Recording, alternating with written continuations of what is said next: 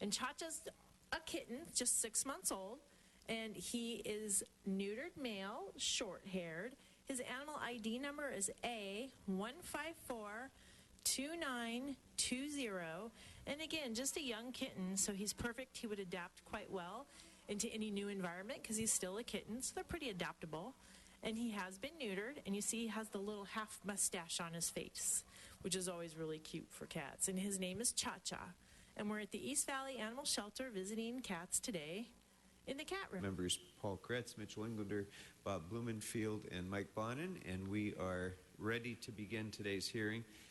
Before we begin, before we hear from the mayor's office, I'd like to go over a few procedural matters just so that everyone knows what to look forward to and expect over the next several days. First of all, just generally to go over the schedule, this entire week will be dedicated to hearing from department heads about their respective budgets. We will start each day at 1 o'clock or upon the conclusion of council, except on Thursday when we will begin at 9 a.m. It will be my goal again this year, as it has been every year, to finish each day's hearing by 7 o'clock and not a minute later. We've been pretty successful. Ms. Tso, how many times have we failed to meet that goal over the last couple of years? One day. So, darn. Well, we're going to do better this year. We got pretty close. But that is going to be our goal for everyone's sake.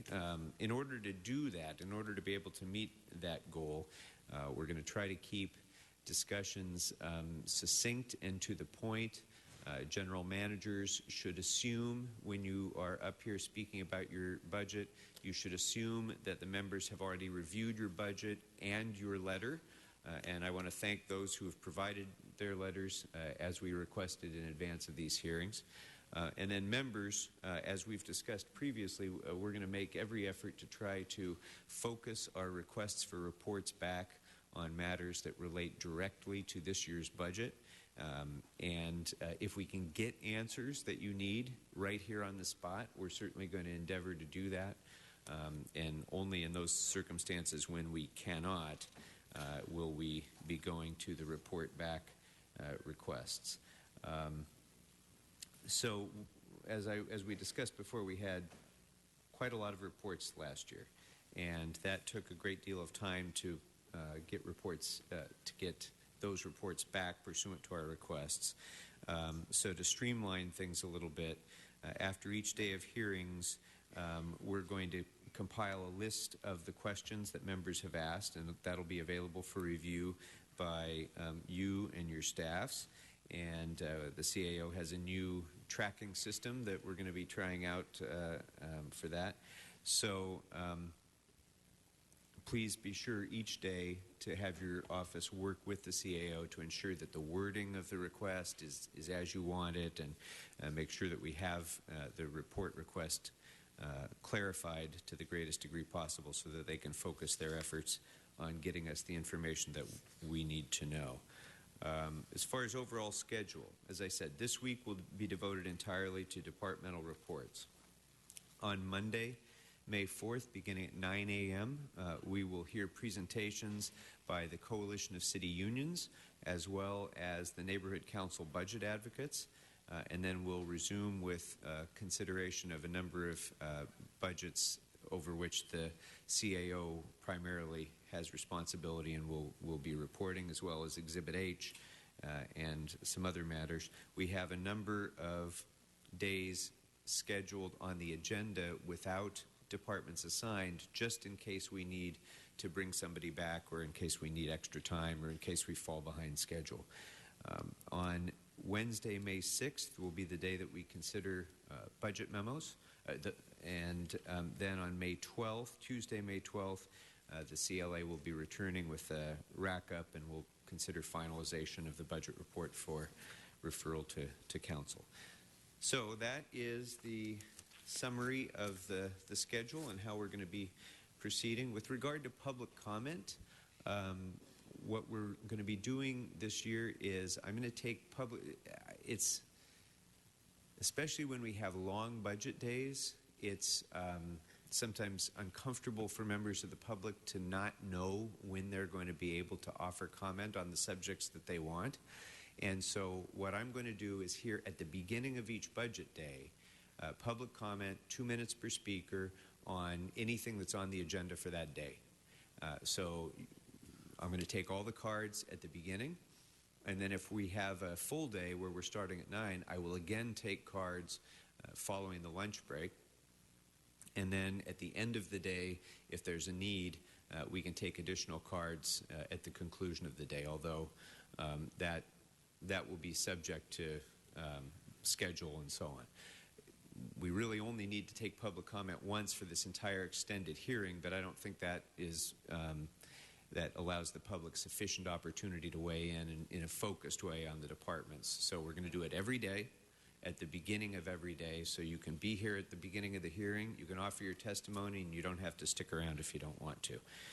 But it'll be one card, one speaker, one card per speaker per day. So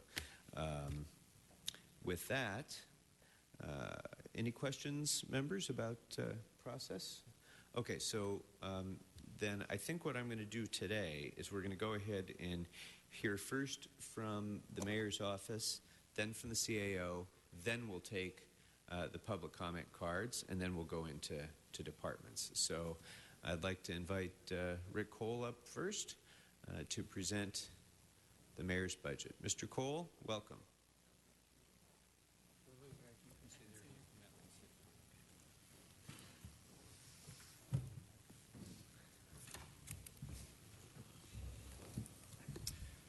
Good afternoon, Chairman Krikorian, and honorable members of the Budget and Finance Committee.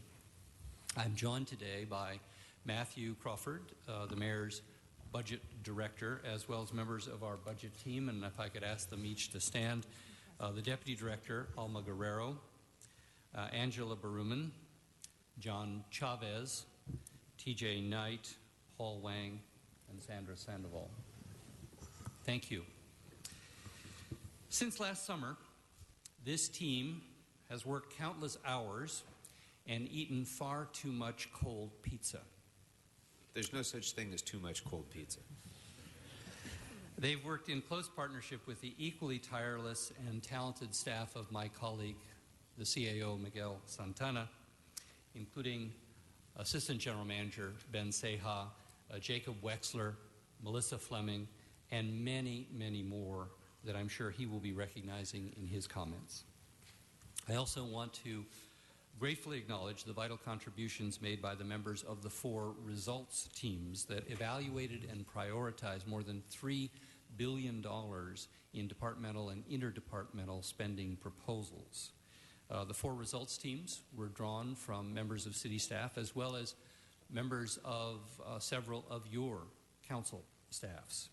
I also want to thank the department general managers and their staffs for the enormous workload involved in preparing budget submissions and the endless hours of dialogue and debate that led to the decisions that are before you.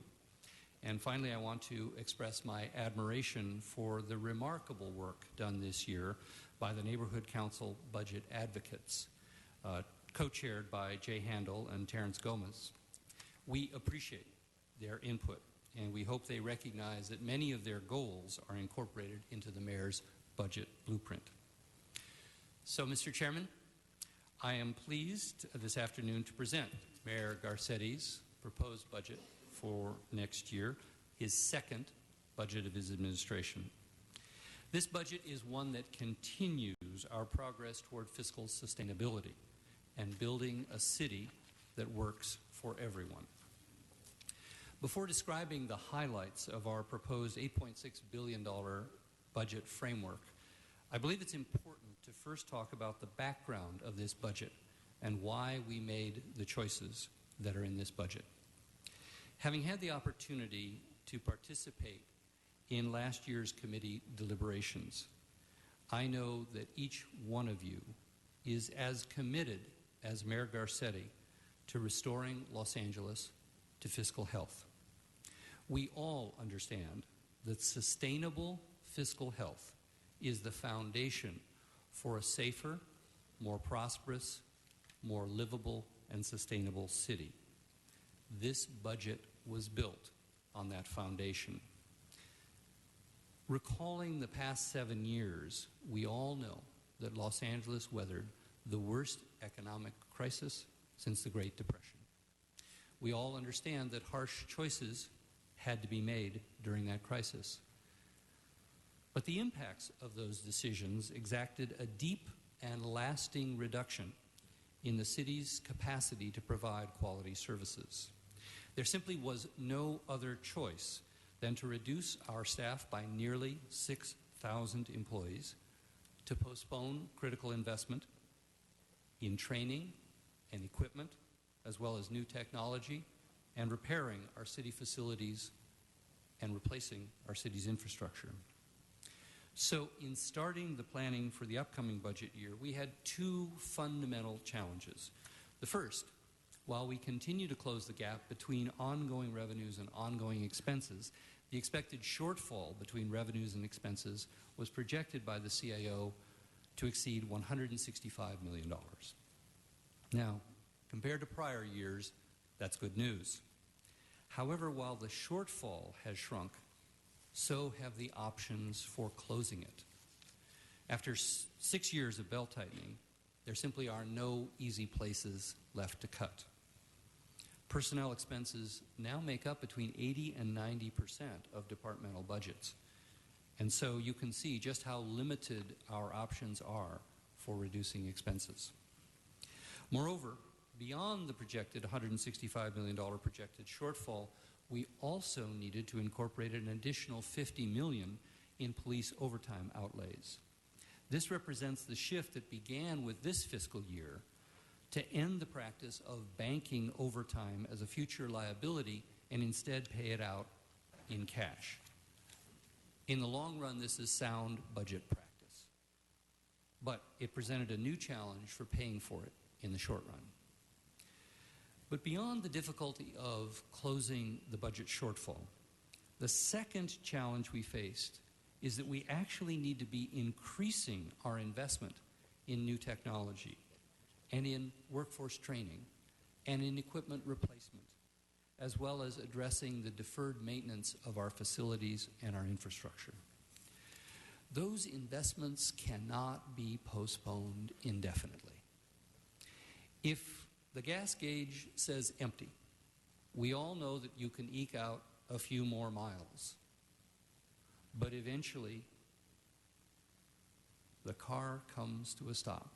You cannot go on indefinitely postponing needed investments in the capacity to deliver quality services. We know we must prepare for a wave of upcoming retirements in the years ahead. We know that we must replace outdated computer systems.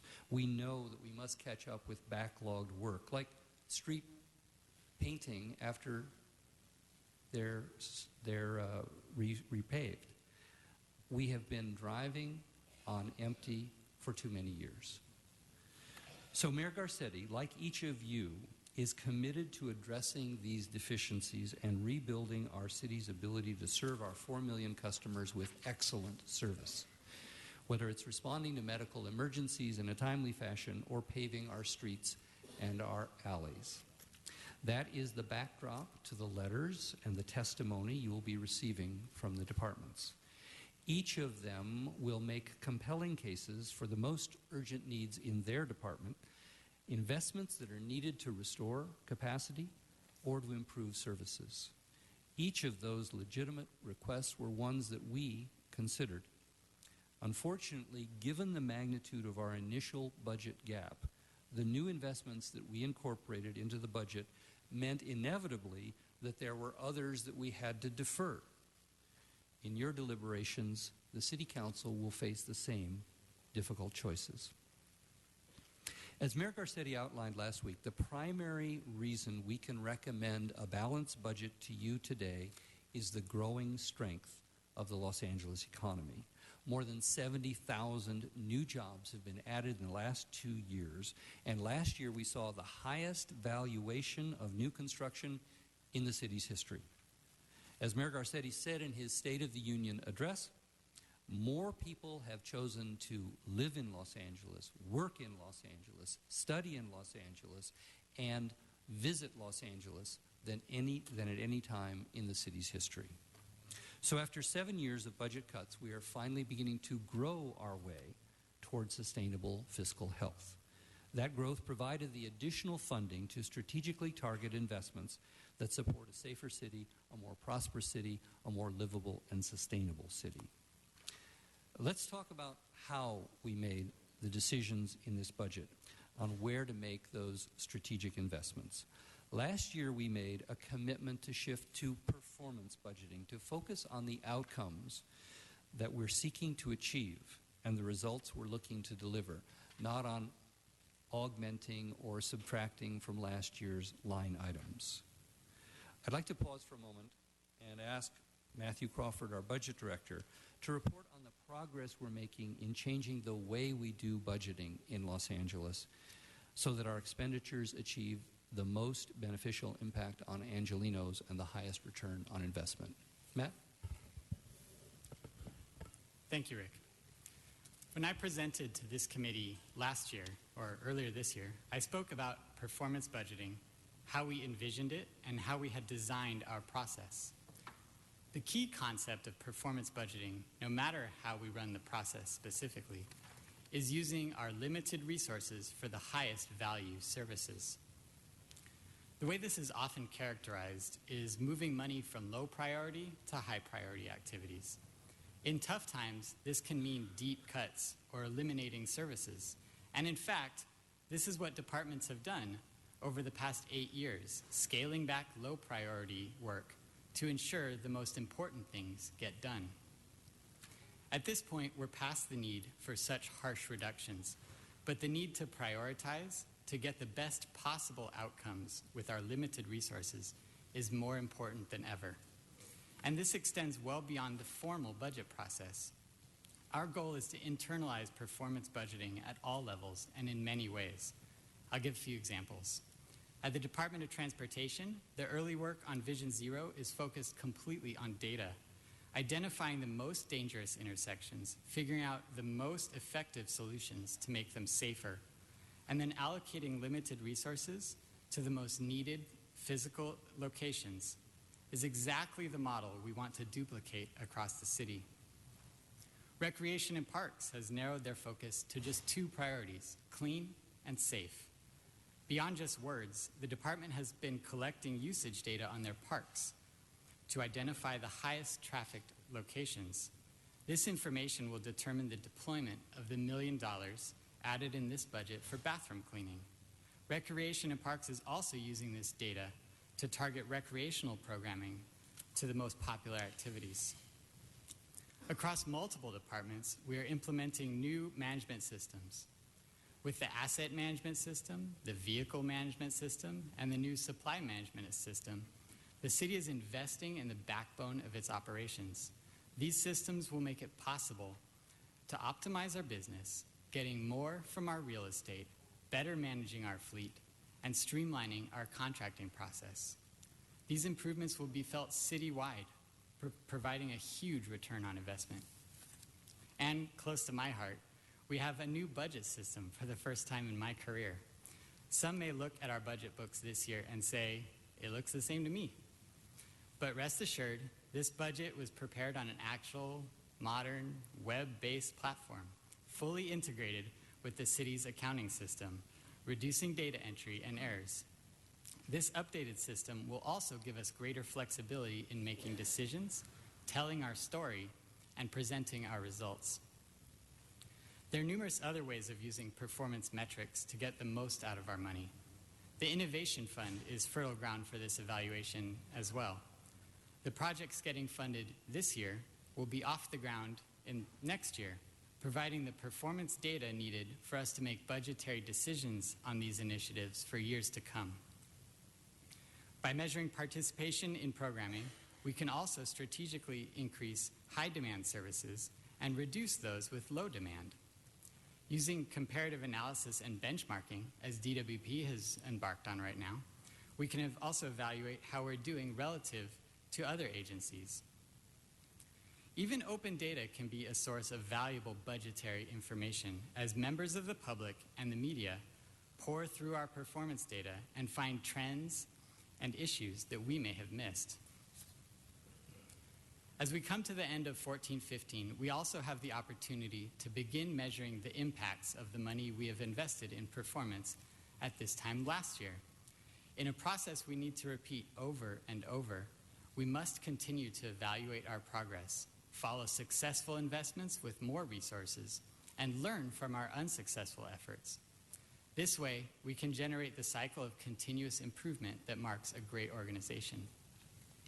An excellent example of this relentless follow-up is pavement preservation. Last year, we set a goal of paving 2,400 lane miles. We pushed our departments to achieve this through efficiencies, coordination, and process improvements. And as of today, it's looking like we will be successful achieving our goal. However, we've identified our gaps in that process as well: DOT striping, GSD materials testing. And we've addressed those gaps in our proposed budget to provide even better service to the public. Looking farther into the future, to the development of the 16-17 budget, we will be learning from our experiences, improving our process, and expanding the use of all these tools and methods. In partnership with the Council, we will develop more meaningful and comprehensive metrics and even more successfully focus our resources where they matter most. I appreciate the time to talk about performance budgeting because as we went through the deliberations last spring, probably the most heartening, constructive, and productive discussions were around identifying the metrics that matter most to your constituents. As members of the council said, this is what we'll be measuring, and we kept that in our deliberations throughout, is how do we measure our success and what are the right metrics? And we expect during this deliberation, as you talk with the departments, we'll continue to fine-tune those. And although the books look the same, as you all know, there's actually more information contained in my hand than you'll find in all these books. We have some information on the thumb drives that has never been publicly released before as part of the budget process. Some of the real details, not that we were trying to keep it secret, it just didn't fit in these books. It fits on this thumb drive, and I think it's indicative of being the #1 digital city, that we can fit all this information in the palm of our hands. So thank you, Matt, for highlighting how we're using the performance framework.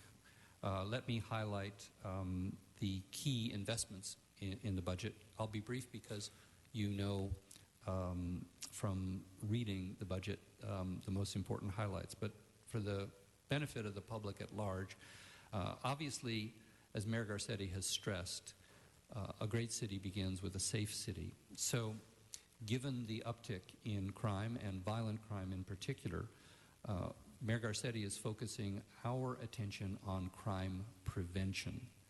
And so that means expanding our successful gang reduction and youth development program, as well as summer night lights, and beefing up our response to domestic violence. We're also going to be focusing on accountability. Los Angeles will be the first big city in the nation where all police officers and all police cars will be equipped with video cameras.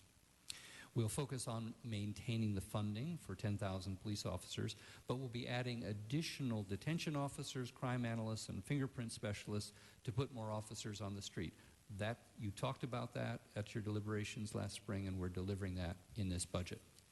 It's also critical to rebuild and reshape the fire department as a full-service emergency response agency, and so we'll be adding additional funding for the ongoing augmentation of our ambulances, putting 270 firefighters into 5 classes to bolster staffing, investing in technology and data-driven development through the continued evolution of FireStat. And as with performance budgeting, Vice Chair Englander has been a champion of those, and I want to acknowledge how important FireStat is becoming to a data-driven fire department, as well as reorganizing into 4 bureaus for more effective service to the community. Our future progress toward a more sustainable city also rests with building a more prosperous city. So we'll begin by implementing this year the 3-year phased reduction in the top rate of our business tax so we can be more competitive to retain and attract jobs. And we'll be extending the exemption for internet-based businesses. The council just approved that recently, and our experience validates that those investments produce results, because as we look forward to this year, despite the decrease in the top rate and despite the exemption for internet-based businesses, people are confident in investing in Los Angeles, and so our business tax revenue will be up next year. So we're not going to see a reduction in revenue despite the cuts. So this kind of investment is bringing people to Los Angeles to do business. Let me take a moment to talk about Build LA. That's a joint venture with 4 departments. It's where finally applicants and neighbors will be able to track development projects in real time. A huge improvement in transparency, in efficiency, and in getting to the facts that so often become contentious in development processing. We'll also add $10 million to the Affordable Housing Trust Fund. Housing, after all, is where jobs go to sleep. And it's important that we have housing to undergird a successful economy.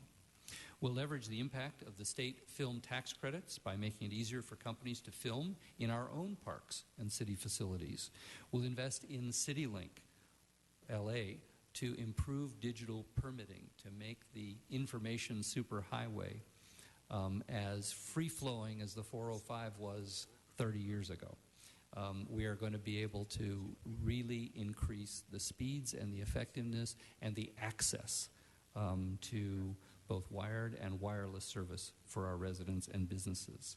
We'll be adding staff in building and safety for a more comprehensive approach to earthquake resiliency. Now, equally important to our long-term prosperity is promoting a more livable city. So we've talked a lot about the Clean Streets Initiative and want to acknowledge the role of the CAO in helping us develop a comprehensive strategy to clean up our streets across Los Angeles. We'll also, as Matt acknowledged, be maintaining the 2,400 lane mile goal going forward. That's the highest in the city's history, filling 350,000 potholes and embarking upon this comprehensive 30-year strategy to repair our sidewalks. We're also happy to note, again, in response to what we heard in the budget town halls and what we heard from each of you, we're going to be stepping up tree trimming. We're going to be increasing it by 50%. We'll be trimming 57,000 trees in the year ahead. Finally, to maximize the value of our taxpayer dollars, we're investing in making Los Angeles the best-run big city in America. And that begins by eliminating the emergency measure of managed hiring.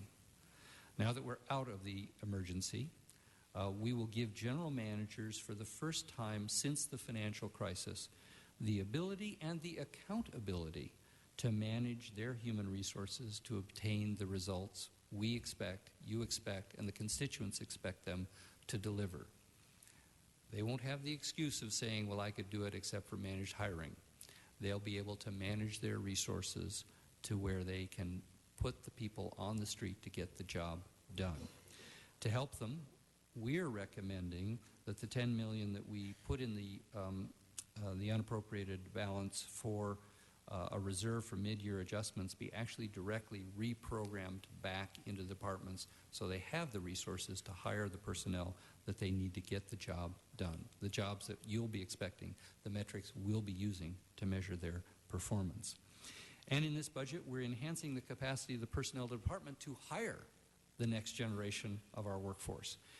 And one key example of this is a new initiative that comes out of the Information Technology Agency, and I want to acknowledge the leadership of our departing General Manager, Steve Reneker, in putting together a program to hire veterans and students to replace the tremendously valuable older members of our workforce who are going to be retiring in the next few years, and to give them some overlap so they can pass on the incredibly important knowledge that they have to incoming members of the workforce.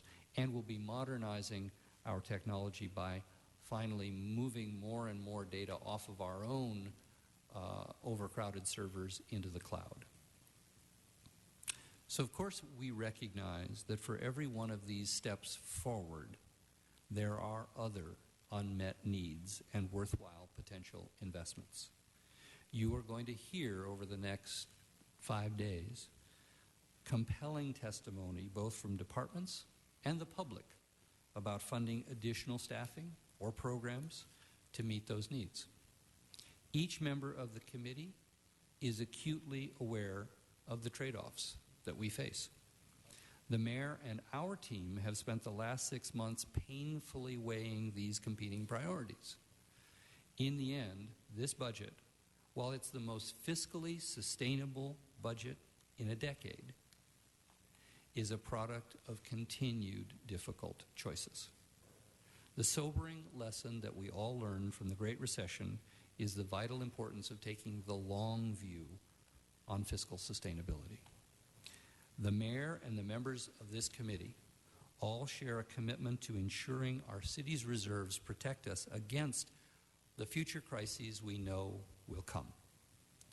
We know that while revenues have been clearly trending up, we haven't forgotten that trends do not last forever. That dictates a disciplined approach to how we deploy growing revenues in order to rebuild our city's balance sheet and invest in our long-term ability to deliver services. This budget, while it utilizes $80 million in savings from last year, or from the current year that we're in, also bolsters our general fund reserve to an all-time high of $305 million and increases the budget stabilization fund to $70 million.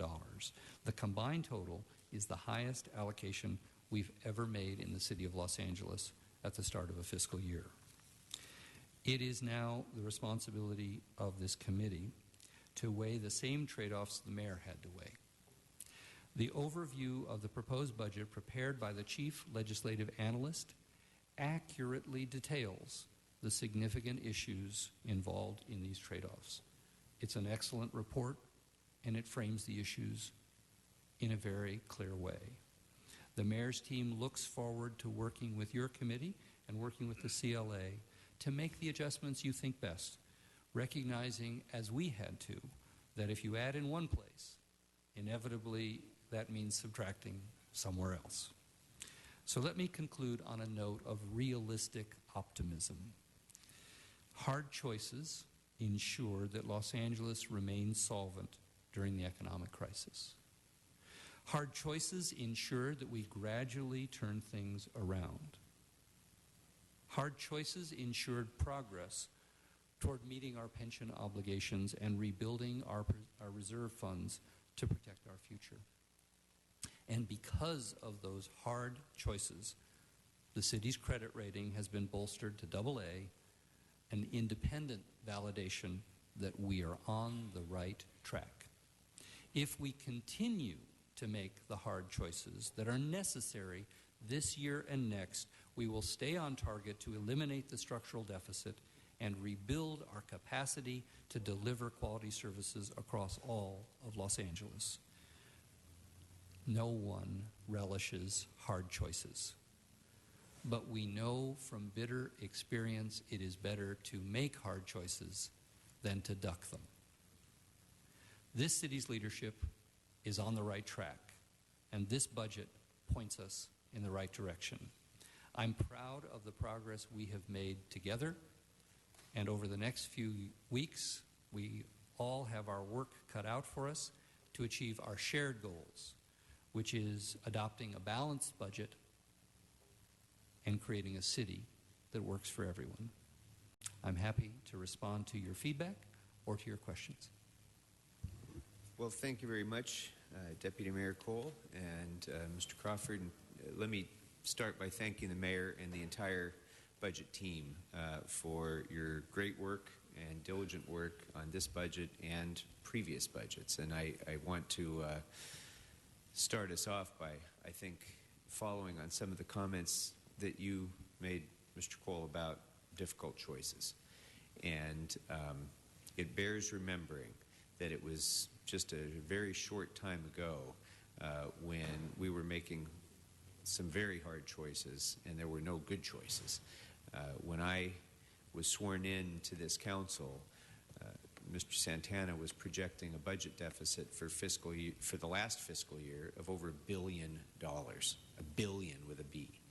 And in the ensuing years, through the work of this committee and our colleagues on the council, of course the CAO and CLA, and this mayor and the previous mayor, we eliminated over 80% of that structural deficit and ended up finishing that year with, as you said, a $165 million problem, which is still a big problem, but it's an imminently solvable problem compared to where we were when people were seriously talking about the city facing insolvency. No one is seriously saying that again anymore. And as you point out, national credit rating agencies, both in absolute terms and in comparison to other cities in America, have, with sober, objective analysis, found that Los Angeles is absolutely on the right track, and that we've made great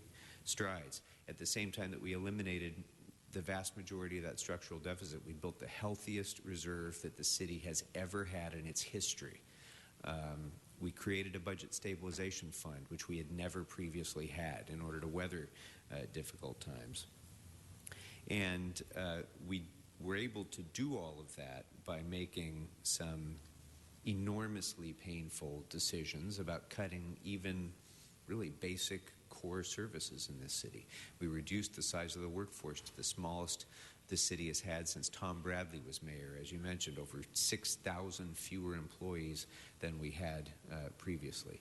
That comes with a cost to our constituents and to our employees. And it has been a very, very painful time. I'm pleased that we have the darkest of those moments behind us, and we are at a point where we can seriously discuss performance budgeting instead of crisis budgeting. We can seriously discuss allocating resources in a way that will serve our constituents in the most cost-effective way to deliver priority services. But I do think it's very important that we start these hearings off with the realization that we are far from finished with our work and far from finished with our difficult choices. We still project deficits for several years ahead, and Mr. Santana, I'm sure, will touch upon that when he gives his presentation. And as we make choices to add services, to spend more in any category, inevitably, we're lengthening the time of that period of deficit.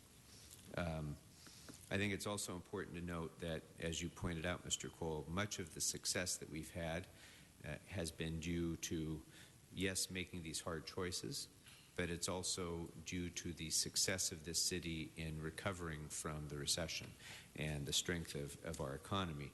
And I want to ask you a few questions about that before I turn it over to my colleagues. But first, I think when we talk about the strength of the economy, it bears remembering that no economic recovery lasts forever.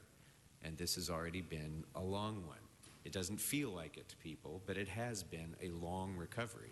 And there inevitably will be economic corrections, and there inevitably will be downturns in the economy, which will cause downturns in our revenues, maybe not this year, maybe not next year, but it is inevitable that that will come. And we need to be prepared for that. And so I think that emphasizes the importance of having and maintaining a healthy reserve fund and a healthy budget stabilization fund so that we can weather those difficult times without having to go through the enormous challenges that we faced in 2008 and years following.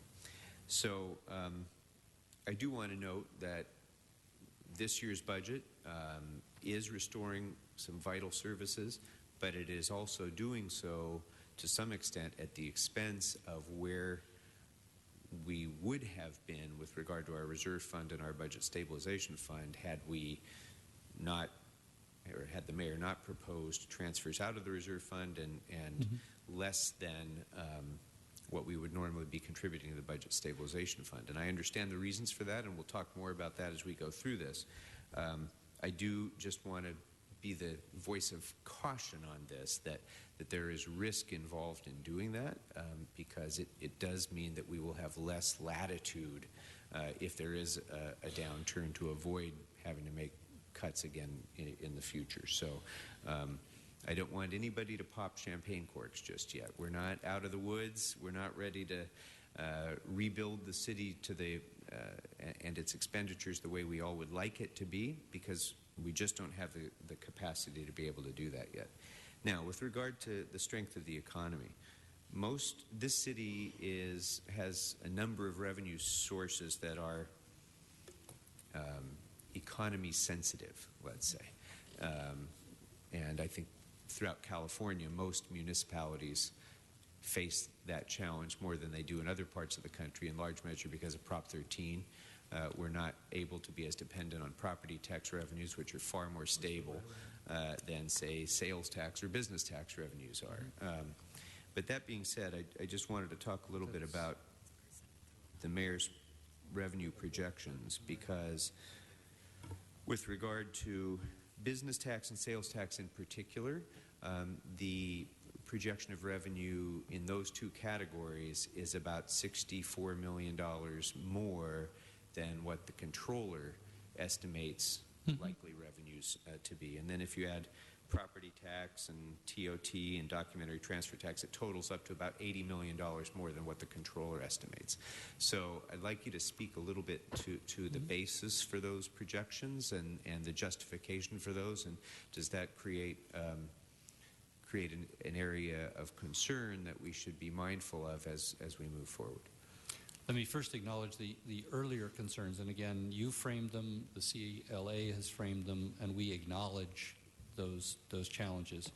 And it's a balance, and this is a balanced budget in more than just the sense that revenues and expenses zero out. It's also a balanced budget between putting aside money for a rainy day and fixing some of the leaks in our roof that currently are there that we need to attend to.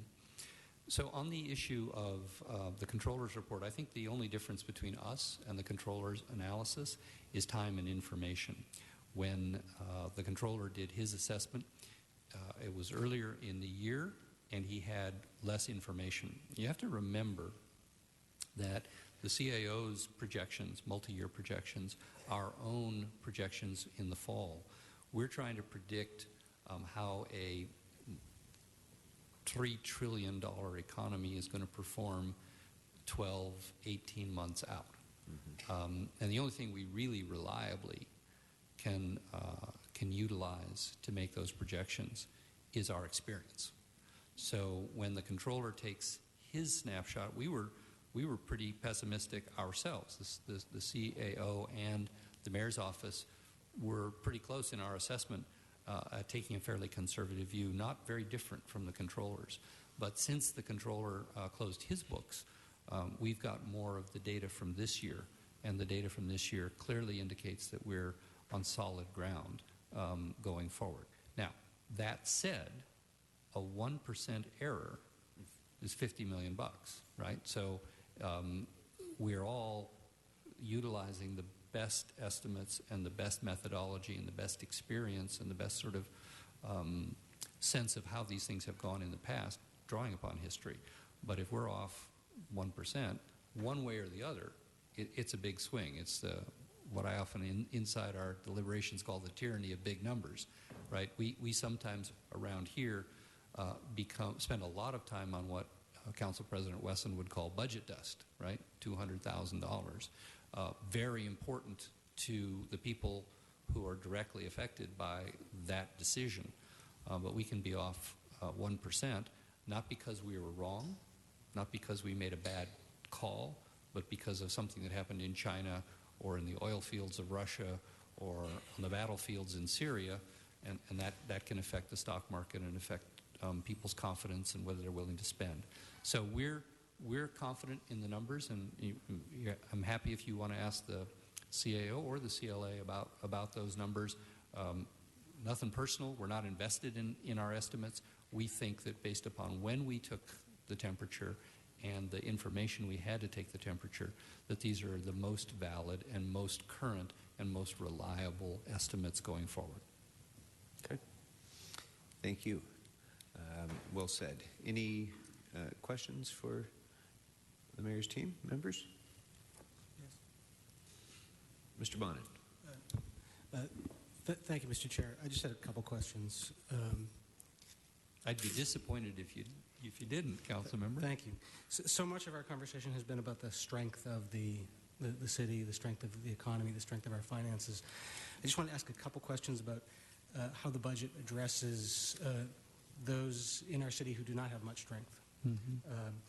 Because budget for homelessness is scattered into a bunch of different departments, there's not an opportunity structurally, except by asking you, to talk about what the investments are that the city is making strategically in addressing homelessness. And by that, I don't mean simply the symptoms of homelessness, but also helping those who are living on the streets get beyond living on the streets.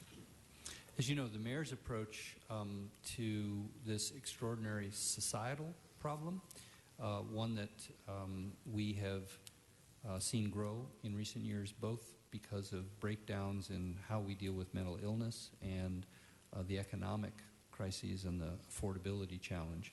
The mayor has consistently said the way to eat this elephant is one bite at a time.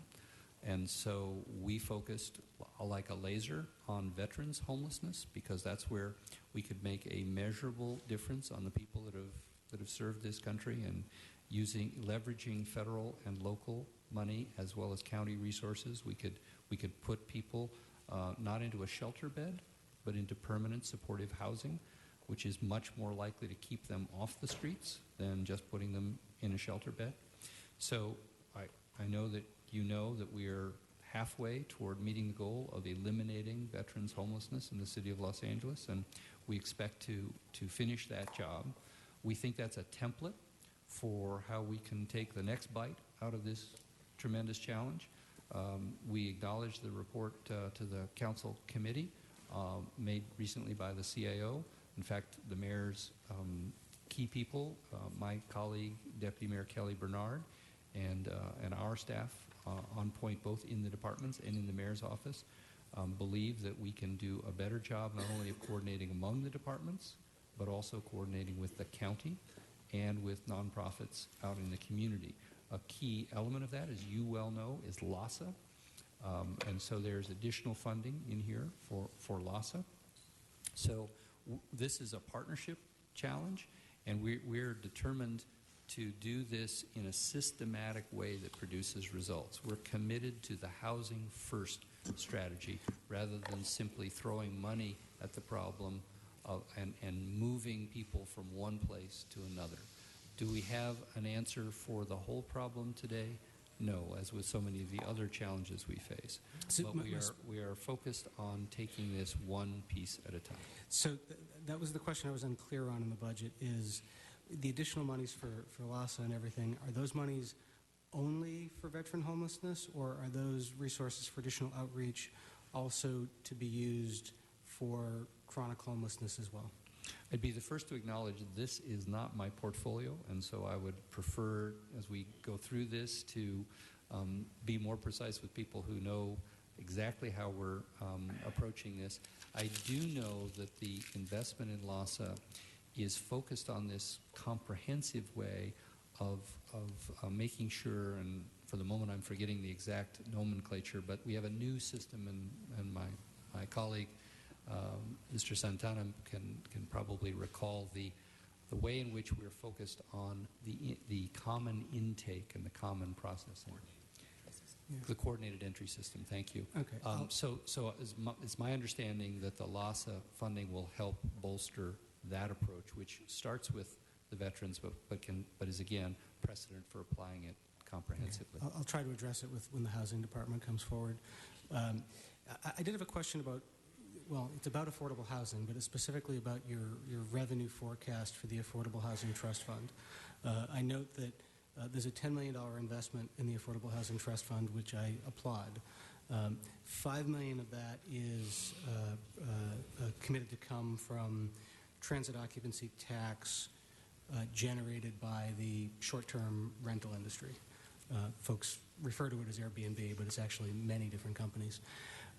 I'm wondering what the forecast was in determining $5 million, and a little context to my question is, I know anecdotally and from discussions we've had earlier in the year in Budget Committee that some of the folks who are hosts with the short-term rental companies are already paying TOT.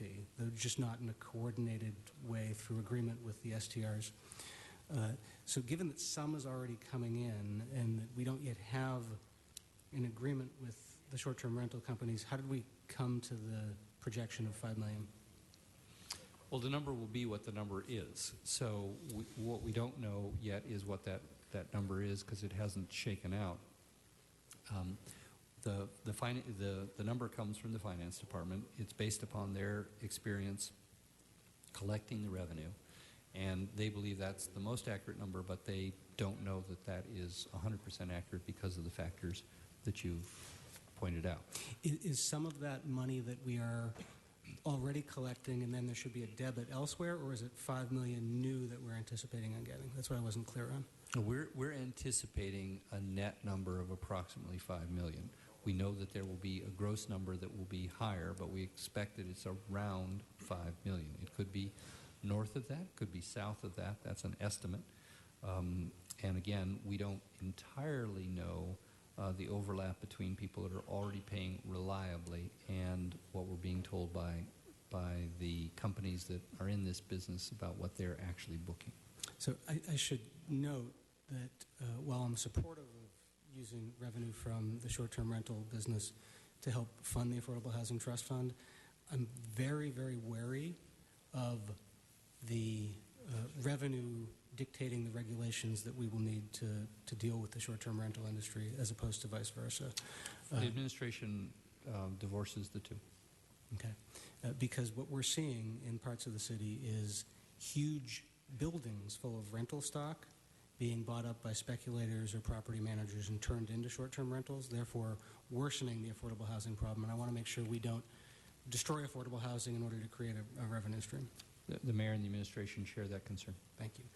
Final question, and it's a quick one, is there's been a lot of talk, consideration that this council may before the end of this fiscal year approve a higher minimum wage for Los Angeles in some form. Mm-hmm. There's been a lot of discussion about an enforcement mechanism that would need to come with that. Does the budget in any way, I didn't see anything, anticipate any program or revenue to help with enforcement? There are some things we anticipated, and there are some things we didn't want to get out ahead of the council. And so we, for example, anticipated a significant settlement of a long-term lawsuit, not yet publicly announced, not yet finalized. Council's discussed it in closed session.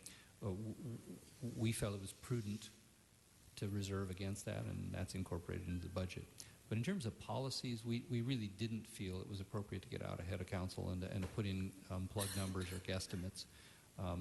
In the big scheme of things, I think the council needs to make, just as you made a distinction between revenues and appropriate public policy, I think on the same side on expenditures, the council needs to hammer out the appropriate public policy about how to enforce your decisions, and then we need to figure out how to pay for that. Thanks. I thought that was probably the case. I just couldn't find it, and I forgot to ask you when we spoke yesterday, so thank you. Thank you, Mr. Chair. And I appreciate that approach. And before I go to Mr. Kretz, just to put a little bit finer point on one of Mr. Bonin's questions about the assumption with regard to short-term rental revenues, I'll be as blunt as I can about it. I will absolutely oppose any policy to deal with short-term rental that doesn't include adequate neighborhood protections and adequate protection of the existing stock of affordable housing. So, until we have such a policy, I think it's not. We can't count on revenues because that will be getting in front of the policy. But hopefully we can get there. We'll get to that when we get to that. In the meantime, we don't want people potentially violating our existing or future regulations and also not paying taxes, right? I mean, that's really what the finance department is trying to do. Is if you're doing business and we haven't told you to stop, you need to pay your taxes, and so we're separating those two. Yeah. So lest we avoid it, all the short-term renters out there should know that they're violating the law right now, but they still have an obligation to pay TOT. So, Mr. Kretz. Well, first of all, I think we're on the exact same page. That was exactly what I was going to address as well, because I think the mayor may be a little out front of the council on this one. And I think it's certainly possible that we might follow the example of West Hollywood or what Santa Monica is anticipating and attempt to reel in the short-term rental industry or eliminate it entirely. I think it's very questionable. And I think focusing on bringing in the revenue from violators is not necessarily the direction I would be going in, as opposed to trying to eliminate the violations and that source of revenue. I think it's very problematic. But you've heard that from two of my colleagues, so I won't beat a dead horse. At least the majority of this committee clearly has that point of view. I'm very excited about the elimination of managed hiring. I thought that was a good emergency measure for a year or so when we were facing insolvency. I think after that it's been a way to somewhat subsume the council's direction in terms of what should be budgeted and spent, and leave it to a committee to make that decision. So we would think that we were passing a budget that would do certain things, and then we'd find that all kinds of positions and priorities were held up in managed hiring. Now, I know there's a process being contemplated to kind of bring that back in a way. So if a department at some point is viewed to be ahead of the spending curve during their year, that managed hiring could be re-implemented. Am I correct in that? And is that necessarily a good idea? Well, first of all, without being defensive, I think I want to come to the defense of my colleagues who happen to be at the table, who have been that committee, the Nameless Committee, myself, Ben Seha, and Karen Kalfayan. And I know what a thankless task that has been, No and doubt. how conscientious my two colleagues have been. And I came in to this process 2 years ago with kind of a chip on my shoulder. I think they recognized that this couldn't be a good way to manage a city. And I've learned a tremendous amount from my two colleagues. There probably aren't two people in the city who know more about how the city operates and who are more sensitive to trying to help it work as well as it can under the circumstances we found ourselves in. That said, what the CAO and we contemplate and we hope to as you give guidance through this process, work with the CLA on a shared consensus on this, is frankly the departments have not operated with this degree of freedom and autonomy in a number of years. I personally am pretty confident in our general manager's ability to manage those dollars. The fact is, though, that we don't have the kind of real-time information oftentimes and the mechanisms for daylighting that will ensure that people don't inadvertently go over their limits.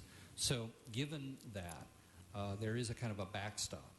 And the backstop we envision is that with the financial status report that comes quarterly, and particularly the one at mid-year, we'll have a pretty good indication of where people are. And if people clearly seem to be in over, then we'll be less I think my colleague, Mr. Santana, has called it managed hiring jail.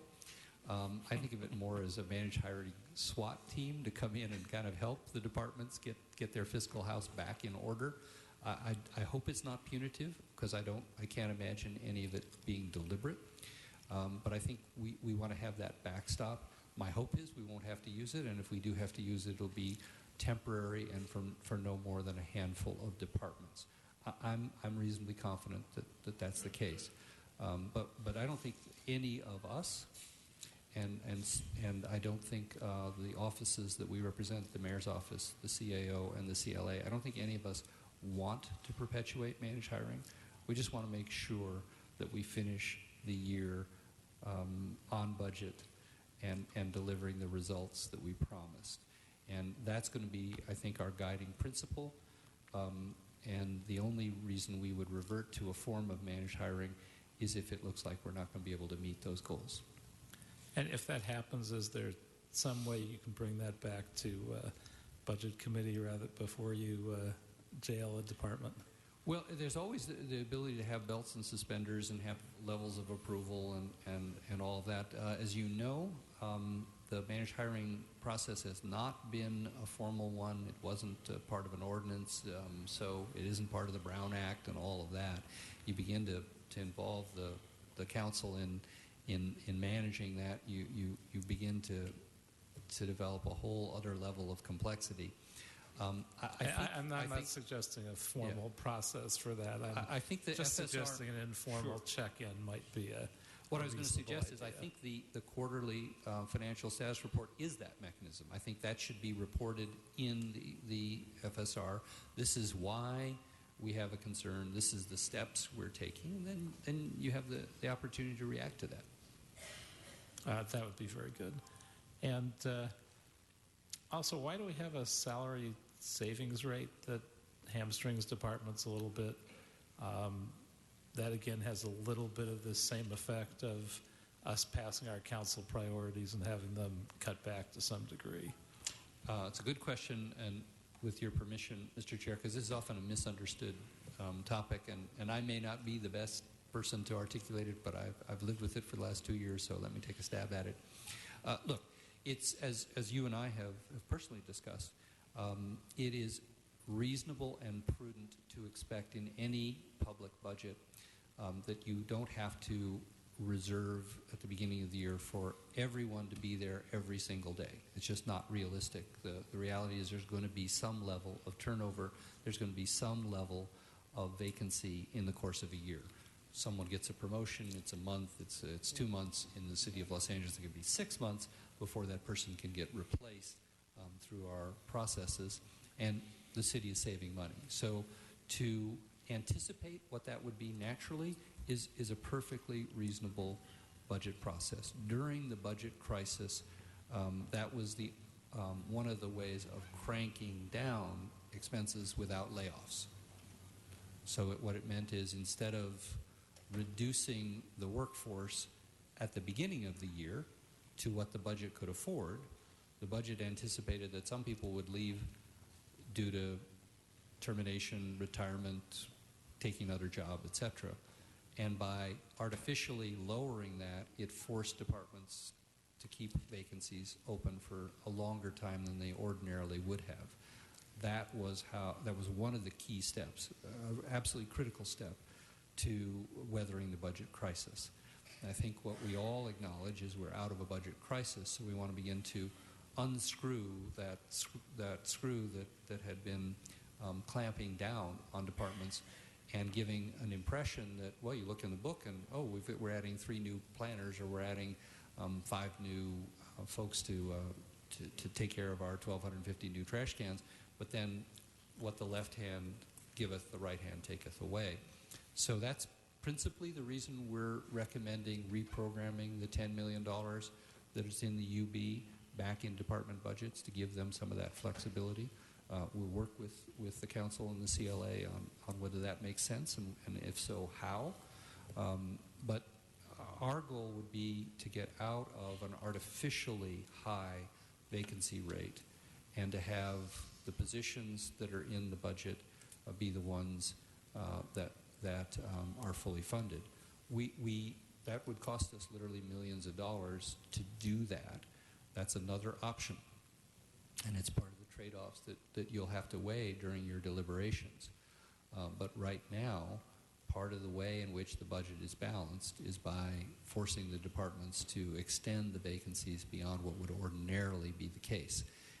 Again, a very prudent and sensible short-term fix, not sustainable in the long run, and we're living in the long run. And that's kind of my point. It's clearly not just an anticipation of naturally occurring periods of non-hiring in different positions. I think it is still ratcheting down how much you can hire. So there is still that artificial element of departments struggling to some degree because we are telling them they can hire 20 people, but in reality, because of that salary savings, they don't have the money for the 20 people. Right. So they're still trying to prioritize among the things that we think we're approving and we're not fully approving. And so, the corollary, so I'm looking for ways to increase our efficiency, and maybe you don't do it this year because it's a whole lot harder for us to pull that back out of a budget process as opposed to injecting it into a budget process. Perhaps next year a smaller percentage that's closer to what the naturally occurring salary savings are might be considered.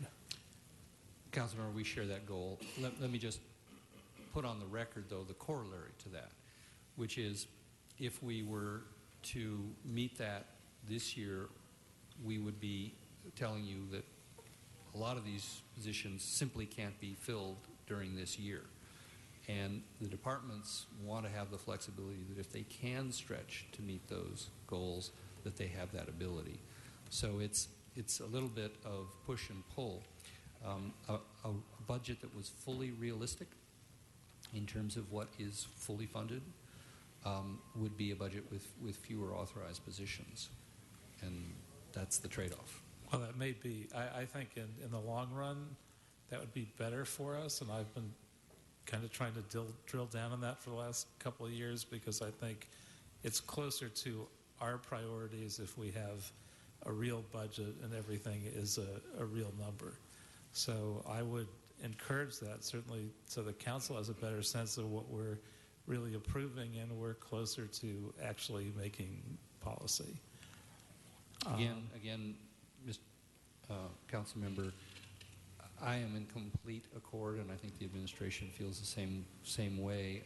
All of us do. The departments certainly do. It's indicative of every one of these trade-offs that we're talking about today and we'll be talking about for the next several days.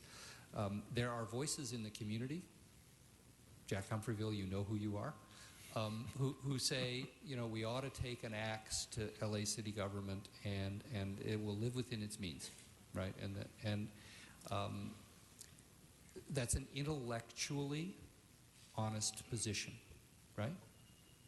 And we hear about it every 2 weeks.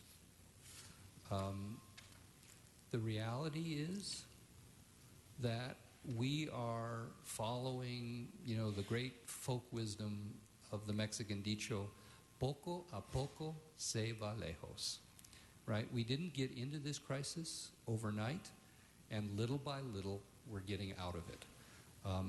Actually, more than little by little. As Chairman Krikorian said, we've made major progress each of the last several years. Are we there yet? No. Can we get there tomorrow? Well, if you live in Jack Humphreyville's world, yes. We'll just boldly leap into a world in which everything is paid for and we have enough money for all of what a certain segment of the population thinks are essential services. The reality of Los Angeles is a much more complicated place. And if you're not prepared to live with those complications, probably this room is not the place to make hard decisions. As John Kennedy said, the ultimate luxury is free advice. That's not our problem because to govern is to choose. And it's easy to make pretend choices that look good on paper. And Jack, this is not meant in any way. I think Jack will take this. I hope Jack will take this in the spirit in which it's offered. Again, intellectually, I understand that. Well, you got a checkbook and a certain amount of money in it, and when you run out of money, then you stop. So fix your streets, fix your sidewalks, and everything else comes second. The reality is that we are making big progress year by year, and we're on the right track. We're going to get to where we're going, but we're not going to get there overnight. All right, thank you. Mr. Englander. Thank you. Been on this committee for 4 years now, and there's a lot of deep diving into looking at the fine print, which I think is why all 5 of us on the committee now wear glasses, because I didn't start off that way. Getting down to the seriousness of the budget and saying that the budget books were a little different this year. It's a great graphic, but for whatever reason, I think that the mayor forgot the San Fernando Valley on the cover of the graphic. No, it's very nice. I'm sure there's a beautiful kid that designed this somewhere, and want to recognize that. We should give them a photo credit. Don't worry, it's only 40% of the city and 80% of this committee. That's right. Yes. Not on the cover. All right. So I'm not going to. I think what has been said is going to be said over the next several days, if that makes any sense, if you're following along.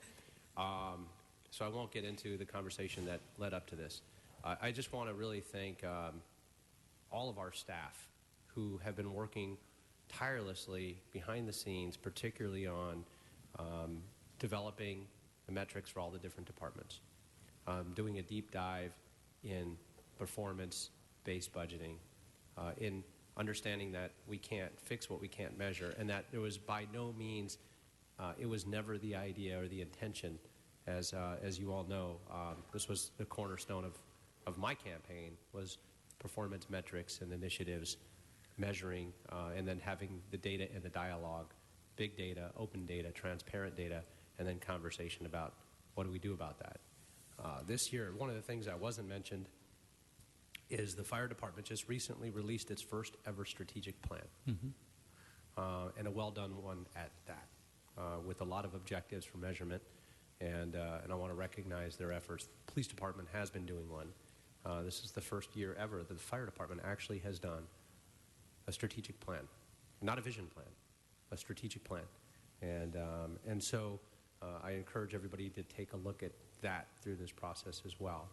I know we're going to get into a lot of the issues. I wanted to just take 1 second, and as a lot of the compliments have already been said, and our staff has been working tirelessly behind the scenes for the last year, not over the last several weeks, but for the last year, in their performance teams and meeting with all the departments and key stakeholders and getting all the input and putting that all together. It was one of the comments in the opening of the chairman, and that was when I started on this committee 4 years ago, is when the projection came out that, yes, in fact, we would be on the projection to have a $1 billion deficit going into this year. And while I give a lot of kudos to our staff, I'd like to also recognize our CAO, working alongside the chairman of this committee to hold firm on the policies that we put in place, and to ensure that we consistently and constantly work with the city council and the mayor's team through this process over the last 4 years, 2 different mayors, quite frankly, and ensuring that, while we're not out of the hole, we're pretty close, and things are looking pretty good.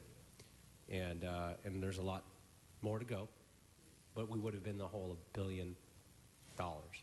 It's a totally and completely different picture than what we have today.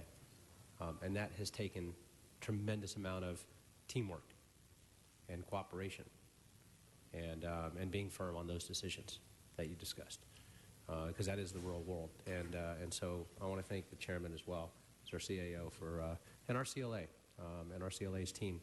We had a change in CLA leadership as well in the last couple of years, and Sharon's team, Sharon and Karen, are working together, have really done a tremendous job to point out and find all of the hidden jewels that the CAO gets to plant in the budget. And so I want to thank our awesome CLA staff, the entire staff as well. Thank you. Thank you, Mr. Englander. Mr. Blumenfield. Thank you. Just some overall comments, and I certainly want to echo the comments of my colleagues in terms of appreciation for all the work that's gone into just getting us to this place. We're gonna nitpick over all sorts of little details throughout the budget, but from an overview perspective, this is pretty good. I mean, we're in a better place than we've been for years, and it's nice to see. And there's lots of assumptions that are made, and we can talk about the different assumptions.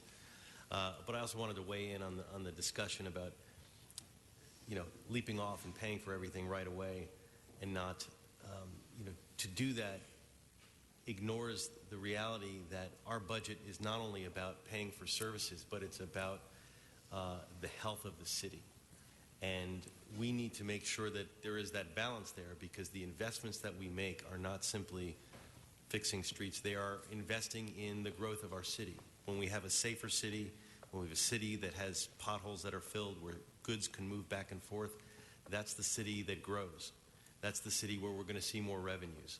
And when you take the opposite approach and go extremely conservative and say, well, we don't have money for police and we don't have money for potholes, and we ignore that aspect, we end up in a bit of a death spiral. And so it's that balance. You have to live within your means, and I'm a big believer in that, and we've talked a lot about that, and we'll talk a lot about that as we go through this. But I never want us to lose sight of the fact that there is an interaction between what we invest in and how this city grows. And I think we're making a lot of investments to grow the city. I mean, CityLink is one that I'm fond of, but I mean, everything that we're doing is along those realms. I mean, when this budget has more money in it for the fire department, that's not just because we want to put out fires in a timely way, because we know that is part of what makes a city great and what makes a city grow, is when people feel safe. So I appreciate that aspect of it, and I wanted to weigh in on that question, because sometimes that point gets lost. I do realize it's also looking at the revenue sources. I mean, I see some that have different levels of risk, and I don't know how we, like the human resources benefits, we're making certain assumptions about pay and health care costs. Same thing with the Airbnb or the trust fund. And it's clearly a balance. I just wanted to give you a chance to talk about the risk element of it, and understanding that we have to have an element of risk. But how did you go about that aspect of balancing the risk and deciding, what assumptions that we make in here, and do you have some things that are offsetting other risks? It's an excellent question, and again, I want to point to the CLA's report. I think they've accurately identified some of those risks. We have our eyes open, and we want the council and the community to have their eyes open, because we don't want to go into this and say, well, everything's going to be fine, and then if A or B or C happens, then you say, well, wait a minute, how come we didn't know that could happen? That there are black swans that happen, and we all listen to the news, and oil prices are down, but the risk of a significant interruption in oil is volatile as the politics of the Middle East. And we all know that nothing done in this room is going to affect that. And that could trump everything that we do in this room.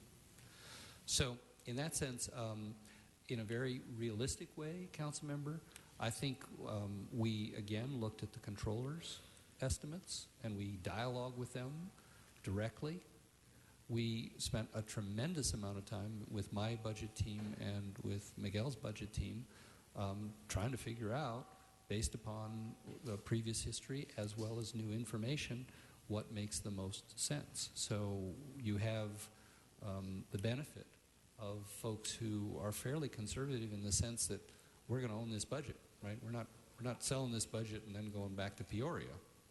We're the ones who are going to have to close the books June 30th of next year and prepare a balanced budget for next year. So assuming that we have a continued consensus, relying on the consensus of what we think is reasonable growth in this economy, we're very confident about these numbers. Now, the key piece, and Councilmember or the Chair Krikorian put his finger on this. This is the third longest expansion in the economy since World War II. It is, as he noted, one of the shallowest and slowest to gain momentum. Now, what we don't know is whether that means it's going to go longer or whether there's something deeper and more permanent about our economy. I think the mayor's been pretty candid that a more shared prosperity is more likely to be one that is sustainable. And that's why our minimum wage proposal is aimed at lifting 400,000 Angelenos out of poverty, knowing that they are going to spend that money first in their neighborhoods on the things, the goods and services that other Angelenos produce. And so it's an effort to make a local investment in local prosperity. But we are all dependent upon the business cycle. And so we don't think that in the next 12 months, short of significant external foreign shock, that we're going to see any significant departures from our estimates. Primarily because I think, and I think this varies from the state, local governments' sources of revenue tend to be a lagging indicator. We get hit after the private sector, and we recover after the private sector. So we have a little bit of a runway. Even if there were the beginnings of a softening of the economy, we wouldn't see it immediately. Our sales tax run 9 months behind the actual transactions. Our property taxes are fairly frozen, based upon almost a year ahead. So some of the numbers, even if there was a softening, it's unlikely to hit us hard during the 12 months of the next fiscal year. Could happen. And that's why we have a budget stabilization fund. All right. Oh, Mr. Kretz, you had something else? Yeah, I just had a really quick comment. There's a lot of great things in this budget, and probably the best of them, which I wanted to call out and commend the mayor's office for creating, is having a chief sustainability officer in department budgets. I think that is going to make a huge difference in terms of climate change in the city, and obviously have a lot to do with the city's future and beyond. So I think we are setting a great example there, and one which I hope other cities will follow once they see how successful our efforts continue to be. And we appreciate your support on that, Councilmember. I thought you were going to compliment us on my including alleys in talking about what we're going to fix. Well, I certainly applaud that, as you know, I've asked for that for a number of years. So that I'm the obvious cheerleader for as well. Before anyone immediately jumps to the conclusion that we're making a promise, that's certainly an area we're going to try to stretch. And again, we're a little bit of a lagging indicator, right? What you said last year, we tried to incorporate into this year's budget. What you say this year, we're going to try to incorporate into the following year's budget. To the extent that we can build it into this year's budget, of course, we want to do that. But a lot of these things take a little bit of runway. Okay. Thank you very much, Mr. Cole. Mr. Crawford, thank you. Thank you to your for whole taking team. the time. It's a pleasure now to introduce our CAO, Miguel Santana. And let me just echo Mr. Englander's comments about the vital role that you and your staff have played in helping to steer this city through some very stormy waters over the last few years. And I'd like to welcome you and invite you to make your presentation. Thank you very much. You know, when the budget is released and finally approved by your council and the mayor, I go on a tour meeting with investors and bond rating agencies and present the budget. And one of the things that they ask regularly is they want to know to what extent the city's elected leadership remains committed to the lessons learned from the fiscal crisis. And it is very clear that the culture of the city has changed as a result of the collective memory that all of you have. And in fact, when you read our bond rating reports, the underlying strength behind the city that distinguishes us from other jurisdictions is the fact that there is strong fiscal management. And that management doesn't belong to one office. It belongs to the process that's been put in place, led by your leadership, Mayor, Mr. Kokorian, and certainly this committee and the council, and starting with the mayor's budget. So we, in true CAO style, we have a brief PowerPoint presentation to walk through, again, starting with sort of the highlights. If you look at the first slide, we also have passed it out if you have a copy of it. I'm not sure if it's on the screen yet. Okay, here we go. Okay, so, you know, it was hard to imagine several years ago that we would have a budget like this, where in fact we're meeting all of our fiscal policies for the first time, and we'll walk you through that. And then in addition to that, you see an investment in our core services in a very strategic way, meeting obligations that we've committed to through various settlements and commitments made to the community. Much of that is due to the strong economy, and we'll walk through the revenue to show how, in fact, that economy has manifested itself in our revenue growth. And then one of the most important pieces about this budget is that despite that growth, we're still moving forward towards eliminating the structural deficit. The next slide shows, really for the audience, when you look at the city as a whole, every department that has a city seal on it, that falls under the City of Los Angeles, the budget is actually much bigger than what you have here. So in total, when you include the proprietaries as well as the council-controlled departments, as well as other grants and non-budgetary funds, the total amount under the city seal is $23,730,000, with a total workforce of 47,341. Drilling down to those that are before you, when you look at specifically the general fund is growing as well as the workforce represented by that general fund and the special funds combined. And we'll walk you through those growths in revenue specifically. Here's a chart that you see on a regular basis pertaining to what you're buying in this budget. And you've often stated, the mayor has stated, and the public has certainly responded, that public safety is our number one responsibility. And as in previous years, the majority of your unrestricted revenues goes towards public safety, 71.5%, which means that the remainder, again, goes to fund all other city services. And it shows what little discretion, again, we have as you make those difficult choices and that were discussed earlier.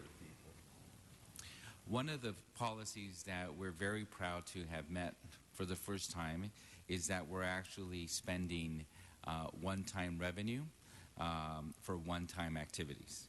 The one-time revenues consist $80 million from the reserve fund transfer, $33 million from the SPRF transfer, the special parking revenue fund, and $38 million due to the overlap payment due to the elimination of the triple flip, and that's reflected specifically in our sales tax. The next slide talks about our capital investment policy.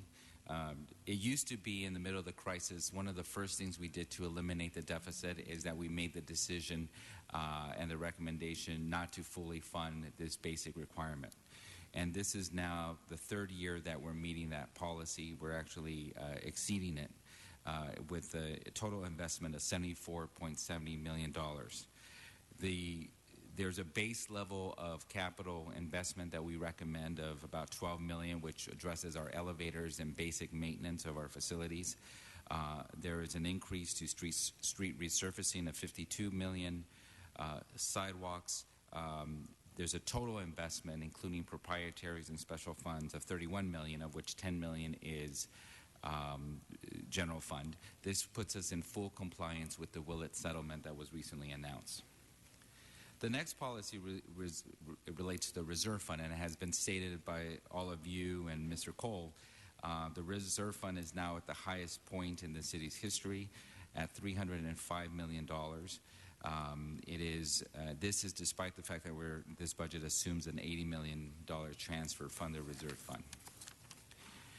When you look at all of the reserves that exist, it puts the city in a strong fiscal standing. In total, when you combine the reserve funds, the UB for budgetary uncertainties defined specifically for any mid-year adjustments, as well as the budget stabilization fund, the reserves that the city has as a whole are well over 8%, the highest in the history of the city, representing $435.5 million.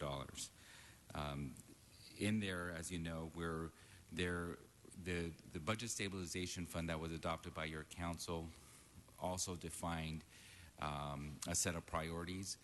It wasn't intended to supersede other policies that you have, and so there's been while the full contribution hasn't been made to the reserve fund, to that particular budget stabilization fund, there was still an investment made in that area. And there's an additional $10 million for mid-year adjustments, as well as $50 million specifically for litigation that it remains outstanding that we anticipate to be resolved within the next fiscal year. Our recommendation would be, as you proceed with the deliberations, is to the extent that any new funding is identified, that the budget stabilization fund as well as the mid-year adjustment fund be increased. We always know of an issue that comes up in the middle year that none of us have anticipated, and so those having flexibility in the middle of the year, as you have seen time and time again, is helpful to ensure that the reserve fund is remained protected and continues to grow for the following year. And that obviously has helped in ensuring that we close the deficit for this year. This budget also invests in specific core services. As Mr. Bonin indicated, there's an additional investment for homeless services. Last year, when you look at all homeless services together, there was about a $9.9 million investment. That is being increased to $15.3 million for a number of expanded programs, specifically for the core management information system to help link the homeless to specific housing that's available, as well as additional funding to ensure the goal to eliminate homelessness among veterans. There's also full funding for ambulance augmentation, as well as 5 recruit classes, which you've established as a priority. It fully funds the Operation Clean Streets, which your council adopted and the mayor enacted earlier this year. It fully funds police overtime. We'll talk about that shortly, as well as funding for body cameras. Again, the sidewalks litigation is fully funded, and it funds $62 million to ensure 2,400 miles for streets. And as was stated by Mr. Crawford, it starts supporting a number of systems from a technological standpoint. Specifically to police overtime, this is an issue that we've raised over the last few years. This budget actually funds police overtime at the level that we believe is appropriate. We hopefully will no longer have to rely on the practice of banking time, which is something that we did in the middle of a crisis, and we hope to avoid in the future. So it provides $75 million funding, and plus when you add the additional 10 that's reimbursed, it's a total of $85 million. Now, unfortunately, we still have an overtime bank today.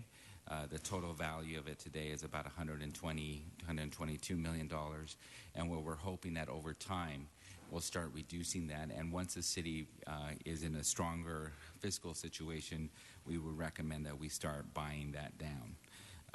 And of course, in the PPL contract that was recently approved by your council, we will be obligated to continue to fund police overtime at the appropriate levels, with increments growing through the term of that contract.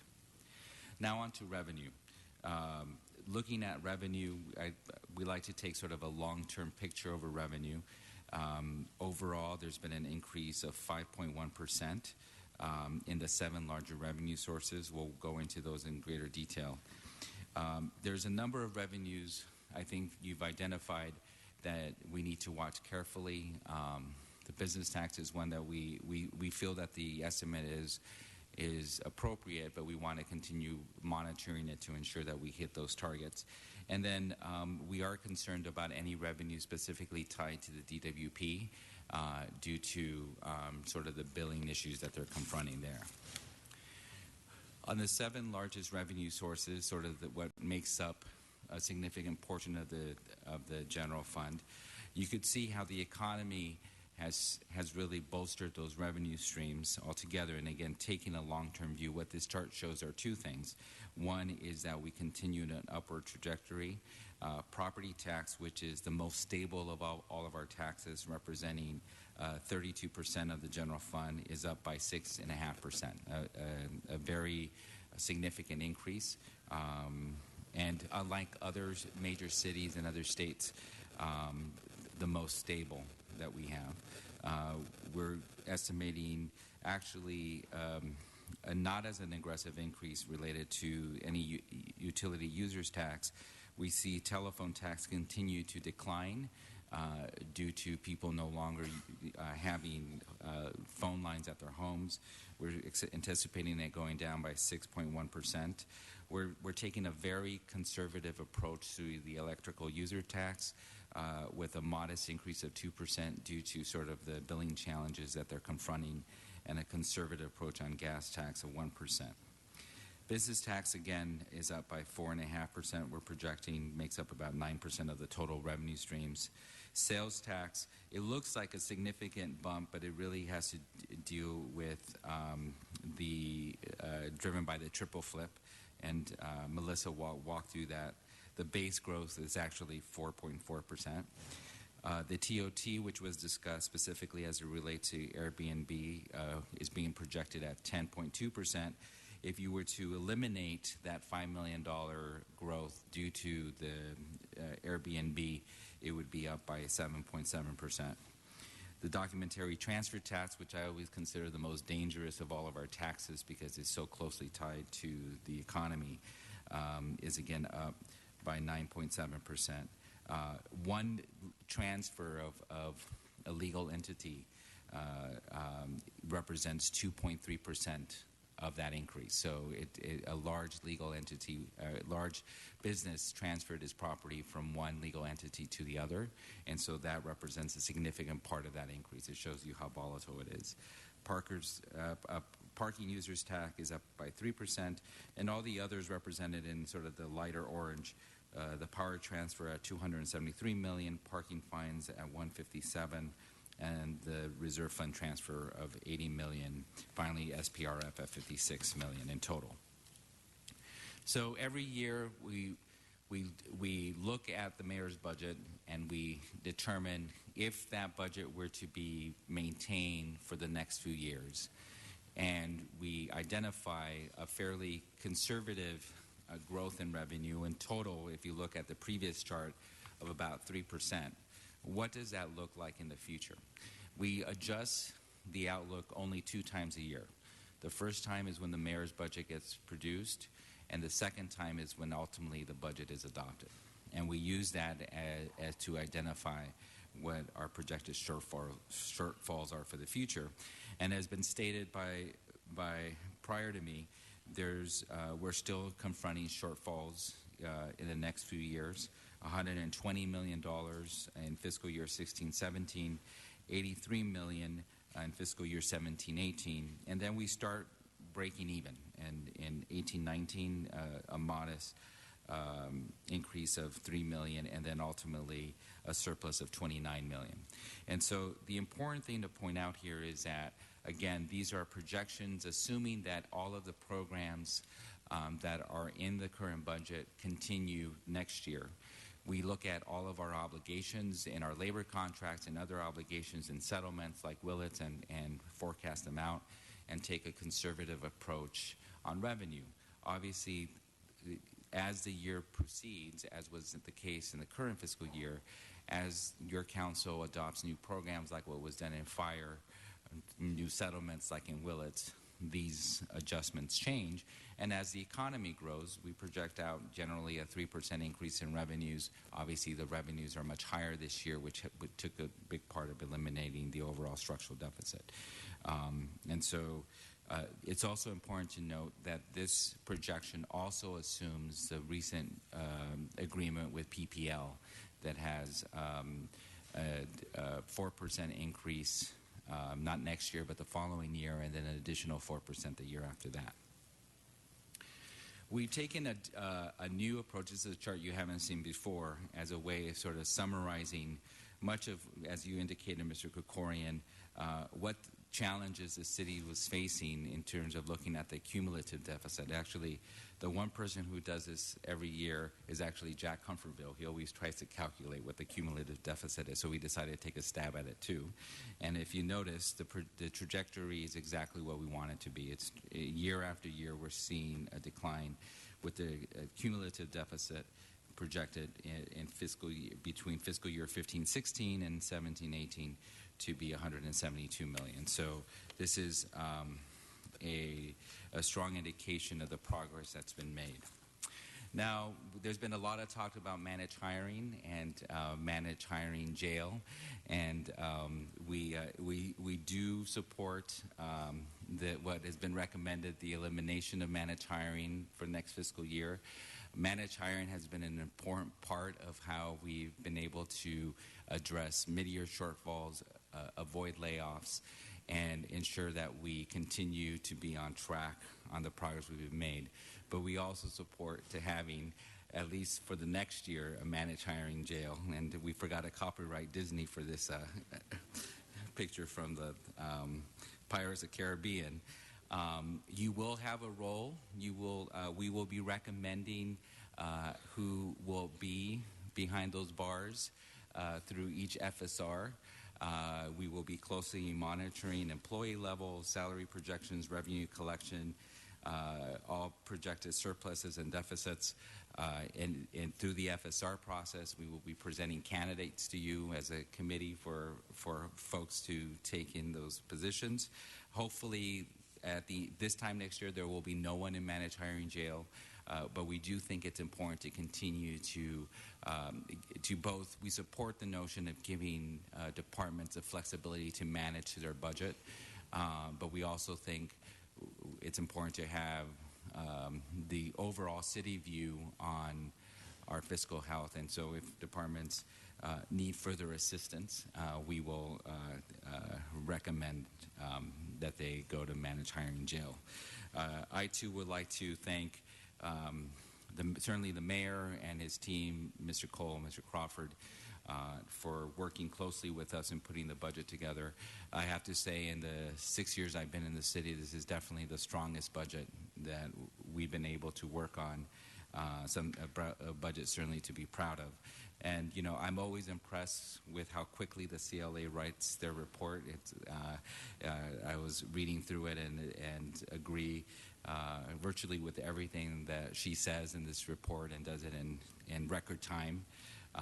And certainly the progress that's been made, again, it doesn't belong to one individual. It belongs to the collective, being led by the mayor and your council and this committee. So with that, we'll be happy to answer any questions. Thank you very much. We'll start with Mr. Kretz. Thank you, Mr. Chair. Yeah, I agree. This is the best budget we've had to deal with by a long shot. And if you changed almost nothing, this would still be a really terrific budget. Although I'm sure we'll all have our suggestions. One question I have is, I know we've met all of the city's goals, but there's one we didn't fully meet, which was on the reserves, and it was ostensibly because it was in some conflict with others like capital. My question is, why didn't we quit our capital allocation at the required 1% and put the rest of that into the reserve part so that we would meet all of those elements fully? Well, the increase to the capital really comes due to a number of things. The first is, you know, we now have the Willett settlement that we had to meet. We also saw a reduction in funding that helped bolster the street program last year. And so in order to continue the same number of miles and ensure that departments were adequately funded to reach that goal, there needed to be an additional investment. So in street resurfacing alone, out of the $74 million, the street resurfacing makes up $52 million of that total. And so that was really the biggest increase that we saw. The bare minimum we should be spending on our own facilities is about $12 million, and that's to ensure that the elevators are working. And so there were, of course, few minor things, different priorities, particularly to the mayor and to some of the members of the council that were also funded.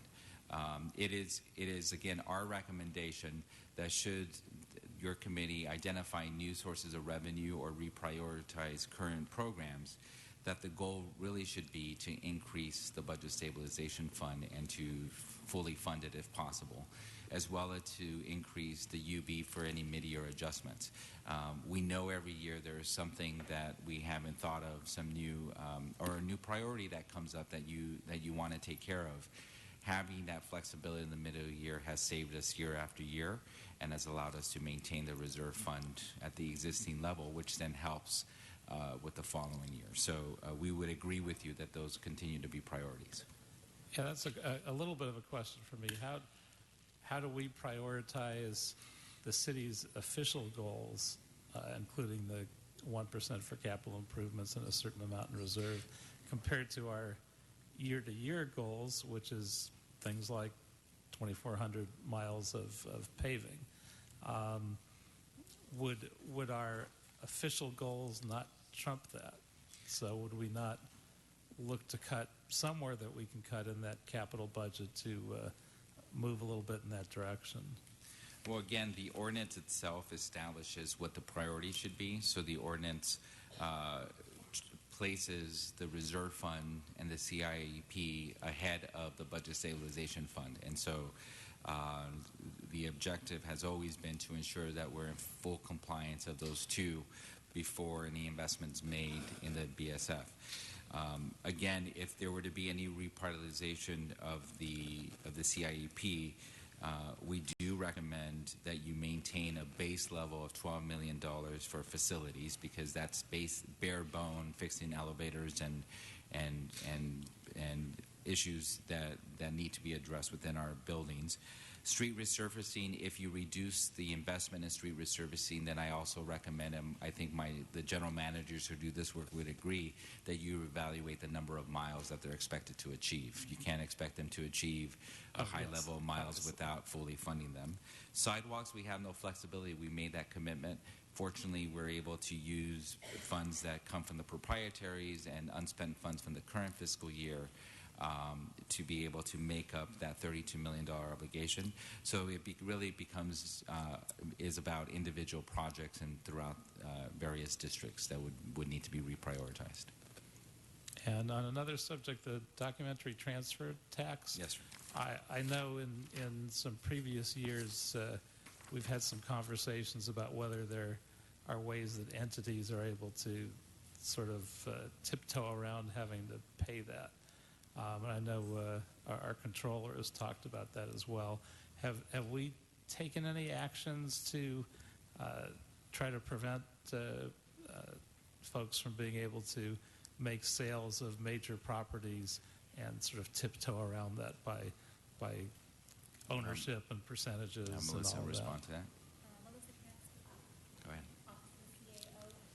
I would have to get back to you on the actual legal action. However, we do capture legal entity transfers as long as the transfer requires more than 50% change in partnership. So we do get that money, and I would have to verify the other. You're talking about like where people Trying to hide change it in stages and ownership. hide the fact that they really have changed over 50%. Yes, I would have to get back to you on that. Okay. And it also may, to be able to eliminate some of the loopholes, as we've discussed in the past, may require voter action and oftentimes state legislation. Well, if it does, whatever it takes, we should do what we can. And we would agree with that. Great. And one last thing, I noticed on page 42 our main budget book, where it relates to the managed hiring process. It does note that a managed hiring process may be reinstituted citywide based on citywide economic conditions reported in the FSRs.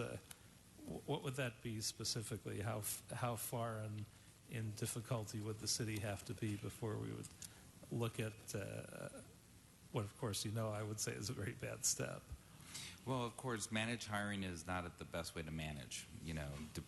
Every department, including my own department, would like to be accountable for our own budgets and to manage within our own budgets. And so the idea of eliminating managed hiring is one that we support. Having said that, managed hiring has frankly saved the city, and it saved hundreds of jobs from layoffs during the crisis. And it was especially important as we matched vacancies to positions that were being eliminated that were filled.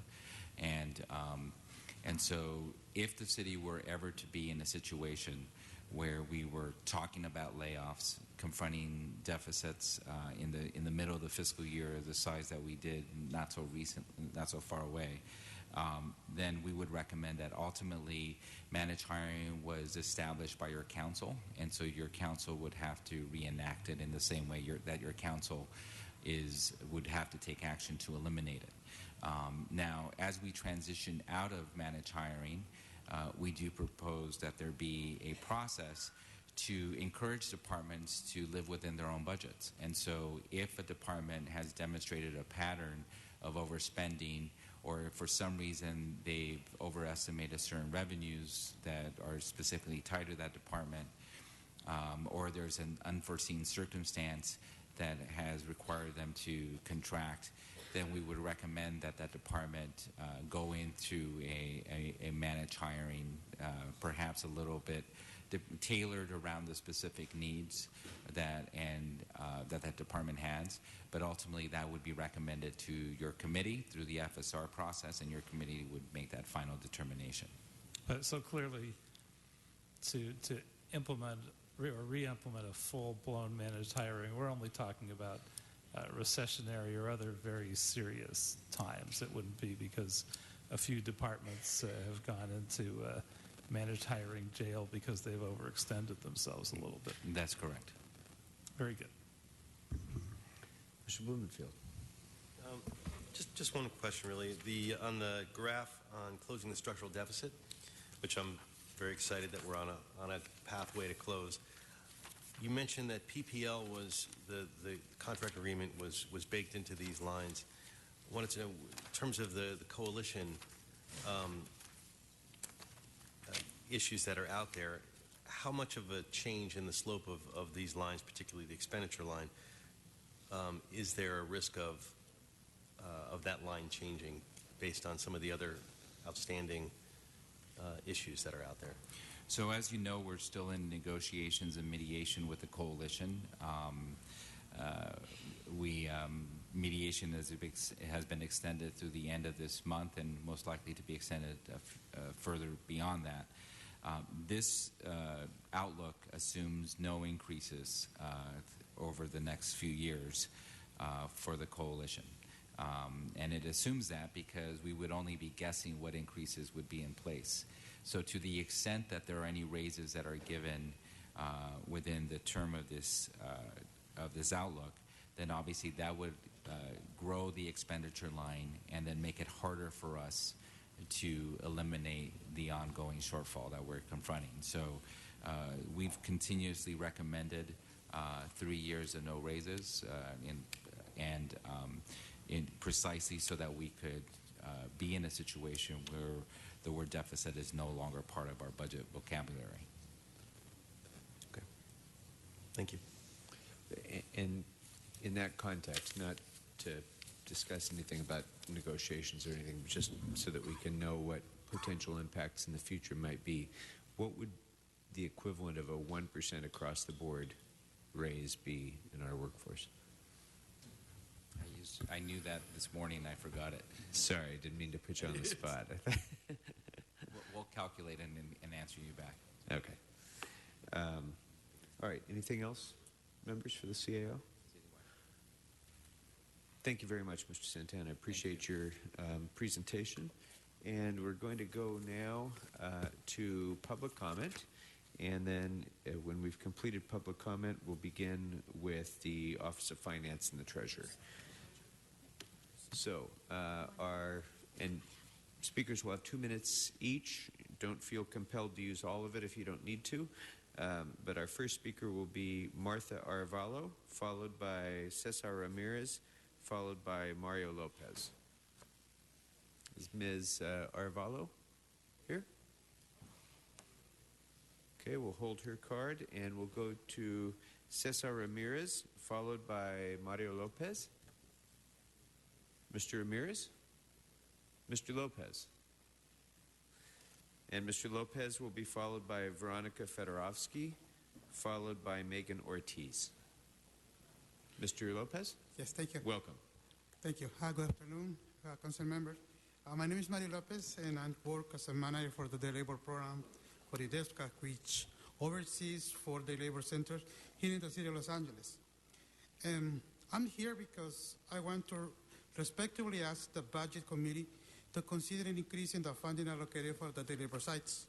For many years, the Day Labor Center have been providing critical services for the most underserved population in Los Angeles, with job allocation, training, referrals, and legal and health services throughout our vast network of community programs, clinics, and service providers. With the recent announcement of the DAPA and DACA extension, the centers are in a vital position to provide assistance and ease the process to many immigrant workers and their families to get out of the shadows and live and progress as any other citizen. Decreasing the funding for the labor sites will hurt not only 100 families that depends on jobs obtained throughout the centers, but also to many more that use the centers as key points to navigate into the city system and to get effective support on solving essential when they need it.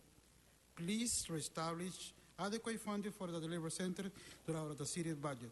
Thank you. Thank you very much. Our next speaker is Veronica Fedorovsky, followed by Megan Ortiz, followed by Jim McQuiston. Hi, I'm with the National Day Labor Organizing Network. We're a national network organizations that work for day labor rights, and we're here in support of the Day Labor Program. Throughout the years, the budget of the Day Labor Program in Los Angeles has been cut from over $1 million to $750,000 last year, and this year, now the mayor allocated $250,000 for 7 day labor centers. With the $750,000 of last year, the organization had to fire staff, and there was only 1 staff per day labor center. Now, with the $250,000 for the whole program, they are not going to be able to keep the centers open. What that means is not only that that will limit the services the organizations will be providing to the workers and the community, but also a lot of workers going back to the corners, which means not only more workers getting exploited by employers and their rights violated, but also the LAPD receiving more calls from the community to resolve public safety issues, and a lot of resources from the LAPD going back to the labor corners.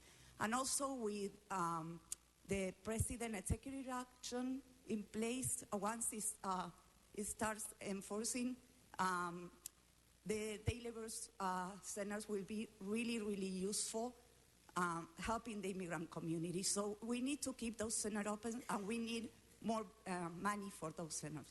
Also, the day labor program in LA has been a model from the other worker centers around the country. If the worker centers in LA ended up closing, the other worker centers around the country will start closing up too, because we're sending a strong message. So we need to send a message that we support these workers and we want the worker center open here. Thank you.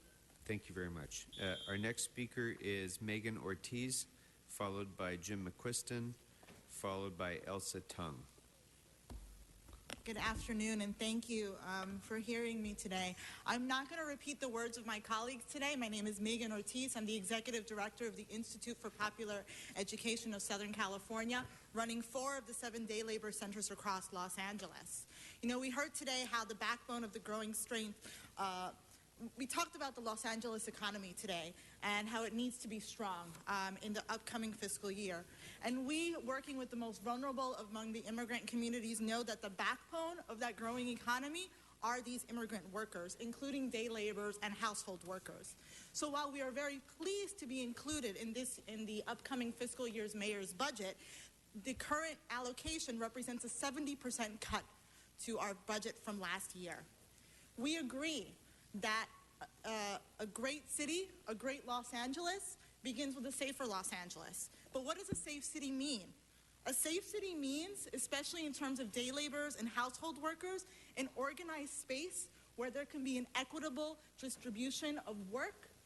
A safe space means, and a safe city means, a labor force that's receiving training such as OSHA, so that we have less workplace accidents and incidents. A safer city, including day labor centers, also means dedicated spaces for immigrant workers and their families. A safer space means dedicated spaces so that we don't have workers in the corners, so that there's less need for police involvement on the corner, so police can focus on the hard work that really needs to be done across the city of Los Angeles. So IDETSCA and YPI Encarecen, we share the mayor's vision, the city's vision, that the city needs to be safer, it needs to be fiscally responsible, but we also know that day laborers and household workers form part of that vision. And we hope that you see that as well. Thank you. Thank you very much. Our next speaker is Jim McQuiston, followed by Elsa Tung, followed by Bill Przylewski. Sorry. Yes, Mr. McQuiston. Jim McQuiston. You have my statement, so I'm not going to go into that right now. I think it's better if you just read it. One thing that I didn't notice in the budget this year, although we have a lot of figures in it, a lot of the figures don't seem to be up to date. In other words, there's a figure that says what was budgeted, and up to date, it just says estimated up to date. When we have this big accounting system now, some of them are up to date and some of them are not, and it makes it very difficult to analyze the budget if those are not up to date. Okay, thank you, sir. Our next speaker is Elsa Tung, followed by Bill Przylewski. Distinguished council members, good afternoon. My name is Elsa Tung, Policy and Research Manager at the Los Angeles Neighborhood Land Trust. The Land Trust works with low-income communities of color to build parks and gardens in their neighborhoods. And as such, I'm here today to speak in strong support of the Department of Recreation and Parks budget. The department has been a strong partner for the Land Trust, not only in the development of new parks, but also in the operations, maintenance, and programming of existing facilities. Unfortunately, in recent years, the department has been grossly underfunded. Over the past 5 years, $65 million has been slashed from its budget, resulting in a staggering 65% cut in staffing. These cuts have been devastating to the underserved communities that heavily rely on public park facilities for healthy and safe outdoor activity. The city's new health and wellness element and the mayor's new sustainable city plan both recognize the value of a strong and equitable park system wherein all Angelenos have access to high-quality parks. This is especially crucial in areas that chronically suffer from diseases such as obesity and diabetes. Did you know that children who spend at least 20 minutes a day in greener areas get 5 times as much physical activity as children who don't? LA deserves a world-class park system for a world-class city. I urge you to restore and fully fund the Department of Recreation and Parks to ensure a greener, healthier, and more equitable Los Angeles. Thank you. Thank you. Our next speaker is Bill Przylewski. I'm sorry if I'm mispronouncing it, from Power Fix LA. Bill? Okay. Our next speaker is Jaime Zeledon, followed by Brian Barajas. Is Jaime here? Okay. Brian Barajas.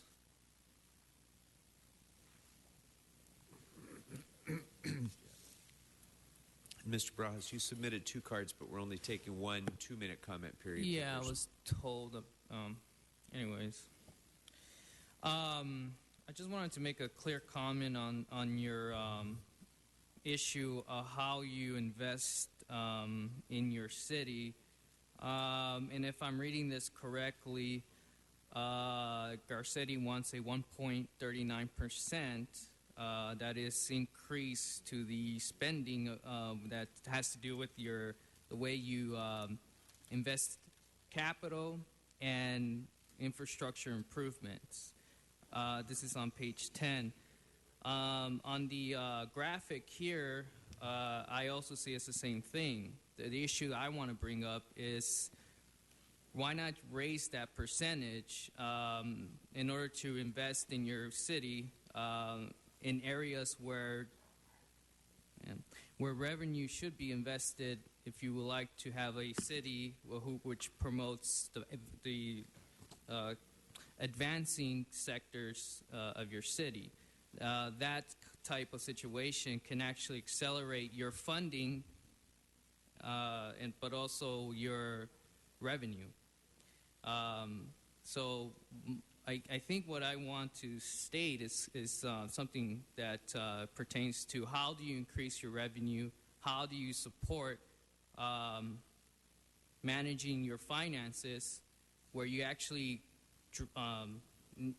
where you do not ever consider the idea that budget cutting will resolve your issues. It does not.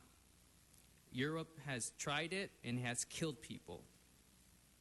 So it does not work. As a matter of fact, it's actually unconstitutional to actually risk the lives of your citizens at the expense of your finances or whatever you consider as financing. It's just an accountant way of saying kill people, but don't ever do anything for them. Thank you. Our next speaker is Daisy Vega, followed by Yolanda from Power Fix LA, who will be followed by Luis Valentin. Is Daisy Vega here? Is Yolanda here? Luis A. Valentin or Lois Valentin? Linda Lee? Is Linda Lee here?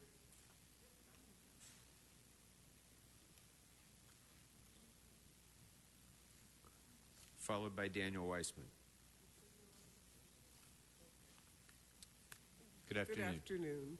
I'm here representing the Neighborhood Council Budget Advocates, and we really commend you for your efforts on behalf of the city.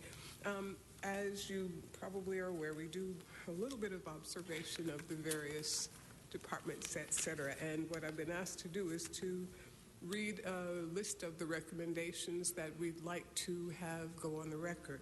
Proactively looking at better solutions to attract business rather than phasing out the business tax.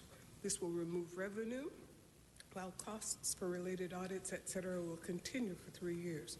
We'd ask that you look at how other cities handle this kind of thing. The next recommendation, evaluate if the mayor should appoint a tech czar who can coordinate moving towards IT and financial standardizations in all departments, as well as addressing current concerns such as cybersecurity. Aggressively address reducing bank fees. That would mean assessing if an immediate transition to electronic payments would help.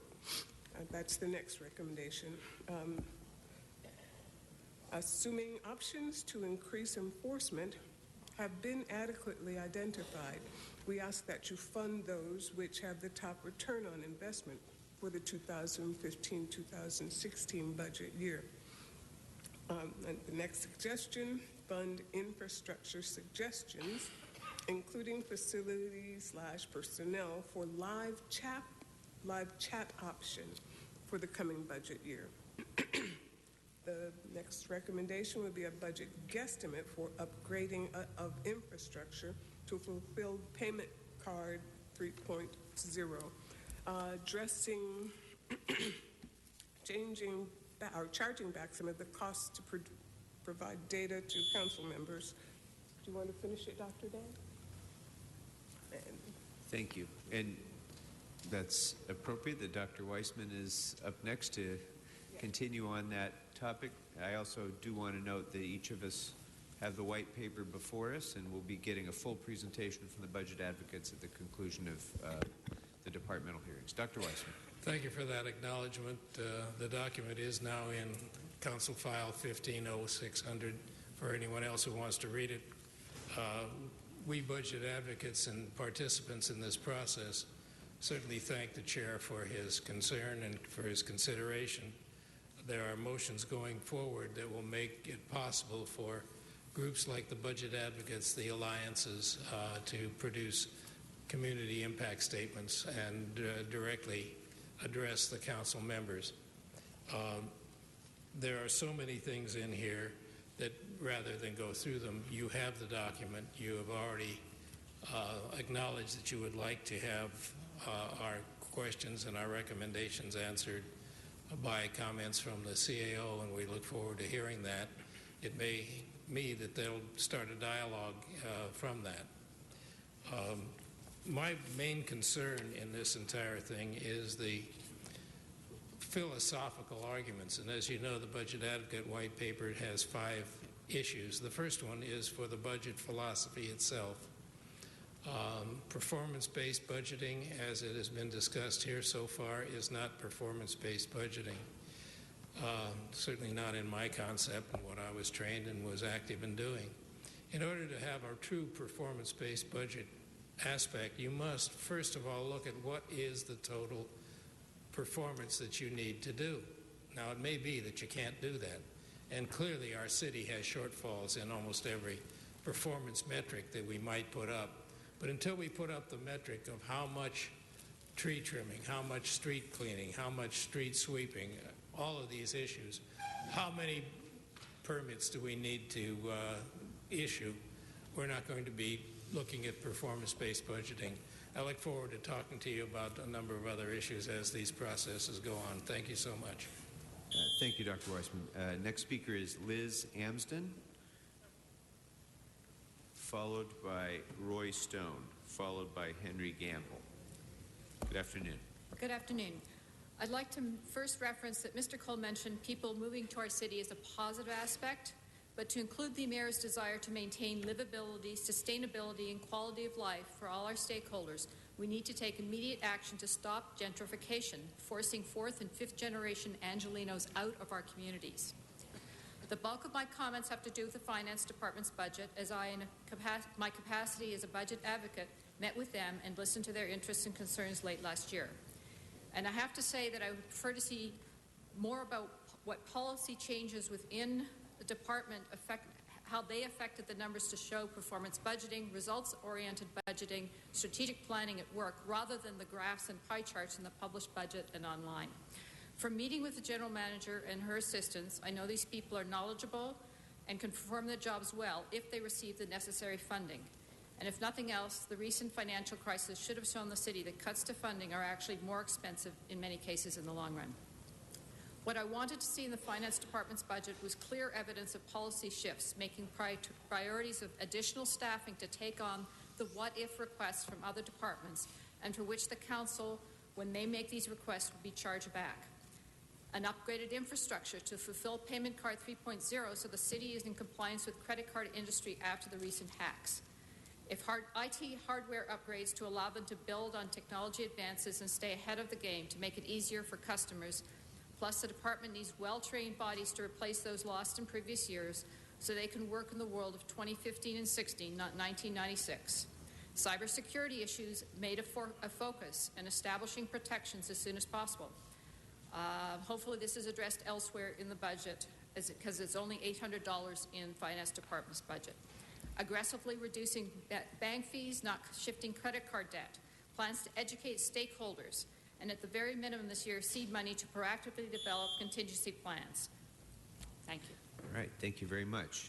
Our next speaker is Roy Stone, followed by Henry Gamble, followed by Charles Leone. Good afternoon. Good afternoon. I'm Roy Stone, President of Librarians Guild. I'm very pleased to be here. This is a most unique and pleasant year for us for the library budget. We're very pleased for our department in preparing a budget that includes new hiring, and that the mayor has seen to direct that same budget to your committee and to council, and we hope you will do the same, and that the mayor has seen also the hindrance and difficulties with managed hiring and with the hiring freeze. So we're glad to see those things be kind of put off to the side. We also get to thank the CAO for seeing that conscientious departments like the library should not be hindered by managed hiring. We hope that this committee will continue those good and important directions for public service, and we hope that the City Council will continue and pass this budget. Thank you. Thank you very much. Our next speaker is Henry Gamble, followed by Charles Leone. Good afternoon. I'm Henry Gamble, the Vice President of the Librarians Guild, and just as Roy said, we're just here to thank that the managed hiring will be lifted from the library, which has become, since Measure L, I guess a quasi-proprietary department, and I just want to remind that managed hiring being lifted from us is especially poignant in the sense that Measure L passed, and it was to restore the library to pre-recession levels, and we've done a lot of the restoration, but we still need to catch up with the service level. We have the hours, we just don't have the people yet, and so managed hiring committee felt like an artificial imposition on that will of the people when passing Measure L. So we're glad that that's lifted, at least for the next year, and we recommend the budget as it is. Thank you. Thank you. Our next speaker is Charles Leone, followed by Andy Baldenegro. Chair Krikorian and members of this body, my name is Charles Leone with SAU Local 721. It is an honor to be able to speak before you today. I also want to echo the comments that have been made about the elimination of managed hiring in the city of Los Angeles. I also want to let you know how much of an honor and privilege it is to represent the working men and women in the city of Los Angeles. And it was good to see the budget with relation to LADOT, how we're bringing down the number of part-time traffic officers and increasing the number of full-time traffic officers. And while we applaud you this year for the work that's being done with this budget, we're hoping that it's a trend that'll continue for not only this year, but next year and the year after. It is a shame that most folks in the city of Los Angeles think that traffic officers are nothing more than meter maids, that all they do is just go out there and they just write tickets, and then you have those media outlets that are out there highlighting traffic officers in a negative way. We're hoping that with this budget, it isn't just eliminating part-time positions and adding full-time positions, but it's about a culture change in the city of Los Angeles with LADOT as it relates to the Bureau of Parking Enforcement and Traffic Control. That these traffic officers are not meter maids, but they provide a vital function. And it's actually a phrase that I've really loved that our general manager, Salita Reynolds, has used about being ambassadors to the city of Los Angeles.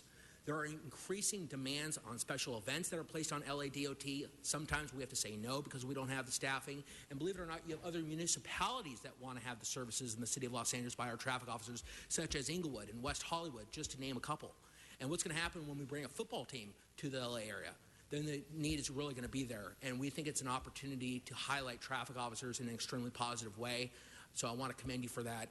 One thing I want to say before I leave, is that SAU Local 721 strongly opposes the contracting out of the Queen Room.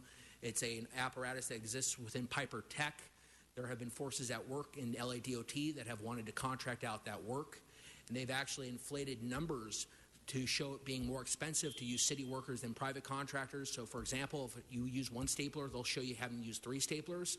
So that's, I think, made it to the Transportation Commission. We hope it gets killed. We do not want that work being contracted out in the Queen Room. Thank you so much for your time. Thank you very much. Is Andy Baldenegro here? Hi, my name is Andy Baldenegro, and I'm actually one of the coordinators for the Day Labor Center here in Los Angeles for Carecen. And so I just, I don't want to have to reiterate everything my colleague said, but I do want to point out that as a coordinator, I firsthand see what the day laborers go through on a day-to-day basis. And so I understand the need that there is in the city of Los Angeles. And one of the things that I do want to point out is that, wage theft is a really big issue with our day laborers. And so because it is a big issue, the day laborers actually help to facilitate that process with our workers. And so we are actually the ones that are doing the wage claims and actually referring them over to the labor commissioner's office and helping them with that entire process. And so the day labor centers are a vital function here in the city of Los Angeles, on top of, being able to provide social services and in being able to provide educative workshops that they are able to be part of. Not only being part of the city, not only is this program just for day laborers, but we are open to the community, and so we also do see different members of the community coming in. For example, we see really young students that have dropped out of high school and are interested in getting a job without having their high school diploma, or we see folks who have just gotten out of jail, and so they're looking to find a job that they wouldn't be able to normally find anywhere else in society. And so we are a really huge help for not just day laborers, but the city of Los Angeles as a whole. So with that said, I hope that this committee considers increasing the budget for the day labor centers. Thank you. All right. Thank you very much. And then I called these names earlier. I'm going to try one more time, and then we'll come back at the end of the meeting if we have time, if they're not here. Martha Arevalo, Cesar Ramirez, Bill Przluki, Jaime Zeledon, Daisy Vega, Yolanda with Power Fixele, Luis Valentin. Okay. That's all the cards I have for the moment, so let's go ahead and invite up the Office of Finance.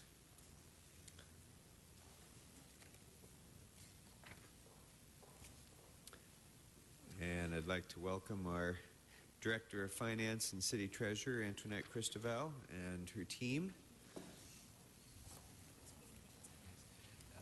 Mr. Chairman, as the Department of Finance comes to the table, we do have a quick answer to your question of the 1%. Oh, yes. It would be the total base is about $3 billion, so 1% for civilian and sworn would be about $30 million. Okay.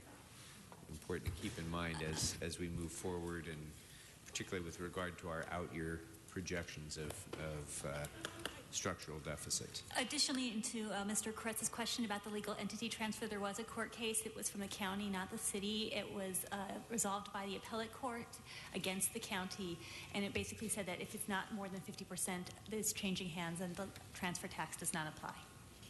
So as I mentioned before, you would have to go to voters per Prop 218. Thank you very much for that. Ms. Cristoval, welcome. We have received your letter. Thank you very much. You're free to make any opening comment that you feel is necessary, but again, as I mentioned at the outset, assume that we've reviewed your budget, your letter, but if you have anything else to add, feel free. Good evening. First of all, I do want to thank the Mayor's Office, the City Administrative Officer, and their respective staffs for consideration of Office of Finance's budget. I also want to thank my staff in the Office of Finance. As I've always stated, they work tirelessly to deliver the services that are charter mandated for the Office of Finance. They have worked relentlessly to ensure that revenue is generated, the city treasury services are running efficiently and effectively. And we've done a number of things since the creation of our department. I included in the letter a list of accomplishments that we have achieved since the department has been in existence since fiscal year 2000-2001. And I believe it's a testament to the good work of the staff that we've been able to generate about $1.4 billion in additional general fund revenue that is used to pay for city services such as public safety, recreation and parks, and a number of other general services. We've also successfully, the consolidation of the city treasurer's office into the Office of Finance, that was successful. The city is seeing a $1 million annual ongoing cost savings because of that. When I first took on the city treasury functions, the merchant card fees, and a large percent of them were being funded by the general fund. Now that is not the case. About $7 million is now funded by the departments, particularly the airport department, Department of Water and Power, and a portion of Department of Transportation. They're on direct bills, so the general fund is not having to absorb that cost. And even prior to taking over the city treasurer functions, the Office of Finance came forward with a recommendation to pass through the service fee that the credit card user would incur, that the city would actually have to pay for. And so we set that up so that that pass-through of that fee is paid for directly by the credit card user, as opposed to the city's general fund having to absorb that. And that was around $2 million, and that happened many, many years ago. So there are a number of things that we've done. We've worked certainly closely with the mayor and council to implement meaningful business tax reform. One of the attachments speaks to the reform measures that we've worked collaboratively with the mayor, the prior mayor, as well as the city council and past city council members, and 2 business tax advisory committee members. We calculate the cumulative effect of the reform measures, and it's about $890 million through December of last year. So we believe that the reform measures have helped. We've implemented nearly $1 billion in business tax reform. 890 million. That's yes. Nearly $1 billion. Nearly $1 billion, yeah. Yes, rounding, of course. But there were a number of things that we have done, and we've been working in partnership with the city family to address. We work to implement reform measures that create simplification, tax fairness, and equity, as well as improving customer service to the business community. We have included some items in our letter, and we're hoping that these will be considered. I did hear Mr. Cole speak to the fact that the $10 million that's in the UB, that the departments, the budgets be added back for the salary savings rate that we've been increased to 5%. Just 2 years ago, we were at 2%, and now we're more than doubled, and we're a revenue-generating department. We're asking that, at the very minimum, that our salary savings rate be reverted back to the 3.5%, because with the 5%, that means we have to keep 18 positions vacant year-round, and we believe that that will impact our ability to meet our charter-mandated responsibilities. We also speak to the bank fees, particularly for building and safety. $1.1 million was reduced with the expectation that the service fee will be passed through to the credit card users for credit card transactions for building and safety. We have been in discussions with building and safety, as well as our credit card processor, Elevon, and we are working with the credit card companies as well, with the expectation that the fee will be in place by July 1st, but that should that not happen, Office of Finance would be responsible for paying the merchant card fees and bank fees of building and safety. So what we're asking for is that building and safety be placed on a direct billing payment schedule, similar to what we have for Department of Water and Power and airports that I mentioned earlier, until such time that the service fee is in place for them.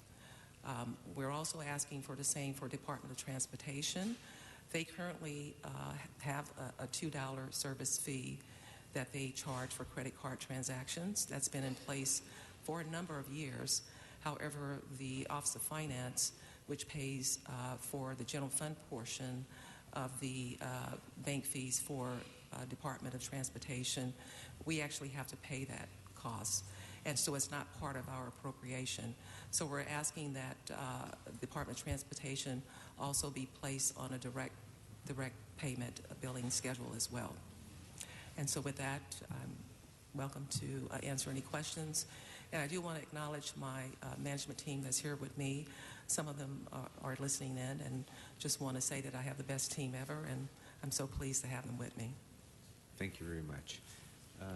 Let's start with Mr. Englander, if you have questions for finance. Thank you. And I think you already know my questions because I always go right there.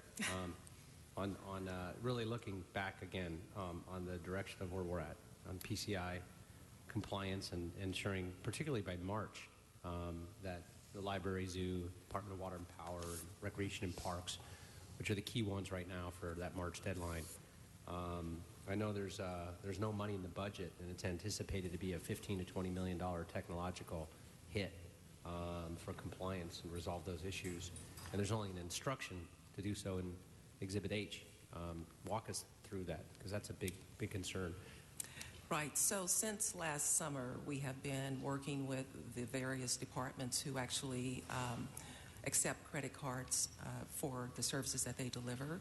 And we're working with a contractor called TrustWave to perform the gap assessment to determine where the gaps are as it relates to credit card security. And just by way of background, the payment card industry imposed mandates for merchants such as the city to comply with, particularly because of the Target breach and other breaches that we've seen throughout the year. And so as a result of that, we have been working with the various departments to perform a gap assessment, and we are in the process of working with our contractor to prepare a gap assessment report and remediation. We anticipate having that completed sometime near late May, with the expectation that we'll have a report ready shortly thereafter. And the expectation is that we will be coming forward in partnership with ITA, Information Technology Agency, to prepare a joint report to identify the infrastructure needs as well as the ongoing review of the credit card processes. And so with that report, we're looking at potentially about $20 million. Much of it is for replacement of technology. A number of the technological systems that are used for credit card transactions are outdated. What we are also doing is working with ITA to mitigate the impact to the city as it relates to the use of credit cards. For example, we're looking at segmentation, whereby the credit card transaction would be from the credit card user and would go straight to the third-party processor, as opposed to it going through various city systems, imposing certain risks and such. But to do that, there is an investment that needs to be made, and cybersecurity is very high, and it's critical, and we do need to put things in place. We're also in early June, we're going to be having a data security awareness training for all managers within the city, and we'll be rolling it out to line supervisors during the summer months as well. But the project is moving along, and we do anticipate a report, and there will be a need for funding. And so we haven't identified the funding in this report, in this budget, is a concern of mine, and we know it's going to be expected to be somewhere in that ballpark is what we're anticipating. When is the gap report due to be complete? And I guess the full study, when is that? We're looking to have it completed near the end of May. So our expectation is that by June, we would have a report that would be available for the policymakers to consider, as well as the mayor's office. If I can ask our CAO about the funding for that, it's something we're going to have to fund, and we just simply don't have a choice. Are there other opportunities or partnerships with third-party vendors where they would front fund or run through their systems where we wouldn't have to bring those systems in-house? Are there other things we've explored since we haven't funded it in this budget? Well, once we have a better sense of what the potential cost would be, then we will look at allocating that cost throughout all the various funds, and there's a number of special funds that would certainly help pay for a portion of it to reduce the overall cost to the city. And so, even if the study is completed by May, we would need time to do the analysis and then, of course, implement the programmatic aspect of it. So this is, again, one of those things that I think we all recognize as being a priority and necessary. And so it's as we look at the flexibility we have in the mid-year, this is a potential area to invest in during that time. And just a couple things then of note on that as well. I don't need a report back on it. Well, I want the gap report back when that's ready.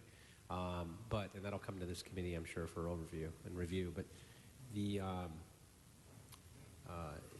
Mike, just in terms of the actual transactions from those departments that take credit cards from our residents and businesses, what is the overall dollar amount, do we know, citywide, or the percentage of? About $700 million in credit card transactions incur annually for the city. So it's a pretty large chunk of money that goes through the credit card processing. And we definitely want departments to use or accept credit cards because the city gets the money right away. Well, it's also the convenience of online. Correct. Online is more efficient, and there are a number of things that happen with that. So. Okay. We'll continue to watch that as well, but obviously bring that up all the time. So thank you for that.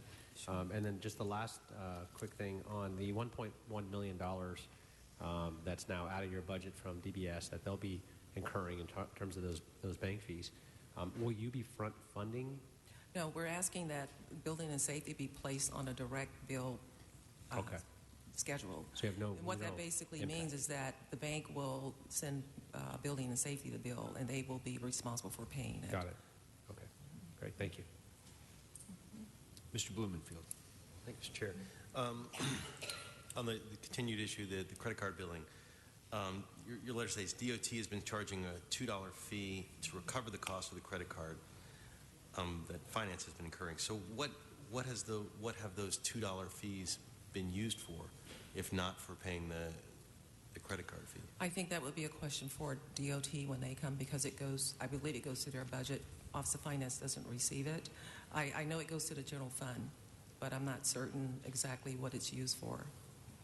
Okay. I mean, I would want to find some full cost recovery for you and for DOT if there is a cost that they're incurring as well as a cost that you're incurring. Well, we've met with DOT, and we know that the $2 fee does recover the merchant card fee. So it recovers it. The revenue is coming in, but the Office of Finance isn't receiving any of that revenue, nor are we being appropriated for the portion of the merchant card and bank fees that we pay for DOT. So we're asking that DOT also be placed on a direct bill pay program. Because the $2, of course, is a flat fee. It's per transaction. Per transaction, so it may or may not actually reflect the We've the looked cost. at, we've done an analysis. It more than covers it. Okay. Okay, so we'll look into that certainly, and want to make sure that you're covered and they're covered. Another question, a little bit more out of left field, which is the marijuana shops and the revenue that we see from, I see from the Measure D compliant pot shops.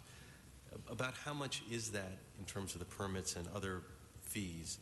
And is there any estimate of how much more that might be if we were able to limit the pot shops to just the Measure D compliant ones? In terms of the Measure D compliant ones, we don't know who those are. As a taxing agency, we tax all medical marijuana dispensaries. So those that register, they pay the tax. We have collected about $16.5 million since inception. For this tax year, 2015, we've collected about $2.5 million. We anticipate some more will come forward between now and the end of the year. But I mean, that's what we've been collecting. So on average, it's about $4 million a year. But to date, for this tax year, which we're still in the early months of it, we collected $2.5 million. So are they actually registering as a marijuana shop, or do some of them register more generically? I'm wondering how much is out there that we're not accounting for. I'm only identifying the ones that have come forward, self-reported under the medical marijuana tax classification. There's a separate tax classification that was set up under the Prop D. And so those are the ones that we're able to track. There may be some that are actually reporting under retail sales and other tax categories, but we don't know, who they are. But we do know the ones that are under the tax classification for medical marijuana dispensaries. We know exactly how much money is coming in. We know how many are registered. And I do want to say that some of them that are registered may not be active in the city. They may have closed their operations and not advise finance. So it is likely that there are some on our tax rolls that have gone out of business or have been shut down by the city attorney's office. I think it might be instructive. I mean, we do have the list of all the Measure D compliant facilities, correct? I don't have that list. Well, it's out there. I mean, whether it's somebody in the city has that list. I mean, there's 106 of them, right? I mean, I don't have that list, sir.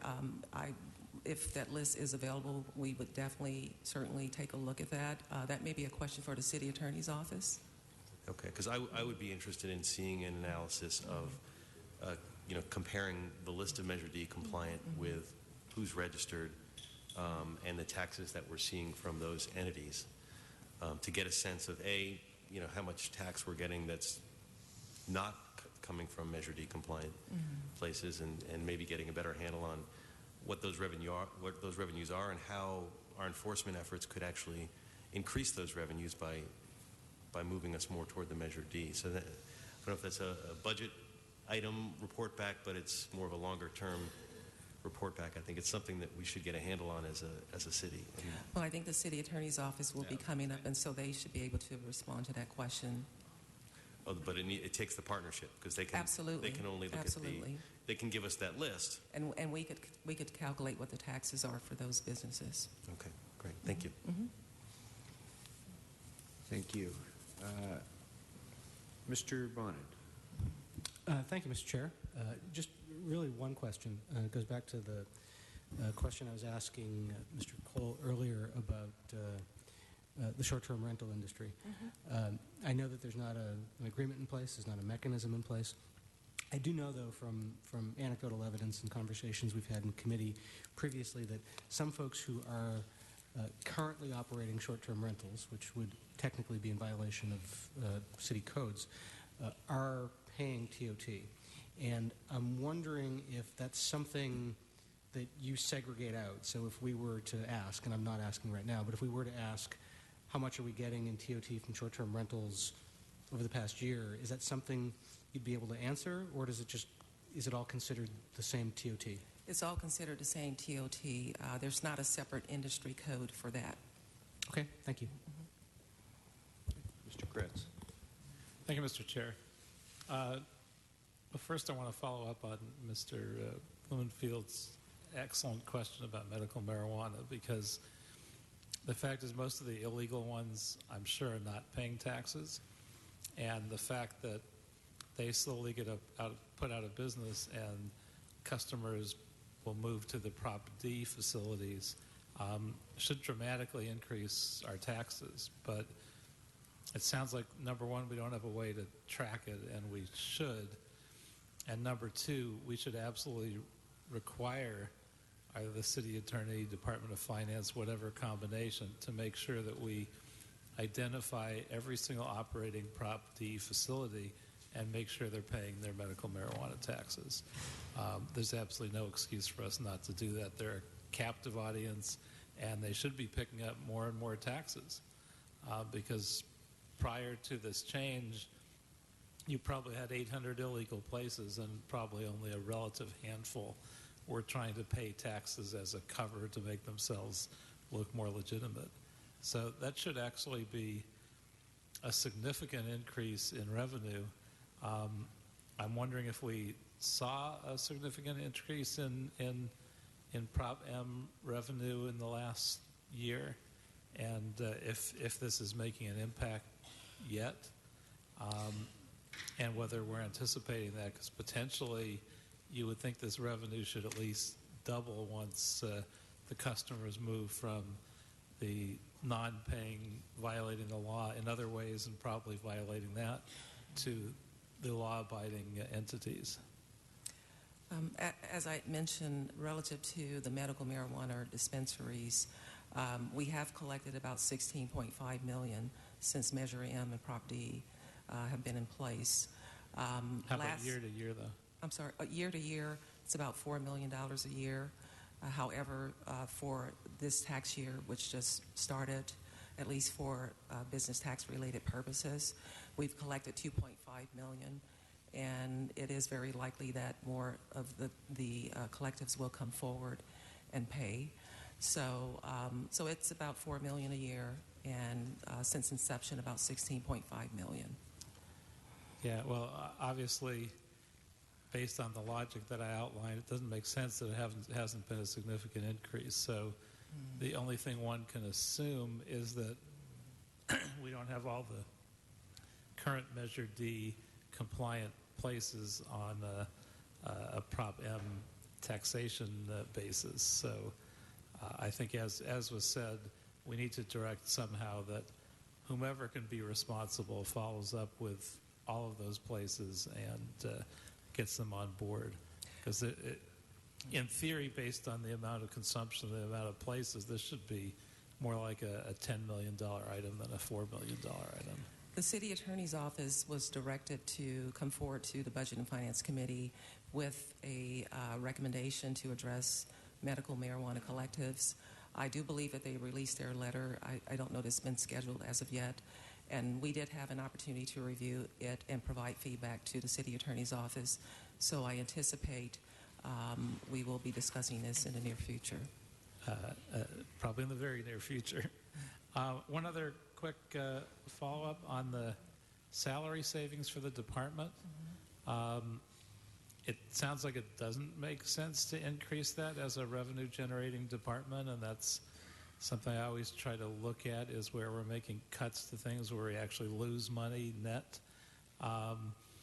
Is there any way that in this budget process we can readjust that to a reasonable level and then put the anticipated revenue that we would receive as a result of more fully funding the department as an offset, so that we don't have to come up with funding for that extra piece?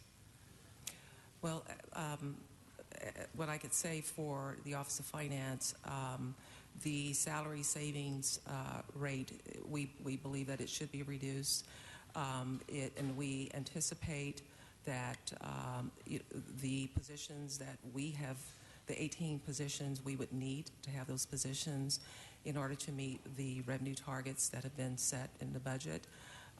In terms of adding additional revenue, I would recommend that not be the case, but I think to ensure that the department is able to meet its charter-mandated responsibilities, we're asking that we be at least reduced from 5% to 3.5%. I did take a look at what the CAO put together in terms of supporting schedules, and the Office of Finance is probably one of maybe 4 departments that have a very high salary savings rate. So I think instead of being in Managed Hiring Committee jail, we're in Managed Hiring Committee prison. So I just have to say that. But have an orange suit in the back. but we're asking that, you know, I know that Mr. Cole, as I said, did indicate that departments be made whole, and so we're asking, as a revenue-generating department, that we, at the very least, be placed back on a 3.5% salary savings rate. And I will say that sounds somewhat logical, so I'd certainly encourage that. Okay. Anything else, members? So on the medical marijuana, I want to have a much deeper discussion about this because it involves issues of taxpayer privacy that have inhibited the ability of Department of Finance to work with the city attorney on enforcement. We're going to have a lengthier discussion about that. I don't think I want to request that as a budget report back, because I don't believe we're going to resolve those issues in order to have an impact on this particular budget. But members, I I do very much want to have that discussion, a detailed discussion about that in the near future. So I'm going to look to Mr. Hale to ask him to make a note that we will have that discussion in short order. On the credit card transaction fees, it just seems to me that the budgetary obligation on those should track the actual collection of those. And so I don't know, Mr. CEO, if you can answer this off the top of your head, but if not, maybe we should have just a brief report on whether there are transaction costs in going to a direct billing model that Ms. Christovel has talked about for DOT and for building and safety. My concern with building and safety is that if it isn't ready by July 1st, there's an imbalance there. And so I would just like your recommendations on how we can ensure that the budget tracks the actual collection of the credit card fees, by whichever department happens to be collecting it, so that the burden and the revenues go together. We'll be happy to report back on that. We have it as a report back. Okay. Anything? Oh, I did want to ask you about the video chat that you have proposed. First of all, I think it's a great innovation. We need more of those sorts of things. Do you anticipate that for the long term, once that's up and running, will it require more personnel in order to staff the live video chat, or will it create an efficiency, do you anticipate, in having fewer people necessary to be at counters to answer questions with people as they come in? Well, I would say with the online chat, of course, that is a best practice. And, as I indicated in one of my attachments, we have implemented a number of best practices throughout the city. The online chat will actually allow our customer service specialists to be able to work with more than one taxpayer, particularly the taxpayers that call into the call center who are asking for assistance with our web-based programs. If we had the online chat capability, the customer service specialists could actually work with a number of taxpayers. And so we see that as an efficiency, and it is a pilot program. The expectation is that it will improve our operations and provide great customer service. But to say whether or not it would require more or less staff, I think it's too early for that. Okay. All right. Very good. Anything else, members? Thank you very much. Appreciate your being here. Thanks for your input. And then I would like to next invite up our city's librarian, John Szabo, and his staff from the Department of the Library.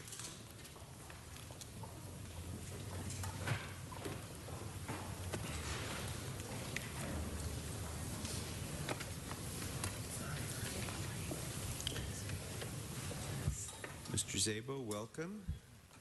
Thank you. We have received your letter. We've seen your budget, but feel free to make any brief introductory comments you'd like to make. Yes, thank you very much. It's a pleasure to be here.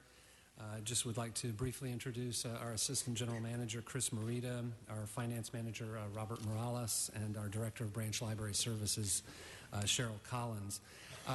We in the library are very pleased with the mayor's budget.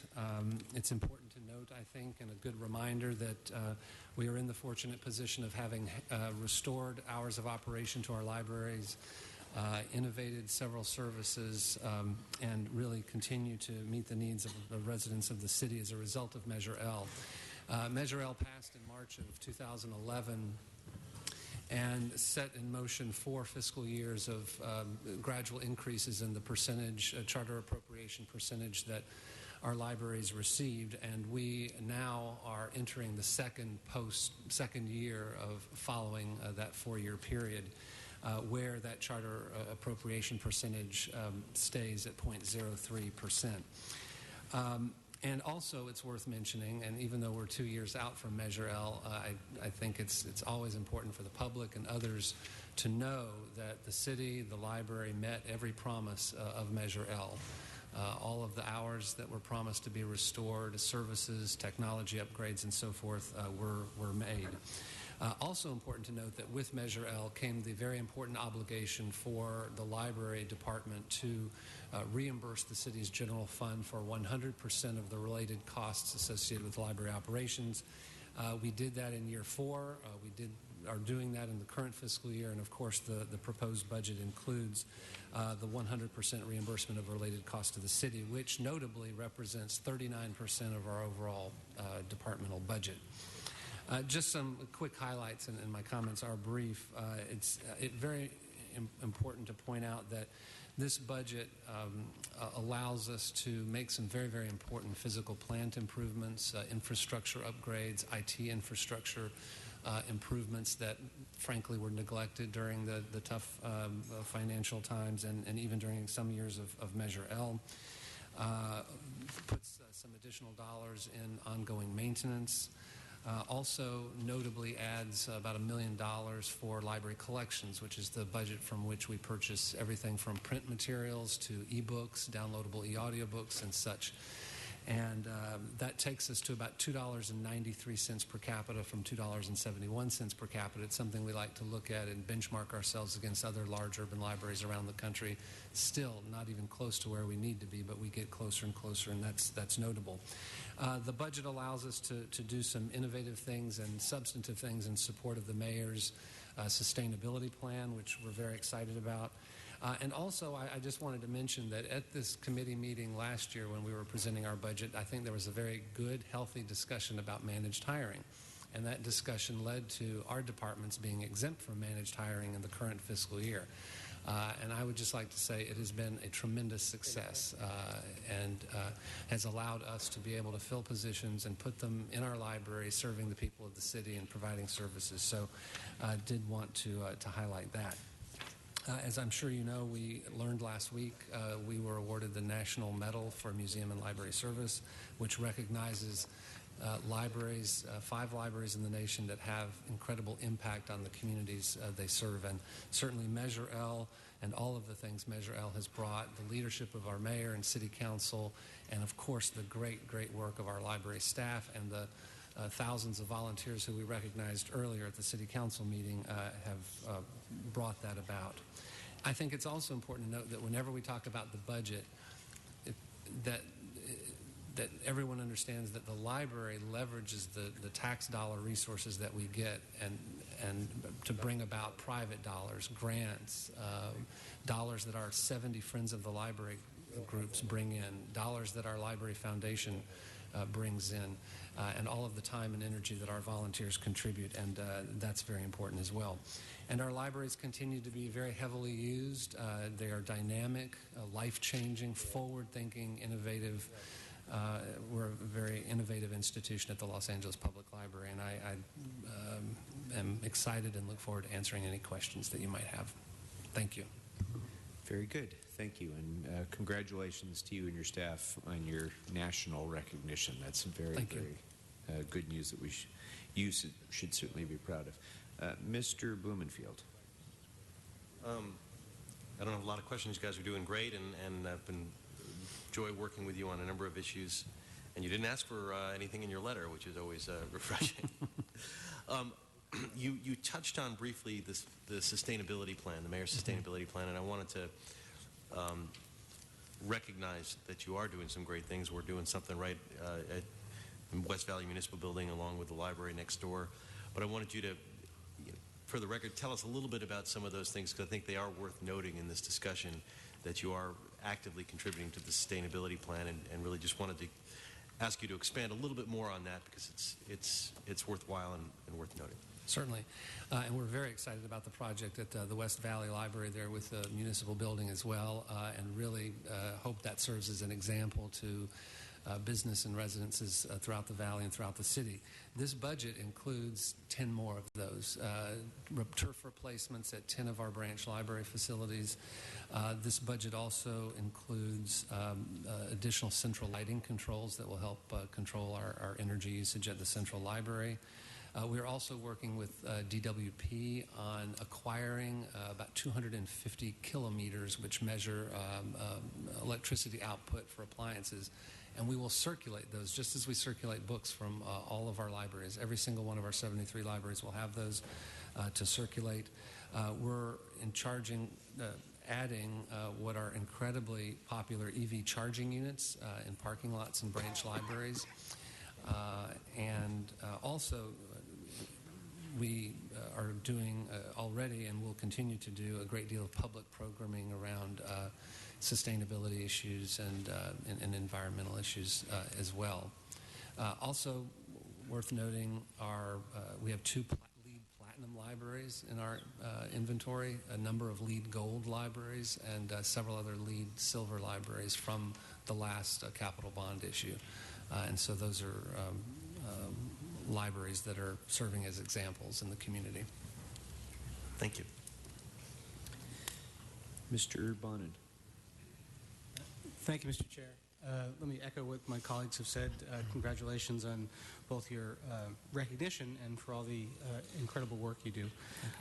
Had a couple questions, 2 different fields. One, I wanted to ask about homelessness.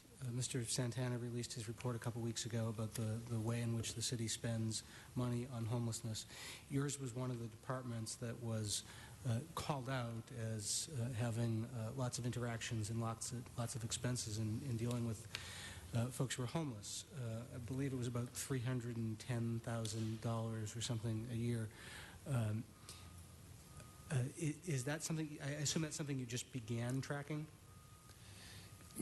Yes, I'm sure CAO's office working with the library, an attempt at trying to determine, a dollar value for those services. Through all 73 of our libraries, we're providing services to the homeless, and we're doing some, I think, innovative work, and we're looking at some additional programs. We work very closely with LASA. Also, we were working with the County Department of Mental Health to do training of our staff at our central library and some of our branch libraries to provide even better customer service. Librarians are also making referrals to various social service agencies. We have 10 Veterans Resource Centers that are funded through CalVets and through the Weingart Center Association, where we have Veterans AmeriCorps members in our libraries making social service referrals, many of which are to homeless veterans. And we're also working on a pilot with USC Department of Social Work on actually placing a social worker within the Central Library for the express purpose of providing services to and interacting with our homeless community that makes great use of our Central Library. I'm glad you're doing that at the Central Library. I know there's an enormous situation there. I have lots of problems at various libraries in my district, Yes. Anna Abbott Kinney Branch among them. Has there ever been any, making a referral to someone who's homeless is, I think, often not very effective. I think you really need to go where the unhoused individuals are, and there's a great opportunity if they're spending considerable periods of time at the library for them to be found and identified there by the social workers. So I'm glad you have one at the Central Library. Have we ever had LASA deployed at the libraries to be doing outreach outside of the Central Library? We have, and they have distributed hygiene kits, I know, when they've gone through both central and branch libraries. And Cheryl Collins, any other things to... has come out and done a kind of a survey of where we have homeless patrons, people that they could help. They've particularly done a lot of work at our Durant branch in Hollywood, our Goldwyn Hollywood branch, our Venice branch library, Northridge, and several others. So LAS has been very involved in direct service. Have they been counting or serving? Serving. Okay. They've actually, some people they've actually taken to get medical assistance right away. They've done referrals, and they've also handed out things. So. Does the County Department of Mental Health ever do anything similar? We've been talking with the County Department of Mental Health. Right now they're a little short-staffed, but we're working with them. They used to be involved with our Central Library. We're hoping to get them back involved, and they've been very supportive of our efforts. Thank you. I noticed in Mr. Santana's report that you have an enormous need for calling hazmat to do a lot of cleanings of the bathrooms, which become places where people may wash themselves, and sometimes the situations can get out of hand. Which agency? I see that you're charged for those hazmat cleanups. The relevant city department doesn't do that for free. You get charged back for that? I don't know whether those are specific where we have a contractor come out to do the particularly severe situations that are beyond so normal it's not city. janitorial. Okay. All right. Final question, very different tack, although sort of from me, a question that comes from the district I represent. A lot of tech companies moving into Los Angeles, particularly in my part of town. What is the nature of our partnership? There's more of them coming in every week or two, really. Our partnership with them to get us to help us in terms of donating things and partnering with us for better tech resources. Well, I think there are great opportunities to try out various ideas within a single branch and see if it's scalable to across all of our branches. I think there are some really great opportunities with some couple of maker spaces, digital learning labs that we're putting in, some philanthropic support through our library foundation. We are circulating preloaded iPads and Kindles in about 3 or 4 of our branch libraries. More of those. And we're also circulating laptops and tablets and looking to deploy more of that. So I think that there are opportunities there. But I think there are also some very creative opportunities as it relates to data and data analysis and helping with that. It would seem like a great place to be doing if you're rolling out in limited places the preloaded iPads and the laptops and stuff would be in low-income communities. Is that where you're focusing your efforts? Absolutely, okay. and really looking at those communities where the digital divide is the greatest. Not only where there's a digital divide with respect to equipment and access, but digital divide as it relates to content, which is something we're certainly focused on and concerned about. Thank you. Thank you, Mr. Chair. Thank you. Mr. Kretz. Thank you, Mr. Chair.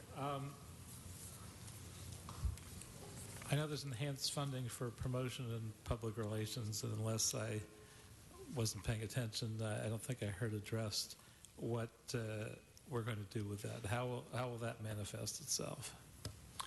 Well, this is an area that I and every member of our Board of Library Commissioners has really identified as a significant need, recognizing that our libraries are doing incredibly innovative services, but in order for those services to be effective and well used and known equitably across the community, we need to do a good job of telling our story.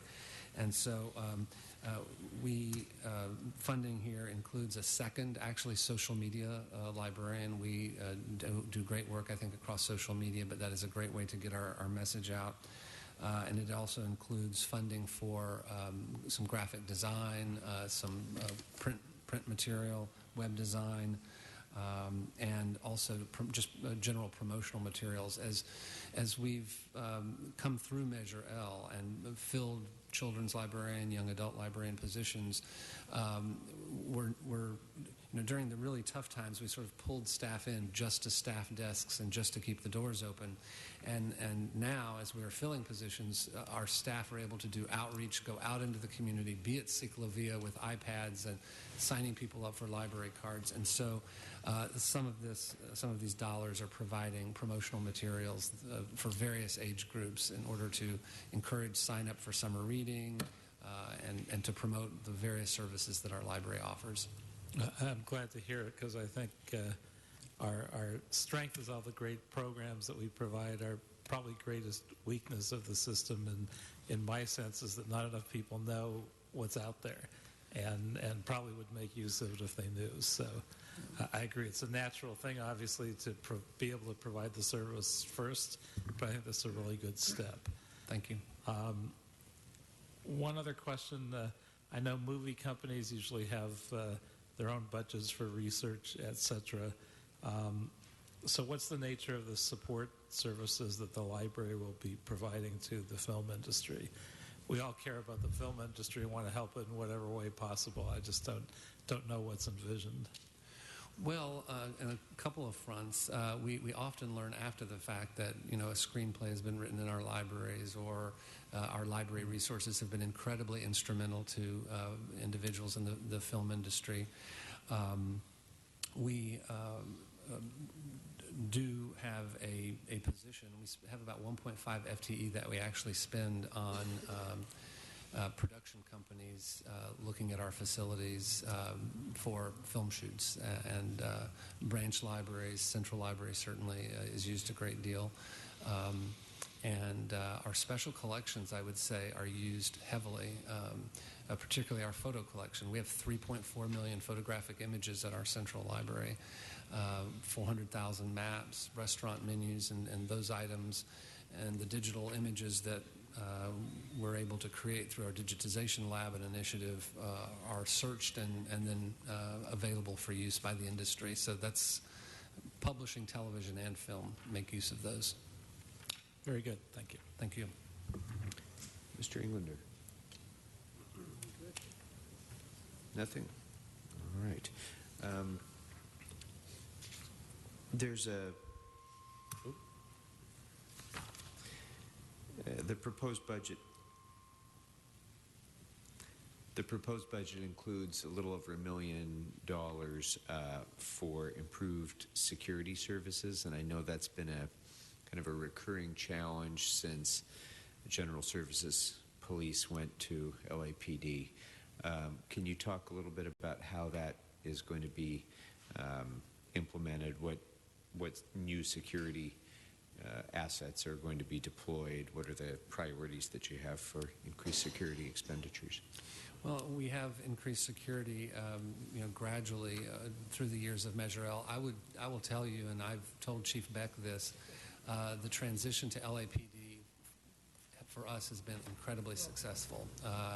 We work very, very well with them. We have about 57 FTE for security that is LAPD provided, of which I'll note 51 positions are currently filled and deployed. We also have contract security that we deploy to branch library facilities where there are particular needs. And what this funding does is essentially fully funds all of the positions that we have in our memorandum of understanding with LAPD. We are looking to have more of those positions out in our branch libraries, and actually going from branch library to branch library, working with staff. We've also brought LAPD in to do training for our staff.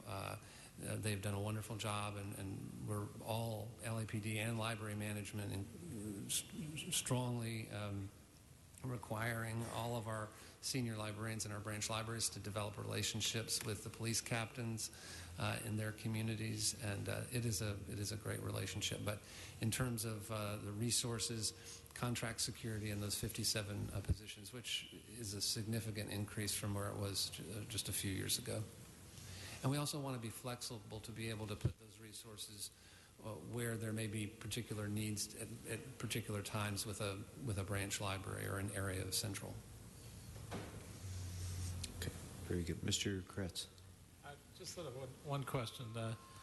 Are we still at the Measure L level, which was sort of an emergency guarantee that we would fund at a certain level, or are we funding libraries at above that level now? No, we in year 4 of Measure L went to 0.03% of assessed value of property in the city, and that charter appropriation in the current fiscal year and in this budget continues to be 0.03. The increase that our budget received was directly a result of the increased assessed value of property in the city. So in the future, the only reason we would go back to the voters would be to increase that charter appropriation percentage. But the library's budget will benefit from improvements in the economic health in the city, and likewise, if the economic health is not good, the budget will be affected that way too. My understanding was that Measure L just guarantees that we allocate a certain amount for the libraries, so we're able to fund you more without going back to the voters. Oh, that is an excellent point. You You certainly could. Yes, the city council and mayor certainly have the ability to provide an appropriation greater than the .03, and we would absolutely be delighted with Well, that. I'm But not did sure not I'm ask for it in the recommending current that budget. now, but at some point when we're doing better, rather than being a guarantee of a certain amount of funding, if we didn't take it that way, it could be a guarantee of lower funding than other departments. So I don't think we'd want to be at that point in the future. A superb point. Thank you. Well, just to add a little bit more precision to that discussion, I'd like to ask the CLA to report back on the department's historic expenditure patterns and their degree and their compliance with Measure L in that regard. It may be worth considering, in the same way that the city is, vulnerable to the ups and downs of the economy, to looking at perhaps encouraging the library department to establish its own version of budget stabilization fund or reserve fund to protect it from any downturns that we may experience in the future, as just a thought as we sort of look forward to the future.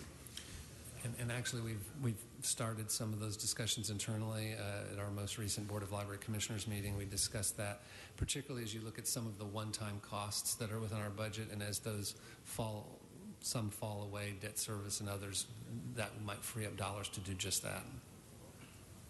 Great. Anything further, Mr. Blumenfield? Just on that point, I think it's a very wise idea to create your own stabilization fund. Would that require additional council action to do that?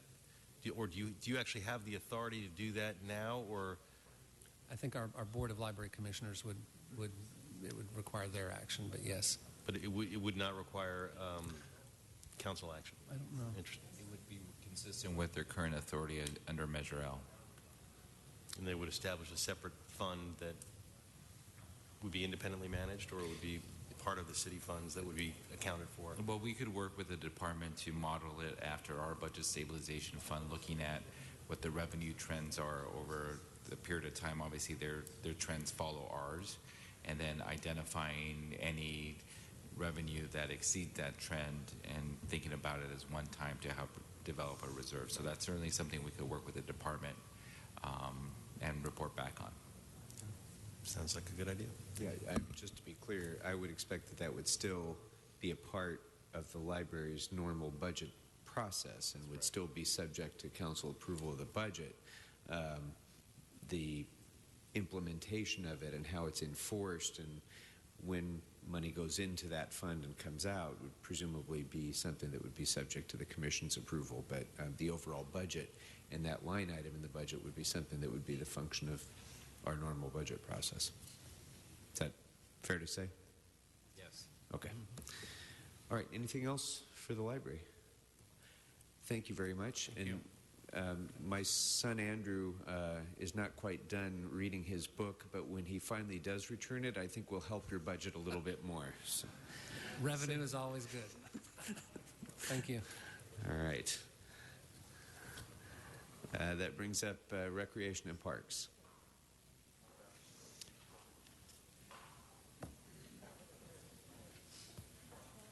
Mr. Shaw? Oh.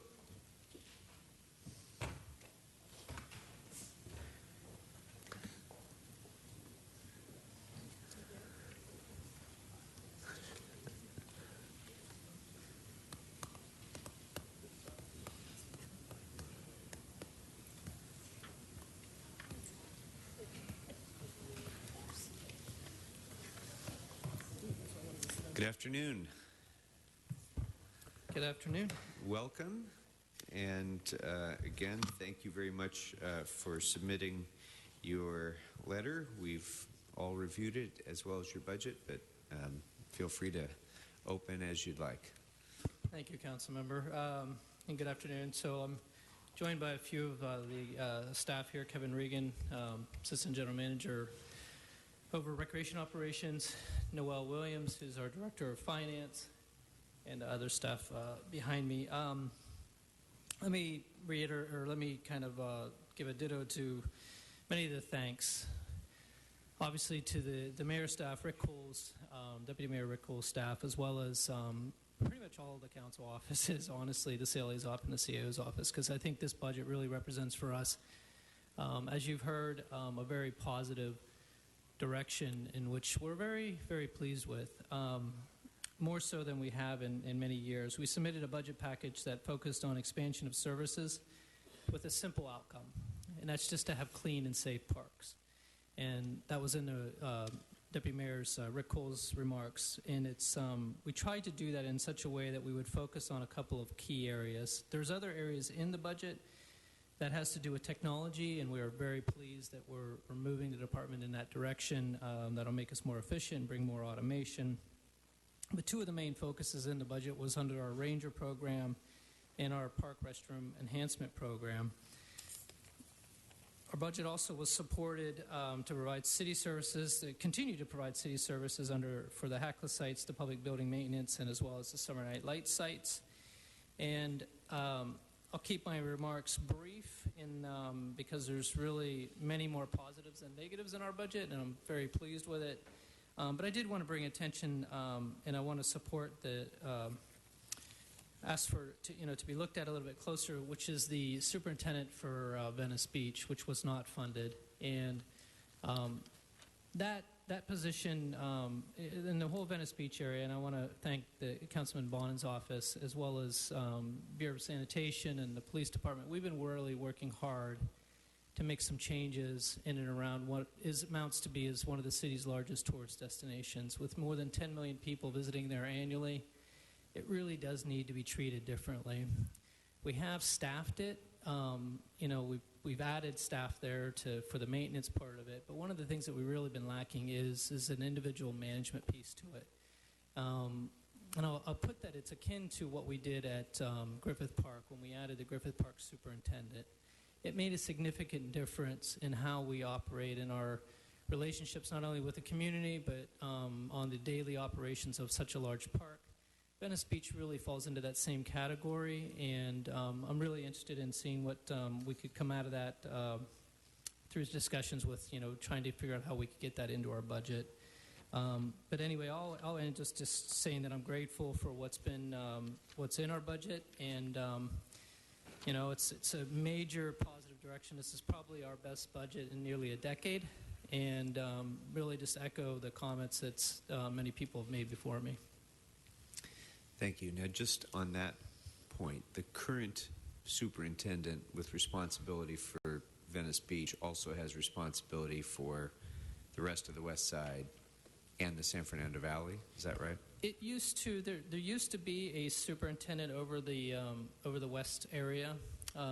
It's one of the positions that was lost, many years ago. So, what happened was the current superintendent that sits in the valley actually oversees the West operations as well.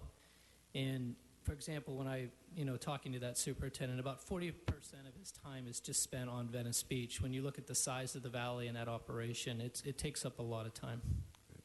Okay, thank you. Mr. Kretz. Thank you, Mr. Chair. Actually, that was the first thing on my list was Venice Beach. It just seems, and obviously I don't need to speak for Mr. Bonin because he represents that area, but it's somewhat intuitive that there are millions of visitors and homeless and businesses and all kinds of needs, and that strikes me as the last place we should be cutting staffing. So I was going to make that same comment and encourage us to restore that. Also, Rec and Parks is probably one of the best opportunities for sustainability issues with all the green space, et cetera. How are you going to fund your sustainability officer, and what are you thinking of in terms of your sustainability plans? Well, we've done a lot of work under water conservation. We certainly have a lot more work to do under the energy portion of it. I think we've made a lot of progress on water, but I think we've got a lot of room to improve on our energy. I think the sustainability officer will play an important role in helping organize that. We are trying to develop different MOUs with DWP on the energy, as well as we're working currently with companies like Samsung to look at solar and having them evaluate some of our facilities to see the feasibility of bringing more solar into the park system.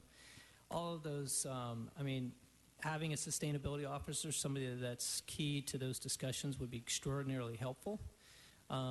Because we really have, as most departments do, we have multiple people doing, or we have a small amount of people doing multiple jobs. So it would be, to be able to put emphasis on that would be really helpful.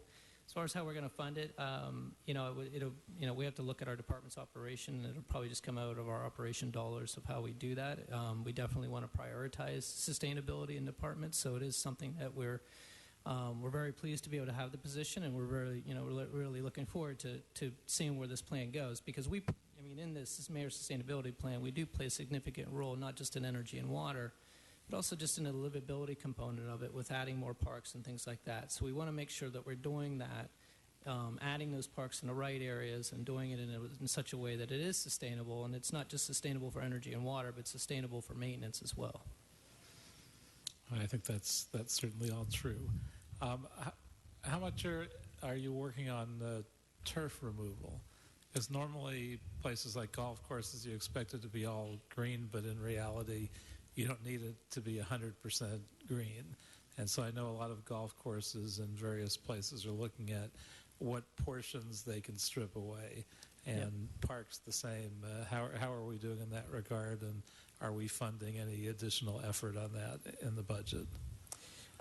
It's currently everything that's being funded by that is mostly from grant opportunities, as well as funding that we get through an existing MOU with the Department of Water and Power. But you're very accurate in saying that golf courses have a huge opportunity beyond recycled water, of which 2/3 of our total acreage of golf courses are already on recycled water. So we've made good progress in bringing recycled water to some of our largest golf courses. Recently, about 3 months ago, we opened up the Hanson Dam Golf Course, which is now on recycled water in the valley. So we made a lot of headway there. Is when we generally do these recycled water projects, even in golf courses, we always do turf reduction in parallel with that. We don't just do because even with the recycled water, we still need to. There is still a conservation effort that you need to be recognized that even under that. Even that water is limited. So globally across the park system, I think this year we have close to almost 100 different projects that have turf reduction in them. So in the current plan, where we're trying to reduce our water between last fiscal year and the current fiscal year by 10%, which was the mayor's executive directive, we're looking at probably doubling that. And that's through a number of ways, through turf reduction, it's through the synthetic fields that we're putting in, it's the recycled water projects that we're doing, and also the different golf courses that we've already put on recycled water. So we're doing very well, but I've always said when it comes to water, you can't ever stop talking about it. We've added, in the same amount of time that we reduced our water usage, we've added over 600 acres of parkland. So, even though we've added parkland, we still managed to reduce. One of the efforts that our maintenance people did this year was simply, we just said simply shut it off. We're currently watering under the ordinance 3 days a week. However, those irrigation controllers still need to be shut down over a period of time, and we've used the different storms that we had, and there hasn't been many, but the ones that there has been, I think we've shut down our irrigation citywide almost 100 days so far this year. So there's a considerable amount of water just to be saved in making sure that you're managing your systems and not relying just on doing the natural things like recycled water and turf reduction. There's a lot to be said with just turning it off. And on the turf reduction, is Recon Parks eligible for the DWP and MWD yes, sir. Yeah, funding that's provided? Yes, we take advantage of that. Very good. And one other question. So I know a lot of our restrooms have had difficulties, and we're funding, I think, 35 restroom cleanups. Correct. How do we prioritize that, and do we think that really makes a significant difference in terms of improvement? What we did is everything we put in our budget, we plan on a phasing program for that. So even under the park rangers, things like that, everything is being planned and being phased in over a number of years. So we have a master plan in place for that. Currently, most restrooms in the city get cleaned once a day, and it's generally in the morning. Well, that's fine, except for in our higher use parks. it doesn't work all that well. It could be by mid-afternoon or even late morning that the restrooms need cleaning again. So what we have put together a preliminary list of 35 sites that will receive additional cleanings, and that was simply based on facilities that had recreation centers that had a great deal of programming happening at those facilities and where there's a high use. However, I fully intend on vetting that list, and Ramon Baraja is here, our assistant general manager of maintenance. Will be meeting with each of the council offices to make sure that we're dialed in on those 2 or 3 sites per district on the highest use parks, because I really need some feedback on the program from through your offices and through all of our constituents to make sure that it's making a difference. One other question. I know that a number of departments have used Rec and Parks landscaping, and then some are not. Any reason why a department uses you, comes off using you as a resource? How's that work? For maintenance? Yeah, for maintenance.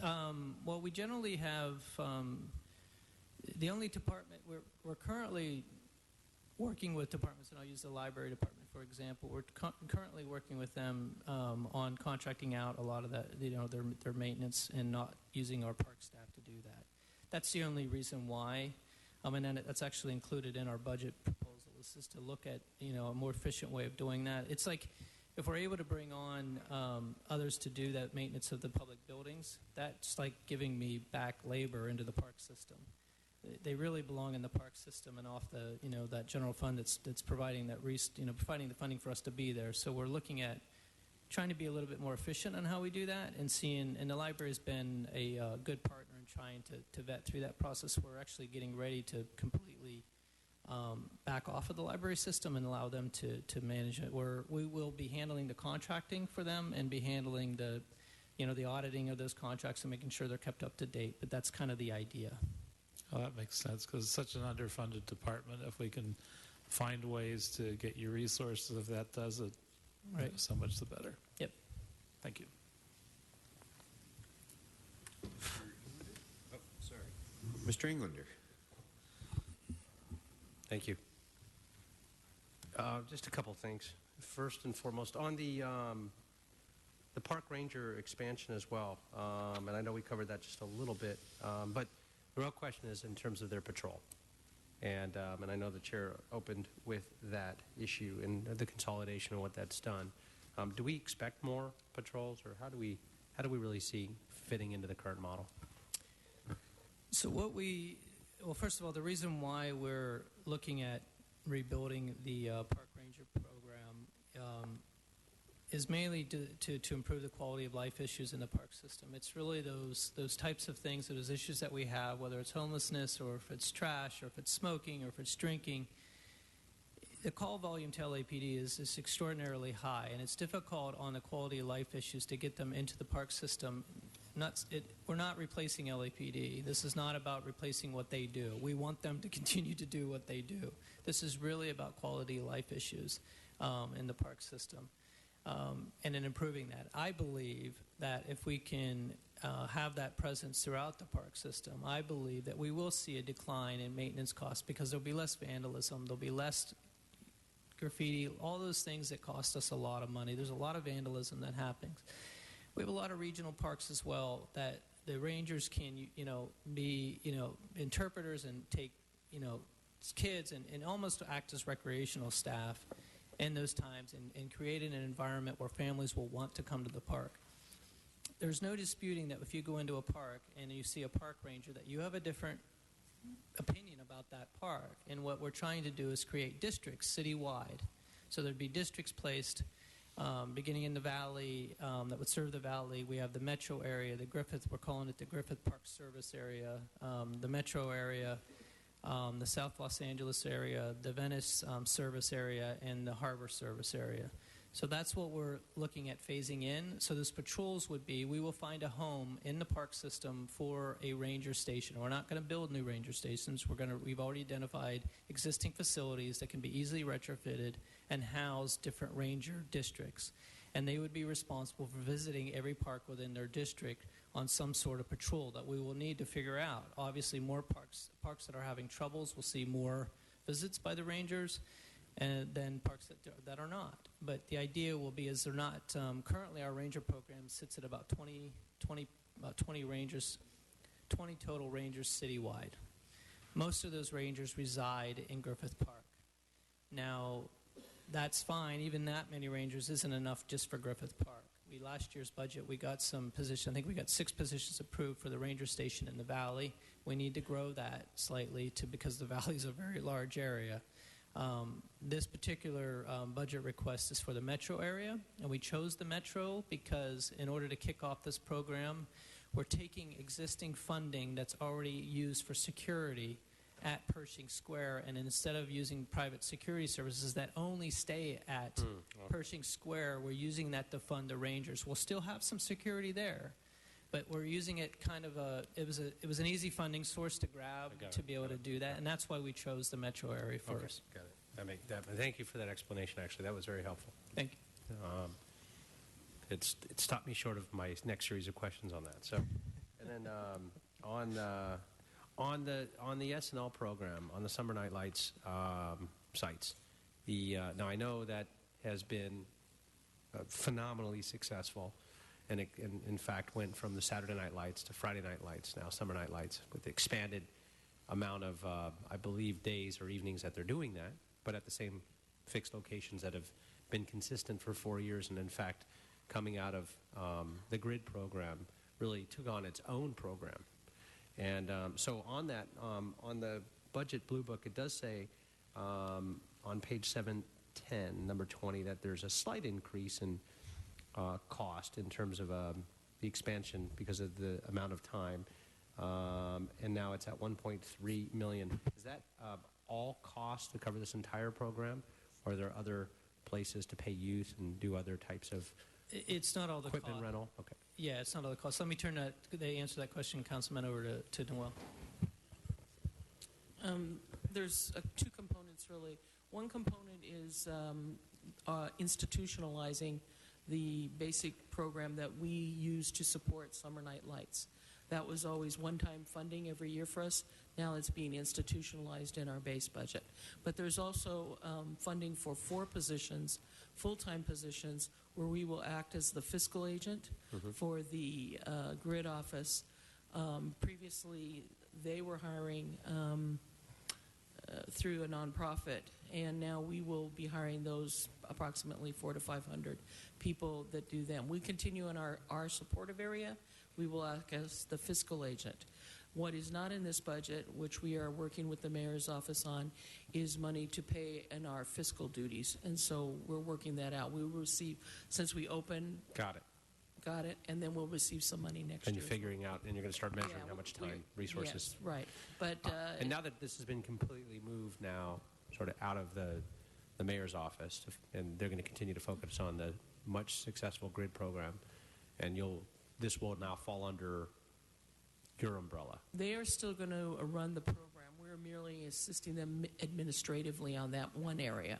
And then we still provide our normal support, opening up the centers, making sure, equipment and everything is there. So who, in fact, is hosting then? Who is the go-to department that is overseeing this program? Does this fall under? We will do that in parallel with the GRID office. Okay. It's both of us. Okay. Yeah. So in that, the history, and without going through the history of where this first came out of and how GRID was initiated, because I think we all know the history of the grant funding and how they came upon the areas dedicated under the grant funding. The grants have now gone away, and we're fully funding it out of the general fund. With the Summer Night Lights program, I'd like to see, because the locations haven't changed in 4 years, is that correct? I believe so, yes. So we're expanding them, but we haven't looked at any augmentation of the programmatic direction of SNL. So first and foremost, if we can put together, and my first request back then would be actually mapped out by district, citywide, of 32 different locations, so we can see if there's at least some representation of this phenomenal program citywide. for all Angelinos to get involved in it. And then I'd like to have that come back for a discussion of what would it take to weigh into that augmentation and get more participation, particularly from throughout the San Fernando Valley, which has the least number of sites. Quite frankly, there are a couple of them, and doesn't necessarily mean the least need. And I understand when this first initiated, the reasons for doing so, but those factors have changed a little bit. So I'd like to have that discussion. So a mapped out, geographically mapped out by council district, and a citywide map of all the 32 locations, so we can see it graphically of where those locations are. And then a discussion on identifying other locations, not necessarily an expansion of resources, but where it makes sense, where it looks like there may be locations that are close to other locations where those can be consolidated and opened up at perhaps a different location instead, because they may just be too far, or some may be closer than need be, based on what we've got budgeted. Understood. That's the discussion I'd like to have. Understood. Okay. One last quick thing. The film industry came and asked me the question, and I couldn't give them the answer, so wanted to ask you. One of the only city facilities that charges an incredible amount of money, and that's why there's no filming done at the location, is the Griffith Observatory. And they said it's just completely off limits because of the pricing structure for filming. And I know we're trying to be film friendly and, in fact, open up City Hall to filming at virtually little or no cost, and most of our other facilities. They said that's just been locked off because the pricing is so high. Is there a direct reason? Do we know if that's been looked at? We could report back on that. I suspect it's because of the volumes of people visiting the observatory. I know we're closed on Mondays, which is when we try to do things like filming and things like that at the observatory, but I presume it's because of the mass amount of people that go there on a daily basis. We just recently completed a pilot project of the amount of vehicles entering in that area of the park just because of the mass. It's been an incredible uptick in amount of people trying to get up to the observatory, the Hollywood sign, and all that. And in over a 3-week period of time, we had 169,000 vehicles go up into that area. So I suspect it's because of the extreme value or extreme high traffic there. But I can get back to you on that, council member. I'm happy to report back on exactly what. And if you can include in your report if there are closure days where they are closed, right? If it was available at least on some of those. Yep. Might be worth looking at. Okay. Gotcha. That's all I got. Thank you. Thank you, and I'm eager to see that report back as well. I do want to note that the department has done.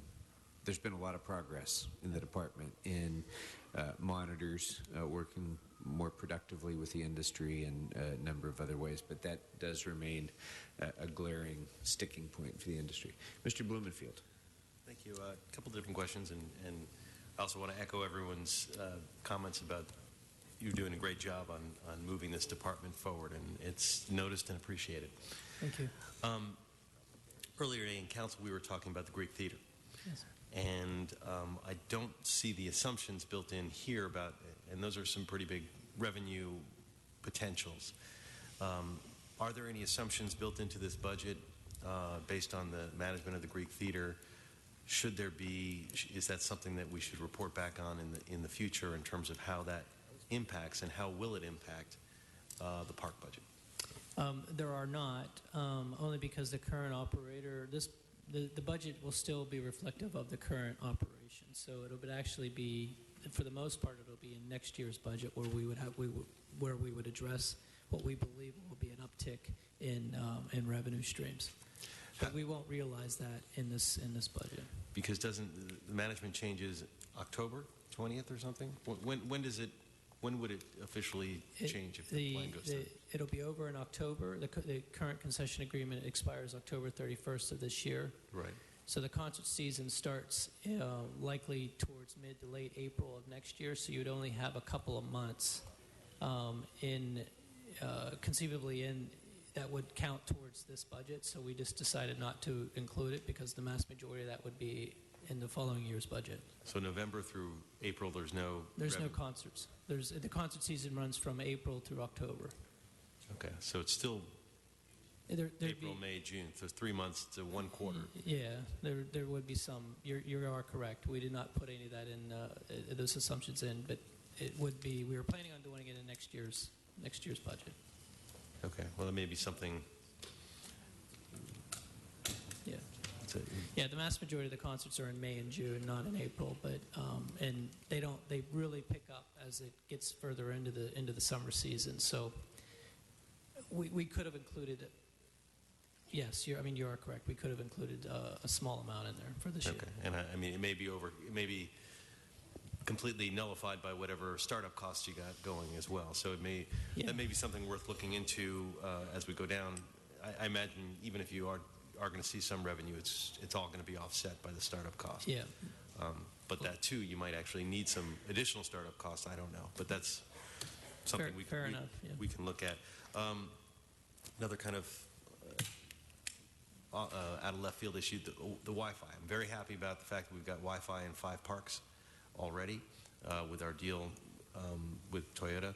Is that going to be expanded? Is there anything in the budget? I didn't see anything in the budget about potential expansion of that, but what are the plans? That was through a sponsorship with Toyota. We're hoping that they will renew the sponsorship, but I can't answer that definitively today. We are in constant conversation with the party that we did partner with on that. There is interest, and we're looking at other sites as well. But we haven't finalized any agreement yet, but we are actively pursuing it through sponsorships to do that. There was not anything put in the budget for it, but because we were planning and hoping to do it through a sponsorship agreement. But it's looked at as a revenue neutral item? Is that the issue? Yeah, I mean, we didn't pay for, we're not receiving any funding. We didn't pay for it, nor are we receiving any income from it as well. We recently went through our board of commissioners through discussion of the fiber huts and things like that with the city's larger plan, and we hope that the park system will be heavily engaged with the city's overall plan because we feel like we've got the land to allow really for Wi-Fi to take off in exchange for allowing these fiber huts and things like that to be put into parks. That the parks would benefit by having free Wi-Fi, and there'd be no charge to us from that. Again, totally neutral in cost, but we're looking for service in the long run, and that's really what we're counting on. Is that probably will make the difference. It's doing it by sponsorships is probably going to take us a long time. Sure, but that one is we're really, and I know you're a leader in that initiative, and Steve Reniger has been great, and we've been partnering with him on that. Right, and you're to be certainly commended for being fully cooperative in that, and the parks are, as you mentioned, playing an integral role in that. Another issue, you often don't think about rec and parks and sidewalks, but rec and parks actually has a big role to play when it comes to sidewalks. Maybe you could tell us a little bit about that, not only in terms of the funding and what you're doing in terms of the sidewalks, but also in terms of alternative sidewalks, which is something I've been interested in, and Rec and Parks has actually had some leadership role in terms of permeable materials and alternative materials. All right. So there's two things. I think your first question is regarding the city sidewalk program and why the heck we're involved with it. But a number of years ago, we've been looking at how we can move projects along faster for many years. So years ago we began adding as-needed contracts, construction contracts, to help us move park projects. And I hope you've all seen park projects moving faster in all of your districts, because it's really because of the amount of work that our contracting group has put into having these kind of pre-qualified as-needed contracts at our fingertips. That became a valuable resource to the city sidewalk program. A lot of the sidewalks, as the city decided to focus on the sidewalks around public facilities, obviously parks are integral in that, and in my mind, there's no better place to invest that money if we have poor sidewalks around a park. So we took on that as part of our role in the city sidewalk program to help manage. Of course, we're getting a lot of support from the Bureau of Engineering, Street Services, and others. But our contracting group is providing a lot of the contracts that are actually helping keep that project moving and to get some of the work done. I think last year we played a very integral role in a very short amount of time to get a number of sidewalks done around the parks. So we're continuing to cooperate and do that, and with those resources focusing in and around city parks. As far as alternative materials, we're not, because those sidewalks are in the public way, we haven't really been involved in discussions like that, but we certainly use in and around the park system as much decomposed granite, different tiles, permeable pavers, things like that throughout the park system. Mostly decomposed granite is probably what you find is the most popular path or trail material that we use. If I could add specifically, in the current fiscal year, the department was given $3.6 million for actual construction work. They're expected to spend about half of it this year, and the other half will be transferred over for next year. Overall, there's about $9 million for additional work managed by BOE, but a portion of it will be parceled out to the department for the sidewalks around different rec and park facilities. On top of that, for next year, there's an additional $371,000 given to the department to help them facilitate that work. And if you recall, under the Willits litigation, our first objective is to ensure that all city properties are accessible, and obviously Rec and Parks probably has the largest footprint of city sidewalks, and so this will be certainly within the first 5 years a major component of the overall compliance. Thank you. I have a couple of questions. One of our colleagues asked me to ask you either for a report back or for an answer on a couple of things. One, actually, before you do, Mr. Blumenfeld, yes, if I could just piggyback on your sidewalk question. You started certainly by saying people don't think about sidewalks and parks very often. I think about sidewalks and parks all the time, and so I just want to emphasize again how critically important it is that we repair your sidewalks with all deliberate speed. I want as much money spent as fast as you can in repairing those sidewalks. I don't want another year and this is not just a Rec and Parks issue, this is a citywide issue. I do not want another year to pass and have department heads come to me or the CAO come to me and say we didn't spend all the money. Spend the money. Spend the money. Spend it fast. I agree with you 100%, both for the public good of the parks and for the patrons, and for our sanity as we see all these liability cases coming forward all the time. And that's certainly a place of interaction with folks where we clearly would have liability. So it's good to see that moving fast. So one of my colleagues wanted to know about CD13 is interested in site acquisition for the Red Car property in Silver Lake. The Trust for Public Land and the County of Los Angeles have expressed an interest in acquiring that property in conjunction with the City of Los Angeles for a future park, a major wildlife corridor. The 10 acres of land in question lie between two urbanized areas. They're wondering about funding options and potential report back for funding options of this area. Yeah, thanks, Councilman. Yeah, I'm aware of the property, very aware of it. So we will prepare a report back on that. We'll have to look at the different funding mechanisms available for that property and look at getting an appraisal done on it, finding what the value of it is. But we're happy to participate in that. Great. And then the other questions my colleague asked, I think one of them you've already been dealing with, which is the list of the 35 most heavily used restrooms. He's looking for a report back about the criteria used to make the determination whether certain parks require more than 2 cleanings a day. Well, I think that's one of the things that I want our maintenance staff to work with each of your offices about, is to make sure that we're fine-tuning this program to make sure that we're getting, because it could be, I'll use and Councilman Vaughn has given a speech, for example. I mean, those restrooms currently get cleaned 5 times a day, and I can honestly tell you that's not enough. But so there's facilities out there. We'll just have to decide where the best place to spend that money is, and I'll do that in collaboration with each of your offices. We do have a preliminary list, but happy to have a discussion. The criteria was simply based on how busy the park is. I mean, and that's all. That's as simple as I can say it. If there's a lot of programming going on there's a lot of action in that park. then we thought it would be a good candidate. But I'm happy to sit down with each of the districts, to our maintenance staff, to make sure that we're dialed into the appropriate parks. And a third question from my colleague, I think you've been addressing this, but it has to do with the Metro Ranger program and specifically how those positions will be used.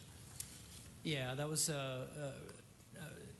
earlier. I stated that the current, what we put in our budget was, this is a phased plan. So this is we'll call this kind of the first year of the plan, and we chose the metro area. Mainly just because there was an existing funding source that we had there for security services that we're going to change some of that funding to pay for the ranger staff. In the budget, there's 10 positions, 10 ranger positions. And the deployment of them would be out of Pershing Square and would go to the parks, in the surrounding area around the metro area. But they would be deployed in such a way, it's going to be based on the issues that are happening in each park. I can't tell you today that, the ranger would visit every park in that district. It might depend on, what's going on in that park, and it may require more than one visit per day. But the idea is to have that similar type of model in all areas of the city. So the Valley, Griffith Park, metro area, the Venice area, South LA, and the harbor area is where we want to get to. So this is really the kind of the first step towards doing that. Great. Thank you so much. Thank you. Mr. Bonin. Thank you, Mr. Chair. I will be brief. Although Mr. Koretz and I really can't see each other from the way this was positioned, he's clearly been reading my mind, because not only did he ask all the sustainability and the turf replacement questions I was going to ask, but he also put in a pitch for the superintendent position at Venice Beach. So let me know what in CD5 I need to be advocating for. Thank you. Thank you. I did want to underscore that point about the superintendent at Venice Beach. It isn't just baffling, it's really negligent that we don't have that position. Millions of people every year, and there is really no one who's in charge. There's no one on site in charge full time, and it's just wrong. The staff there is amazing. The maintenance staff does a great job. We need 5 times as many of them, but the recreation staff is amazing. But there's nobody there who's at the high enough level to be managing a facility like that, to be thinking forwardly about safety, about security, about community relations, about branding, and it's absolutely necessary. So I know you mentioned it, and Mr. Koretz mentioned it. I just want to make sure that it's clear that CAO and CLA were asking for a report back on how we can establish that position in this year's budget, because we're asking for a world of hurt by not having it, and it's long-term costs accumulate because there's no effective management down there.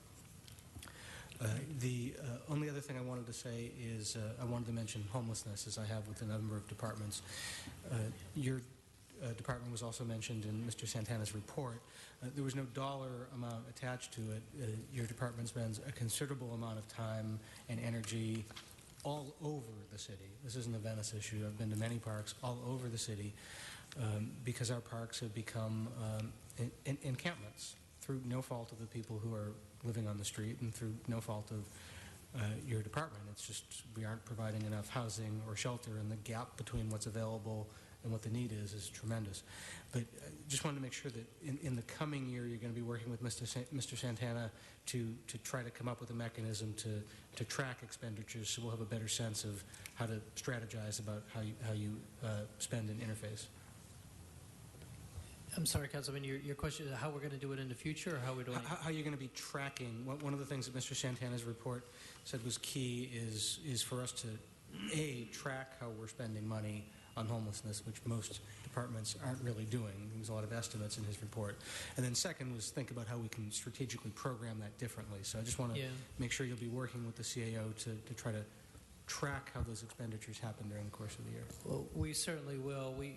You're right in that we don't have a good plan of how we do that. I would say currently, mainly what we've been using is one or two of our park rangers who's been our kind of liaisons to this issue and been out, and I think you've seen them in many of the parks. But as far as tracking the costs, there's a very easy way for us to do that. We'll work with the CAO's office to make sure that that's done appropriately and accurately tracked. Thank you very much. Thank you, Mr. Chair. Thank you, Mr. Bonin. And on that superintendent issue.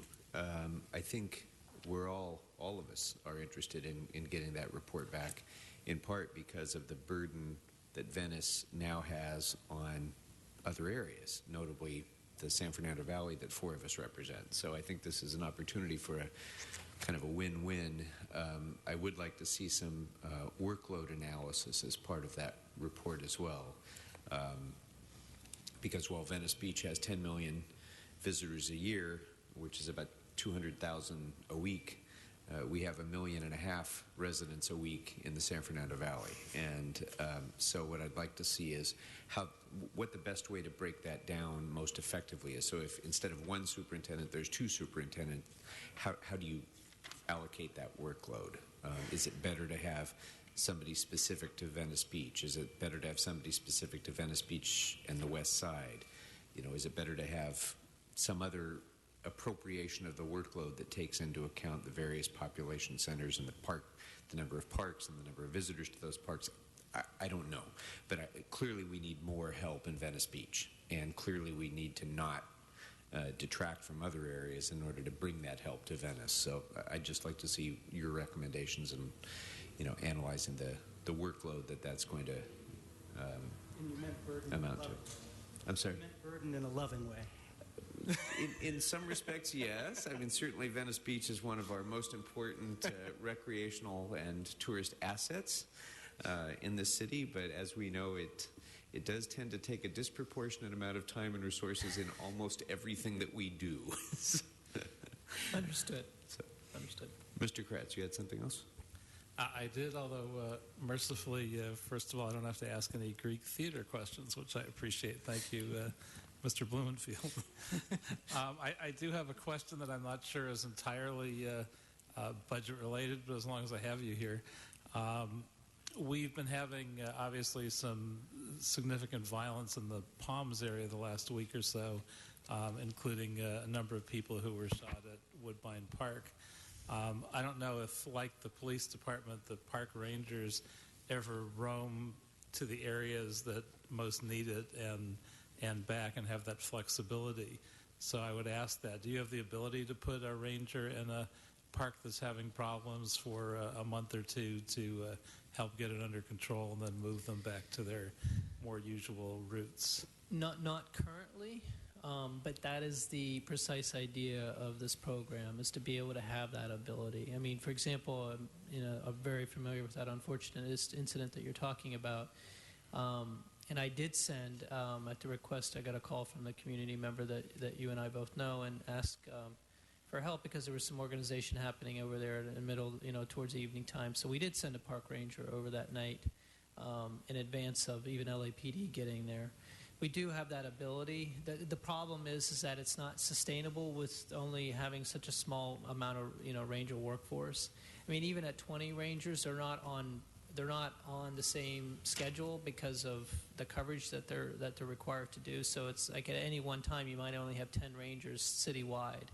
So it's just not sustainable or reasonable to think that we'd be able to do that. But that's precisely part of the reason why we need to start looking at these. That's a huge quality of life issue with that park. I mean, with your help, that was one of the parks that we spent so much time renovating and bringing it back to the community and bringing it.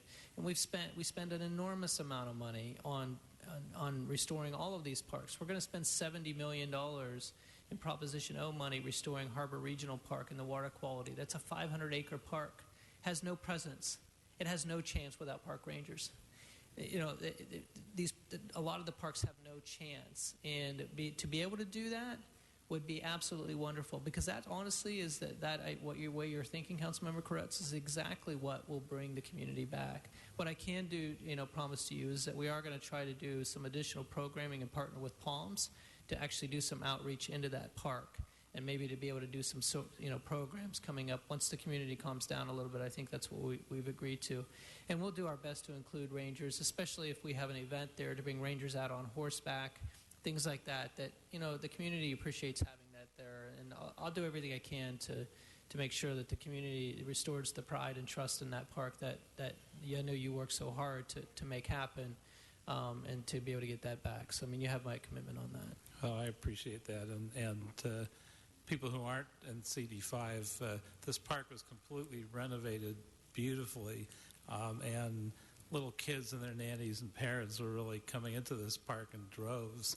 And it's somewhat ironic that then this took place, and I'm sure many of them are fearful now. So whatever we can do to help change that would be great. I appreciate all your help on that. Absolutely, absolutely. Anything else, members? Mr. Shaw, I just want to say thank you to you and your staff, because Rec and Parks has suffered horrible cuts over the last few years, and you personally and all of your staff have really kept it together with baling wire and masking tape sometimes, I think, and it has worked, and you've continued to provide this invaluable service to the public. And I see Ramon in particular. I want to say a shout out to all that he does for our parks, particularly in the Valley. And it has been a very, very difficult few years, I know, for Rec and Parks. But you've kept it together, and now hopefully we're at the point of turning a corner. So absolutely, thank you. Thank you so much. Thank you for your great service, all of you. All right, anything else, members? Okay, so then I'd like to invite up the Department of Transportation, but before they come up, I did receive a number of more public comment cards, and they all relate to transportation. So before the General Manager comes up, I'd like to invite up those speakers to come and speak. So the first card is Amanda Mesa, followed by Jackie Valladares, followed by Michelle Crawford.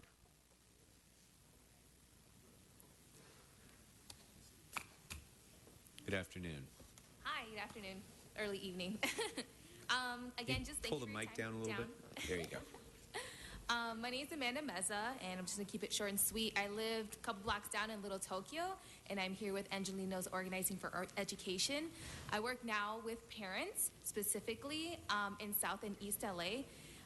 And after just many conversations, one-on-ones, and things like that, I was interested to find that they weren't just passionate about like the teachers in their school or their PTA events, but one simple concern, and that was safe streets. They simply wanted their kids to get home safely.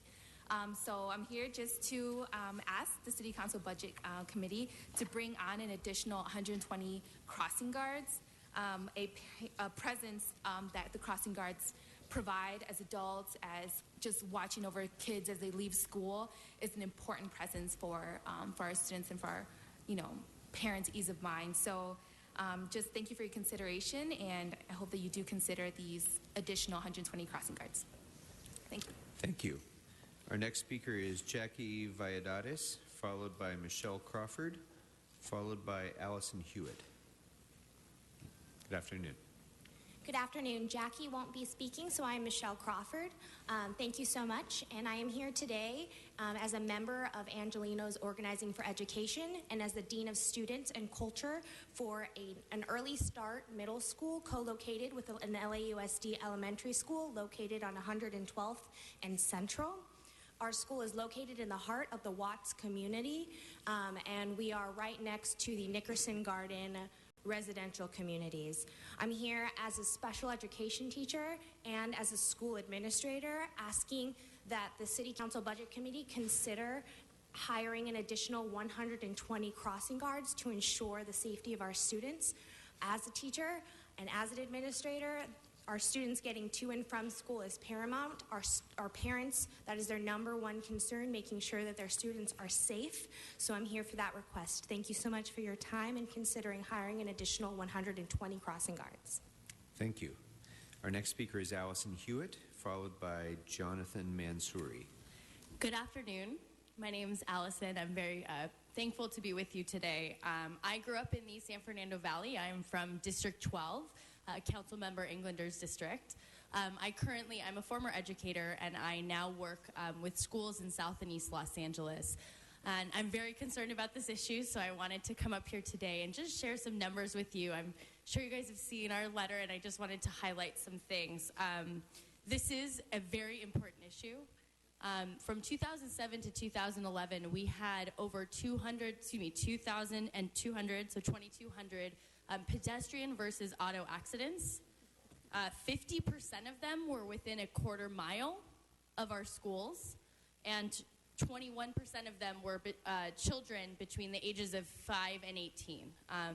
So I'm here today to ask you to please consider this issue. I'm sure you cannot stand idly by as the children, the parents, and our community members are threatened. So I'm asking that you reinstate the 120 crossing guards so that we can safeguard the lives of Los Angeles students and make our communities safe places to be. I thank you for your time, and I hope to have your consideration. Thank you. Our next speaker is Jonathan Mansouri, and then is Susan Reimers here? Okay. Go right ahead, sir. I just want to thank you guys again for giving us the opportunity and time to express our concerns. My name is Jonathan Mansouri. I'm from Highland Park. I'm here representing Angelenos Organizing for Education. We are here asking for an additional 120 crossing guards at elementary schools and middle schools. I'm a former middle school science teacher myself and currently organizing parents in South LA and East LA. This is not just our issue at AOE, but this is our family's issues, and this is a concern that a lot of families in the districts have been expressing. I hope that we do the right thing. I hope that we can take the consideration of the seriousness and urgency of this issue, and that we restore the 120 crossing guards at our elementary schools and middle schools. Thank you again. Thank you very much. And last card that I have is Ms. Reimers. Yes. Good afternoon. Hi. Good afternoon, everybody. Susan Reimers, Neighborhood Council Budget Advocate, and I actually am not going to speak on the DOT. That's fine. Something was raised during the library and the rec and parks, so I just wanted to draw your attention to it. While I was treasurer with the Echo Park Neighborhood Council, we personally, one of our neighborhood purpose grants was specifically for our two libraries, Edendale and Echo Park Library, specifically to get their grounds cleaned. And this was into the thousands of dollars that came out of the Neighborhood Council budget, rather than going through rec and parks and everything else. So I wanted to bring your attention to that, and the reason that it was being cleaned twice a week and needed to be is because both of them really are hubs for homeless living. And this was just for the grounds. This was just washing them down and making sure that, you know, the litter was cleaned up and that places where people had defecated had been cleaned up so that the children could come into the library. And we did care enough about the library that we were willing to do that. But the whole resolution between rec and parks and the library system and this cleanup needs to somehow get resolved so it's not coming out of neighborhood council budgets. Thank you very much and have a great afternoon. All right. Thank you very much. All right. I'd like to ask General Manager Salita Reynolds and her staff to come on up.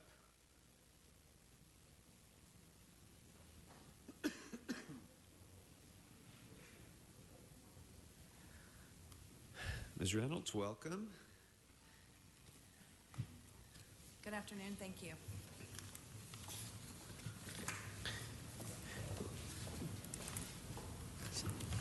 This is your first time through this, isn't it? You betcha. Well, we have received your memos. Thank you very much for that. And you're free to offer any opening comments that you'd like to make. But again, assume that we've read everything. Appreciate that. And thank you so much, Chairman and members of the committee, for the opportunity to come here today. I do want to recognize first my budget team, Selwyn Hollins, Angela Baruman, and Will Halverson, put in really yeoman's work to deliver the department's budget requests. And it's a large department, it's a sprawling portfolio, and it's a huge challenge to pull it all together into something that is coherent. Also have just appreciated working with the mayor's team, the CAO, on the budget. So I would just say briefly, when I was outlining what I think are the department's budget priorities, they sort of fall into three buckets. The first bucket is being appropriately staffed and resourced to deliver core frontline services, including, resurfacing the 2,400 lane miles that the department stripes and signs and repairs as they are resurfaced, the district offices that take in constituent requests through my LADOT and through other venues, having the ability to move in the right direction, digging out from under the tremendous backlog of requests and work that those departments have that are very basic services was sort of our number one priority. The second bucket was really about helping to begin to move on the department's strategic plan. So LADOT issued the mayor's strategic plan for LADOT in October. It identified several high priority projects. Nearest and dearest to my heart were the ones focused around safety, trying to bring down injuries and deaths in the city by 2025 to zero. It's a tremendous challenge, but one well worth undertaking. And we did see some assistance in this budget to help move us towards some of the highest priorities in our strategic plan. And then the sort of last bucket I would identify are investments in technology and things that make the workforce that we have more efficient.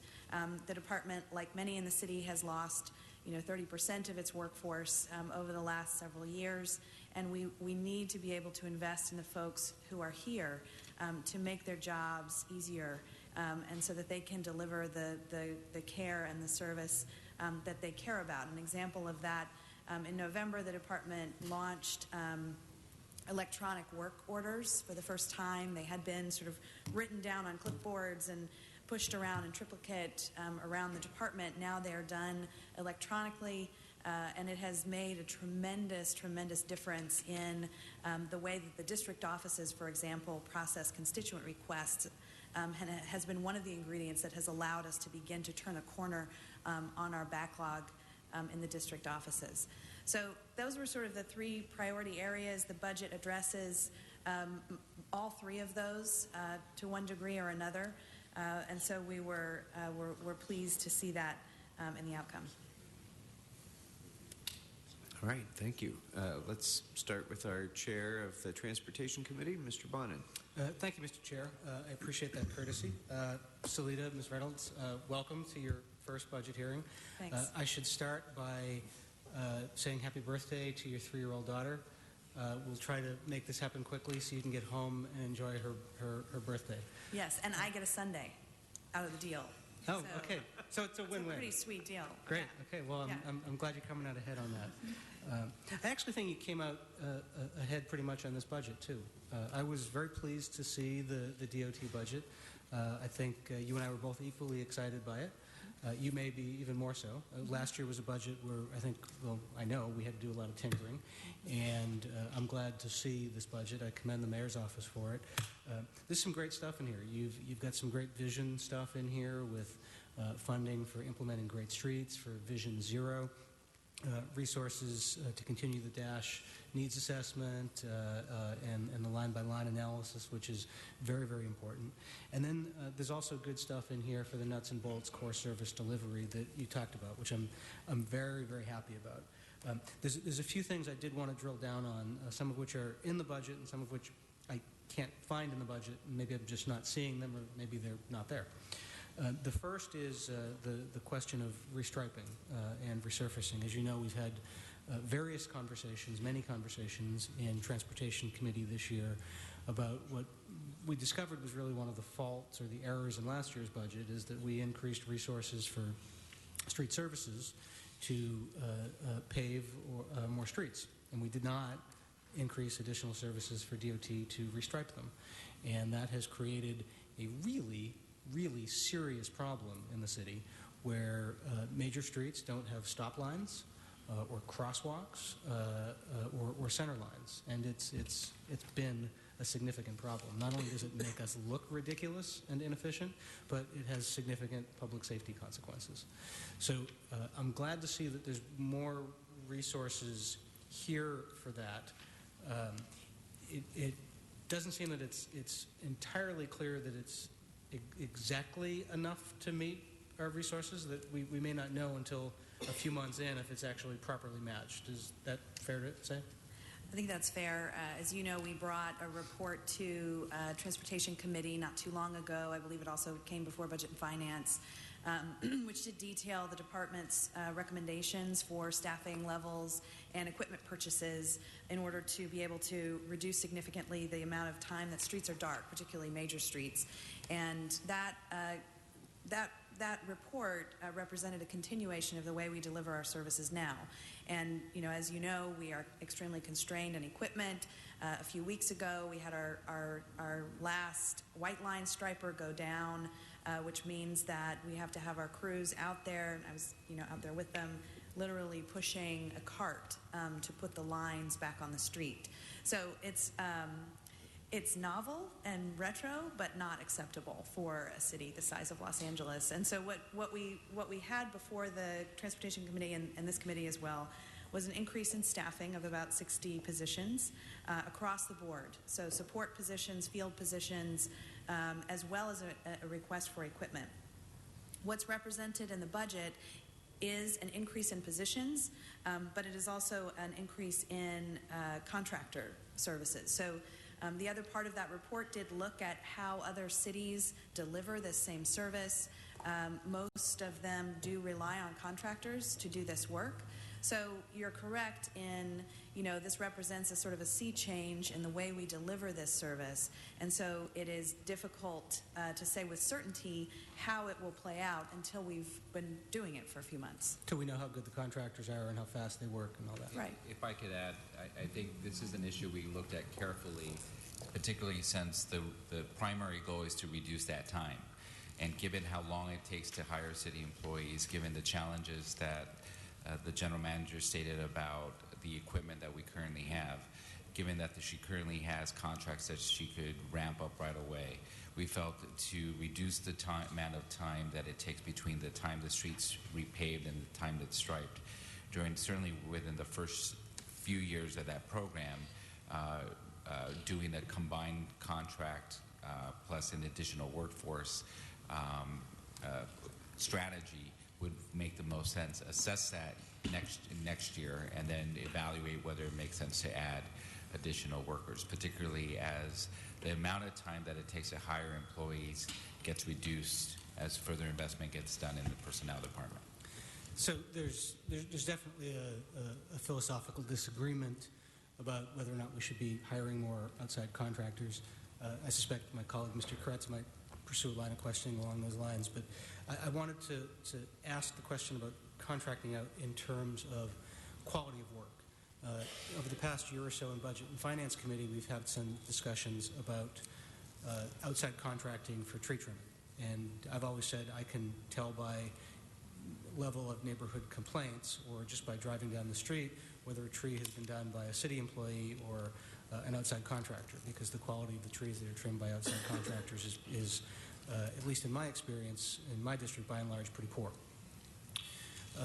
One of the things we discovered as we were discussing this issue in budget deliberations on that department was that one of the things that was lacking was when we made the choice to do outside contracting, we didn't create sufficient positions for quality control, oversight, to monitor that the work was being done according to our needs and our specs. So the DOT had requested more money for being able to keep up with the street resurfacing. The method by which it is done, the outside contracting, is different than was anticipated. So I'm wondering if we have matched the resources to DOT they're going to need to monitor and do quality control on that outside contracting. So my understanding of what's represented in the proposed budget is a couple of additional loop crews. So those are the crews that go and repair the loop detectors that make the signals work, which is another huge issue that we have when the street gets resurfaced is making those repairs so the signals work as intended, but not necessarily additional folks to do the kind of quality assurance, quality control that we might like to do. So in the absence of that, we will be thinking about the folks that we have currently and how we might redeploy them to serve that function, because that is absolutely front of mind for us when we think about, currently we use a contractor to restore streets that have been slurry sealed. And that method of pavement repair is used on residential streets mostly. Streets that are very simple. They got a center line, they have a stop bar, the end. Resurfacing on major arterials and having the contractor do that is a much more complex operation, especially in a city like this, and there's a higher bar for making sure we get it right when we put it in there literally in heat-applied thermoplastic. So we would need to come up with a plan to make sure that the streets as designed are restored properly. Yeah, the fact that we don't necessarily have the quality control folks built into the budget right now is a bit of a red flag for me. Last year was a problem that we created additional resources for resurfacing but not restriping. Now that we're doing the restriping, I want to make sure we match with the appropriate resources to make sure it's done right. So I'd ask DOT, CLA, CAO to report back on how we can make sure that there are proper resources to do the quality control so we do this right. Mr. Bonney, if I could add in contrast to Street Services issues an RFP every year for tree trimming, and that's part of the reason why there's such a fluctuation in cost and quality. Street Services already has ongoing contracts that they utilize, and so this program would be added to that. It's not engaging on the same sort of annual process that Street Services goes through. But I think you're right in terms of, as we sort of think about this as an experiment year to determine what is the right balance between in-house versus contract, making sure that the department is adequately funded to monitor those contracts is equally as important. Thank you. I wanted to ask about crossing guards. We've heard a number of public speakers talk about it. I'm not sure where they got the number 120, but it's an issue that has also been discussed a lot in Transportation Committee over the past year. It's been of paramount concern to a number of members of the committee, including me. It again is a question of safety, particularly safety of children. It's unfortunate that LAUSD has not ever been a partner in a crossing guard program, although I understand that's not all that aberrational in different cities. But particularly as we're moving towards a Vision Zero, I want to make sure that we're taking care of our kids. And we're doing a lot in the city of Los Angeles to try to improve pedestrian safety. Mr. Buscaino and Mr. Englander are doing all kinds of work about preventing hit and runs and catching people who commit those crimes. We're implementing a lot of the Vision Zero stuff. And one of the things that I think the city has made a mistake in doing over the past few years is we have reduced the crossing guard program, both through cuts and through attrition, so that it has continued to shrink. I've heard some folks say, let's get them at every elementary school and middle schools. To my knowledge, I don't think we've ever done middle schools before, so that would be beyond a restoration. But I didn't see anything in the budget, correct me if I'm wrong, about bringing back or expanding the crossing guard program. Is that correct? That's correct. Okay. I think that's a mistake, and I'd like to see us try to fix that. So I'd like to ask for a report back on how we can, at minimum, begin phasing back in the crossing guard program.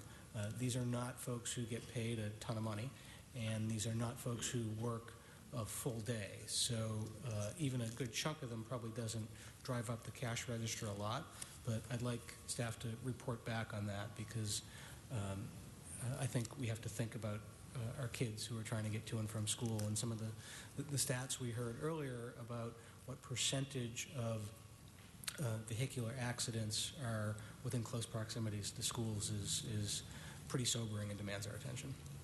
And through the chair, just to sort of echo your comments around safety, I certainly share your concern. We have currently a cap of about 410 crossing guards that we can hire. We are in the process of evaluating all of the corners that we have requests for, and we receive about 6 additional requests every week from schools and from stakeholders, policymakers, et cetera. We do evaluate those corners to see whether or not they meet the requirements for having a crossing guard present.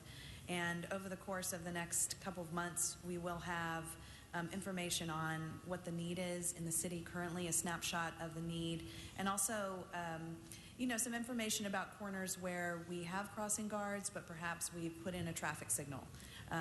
We have crossing guards at a corner, and maybe we could redeploy them. So I think there's an opportunity there to take a look at those recommendations and maybe increase the number of crossing guards that we have.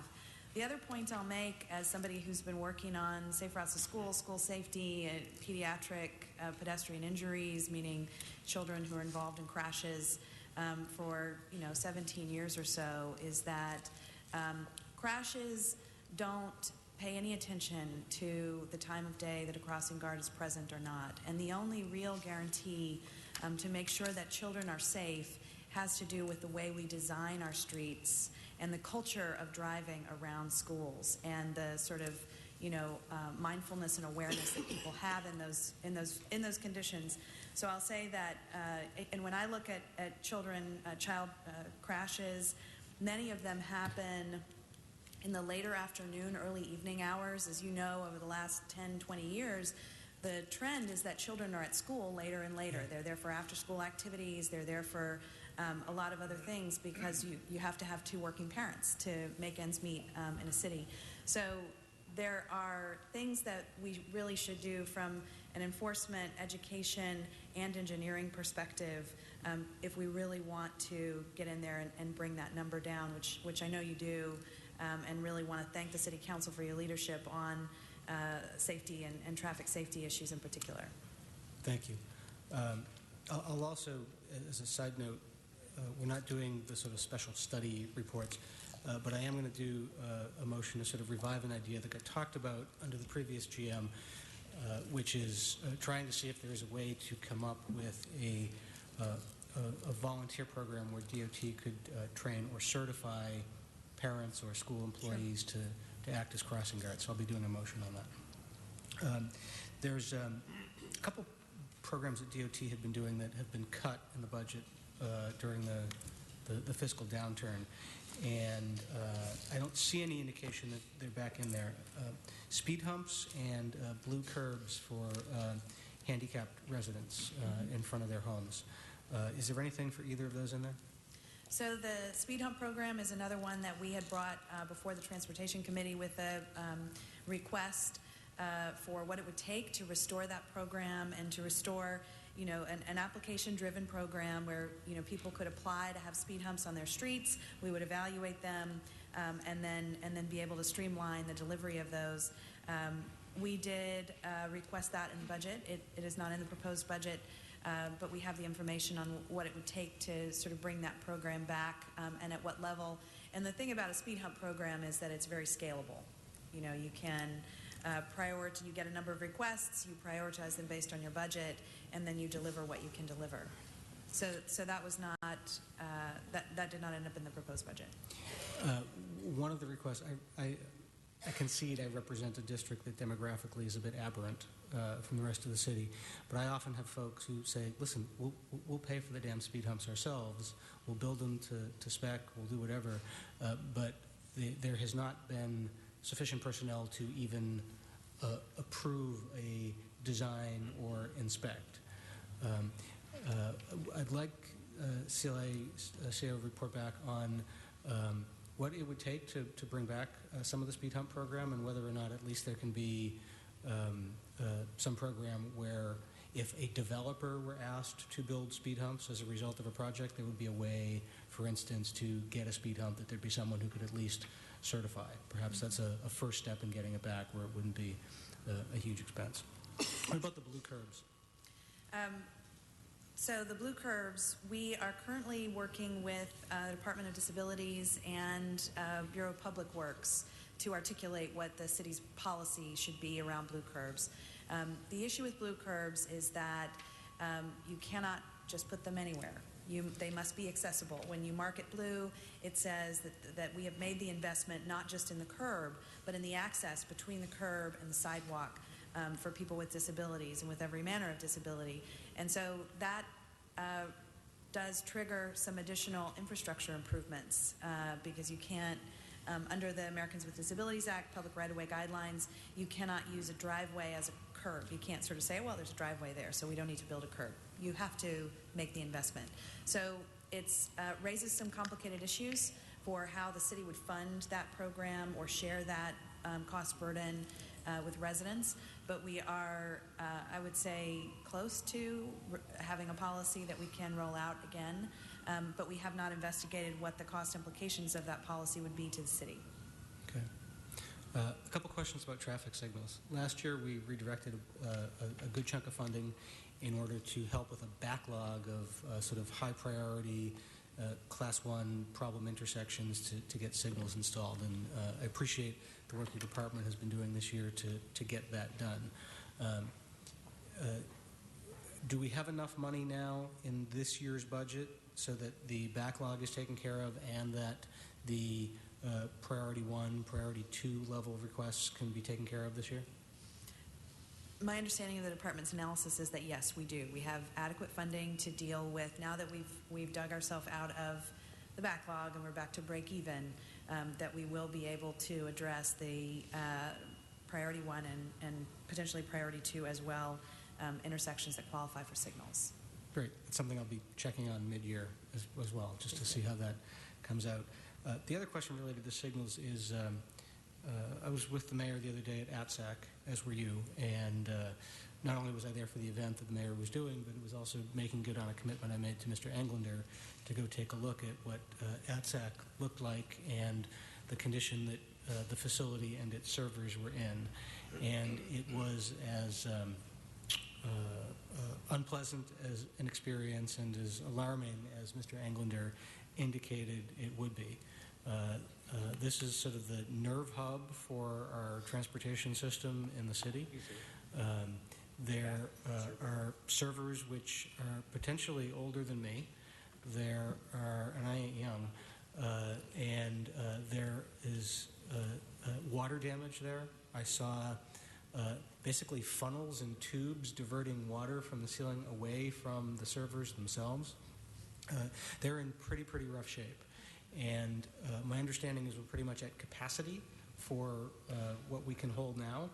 And that's a problem because as we build out more mass transit, particularly as we do the downtown connector, that's going to make our traffic monitoring and regulating even more complex. And so we're going to need more space and more capacity. I don't see anything, any planning for that in our budget unless, Mr. CAO, it's in some other capital improvement budget. It's not in a budget, but it is something we're aware of and we're working on. The Municipal Facilities Committee, which I chair, has been trying to identify what the best solution is. One of the options we looked at was moving it to the current Caltrans building. Unfortunately, because we don't own that building, we're in a lease. It makes it hard to borrow for that purpose. And so we're currently looking at alternative sites, but certainly that need is a significant one and on the top of the priority list to address. My suspicion is moving this is not going to be so simple as finding a location and then just carrying stuff over. I suspect this is the kind of thing that when we get to the point of getting serious about it, there's going to be some first step which is going to require some sort of study of options that'll cost us $100,000 or something like that. Is that a fair assumption? And I think that study is on its way today. That study is something that is funded? Yes, we completed a study a year ago. Selwyn Hans. Yeah, there was a study that was done by the Bureau of Engineering, an independent study to look at what our needs would be. That study was completed well over a year ago. So at this point, we're waiting for it to be scheduled for MFC so we can move forward and really vet out what needs to be done. There is a second study that's being done at the recommendation of the Caltrans building because that was one of the alternative sites. That study we anticipate should be completed probably within the next 45 days. which tells what it would take to actually move into the Caltrans site. The preliminary findings of that are it is feasible. We have met with the director of the facilities for all of the state of California and had assurances from them that this is a possibility. Okay. Thank you for that. I suspect there'll be some follow-up questions on that as well from other members of the committee. Just wanted to follow up on a question that Mr. Englander asked of Department of Recreation and Parks about incentivizing filming at recreation and park facilities. A lot of times we have film companies that are desperate to find parking, and a lot of times I see in Venice, for instance, they use city lots for parking. They use them. I don't think in Venice we allow them to use them on weekends when they're at capacity, but we allow them to use them during the week. Do we charge for that? And if so, do we do just basically the amount of money we would be getting from that day, or do we make a profit on that? We don't charge them. We don't charge at all? Correct. Okay, all right. Well, that was the answer I wanted to hear. Thank you. I suspect Mr. Koretz will ask about the full and part-time traffic control officers. Okay. Oh, okay. Well, I would have wrapped up, but let me ask about the traffic control officers. Last year we had a fairly robust discussion both about the intent of having traffic control officers, the purpose of them, as well as what type of officers to hire. And one of the things we learned in this discussion was that because there was a big discussion last year about do we hire full-time or do we hire part-time, and a number of us were resistant to the part-time for a number of reasons, one of which was we were hoping to see DOT traffic control officers deployed at key intersections to help move traffic, to help get traffic flowing, to prevent blocking the box. And we discovered that the part-time officers aren't trained for that. They can only issue tickets. And we were hoping to get DOT working on the side of people as opposed to sort of the more punitive approach of ticketing, which of course has its purpose. But how has that shifted in this year's budget? So we have sort of two things. One is we do currently have a plan to deploy officers at key intersections, particularly during the afternoon commute, at least 5 of them from each district that would sort of go where they're needed, communicating with the sort of signal brain with ATSAC, which has 550 cameras around the city and can keep an eye on where things are sort of getting a little bit congested and could use some assistance. We will be reporting back on that. That was a plan for deployment that we wanted to bring before the T committee. So we are moving ahead with that program to deploy officers at key intersections. The current budget contemplates a reduction in the number of part-time officers. It has, as the economy has become stronger, the list of interested applicants has diminished. And so, we think we may have kind of hit that right balance of the number of positions that we would want to keep at the department. I will say that an advantage of having the part-time officer program is that it allows both the officers and the city to learn about one another, to train those folks, and then also to sort of determine if this is the right place for them and if they're the right fit for the traffic control folks. And so there is I would say a significant benefit there because we have moved a lot of the part-time officers into full-time positions. So we create this sort of pipeline of folks that we can constantly use to increase the ranks of the full-time officers. So I think there is value in having a part-time officer program, but I think we're sort of finding the right number. Yeah, I mean, you could make the same argument that we should have part-time cops and firefighters to see if they're a good fit, too.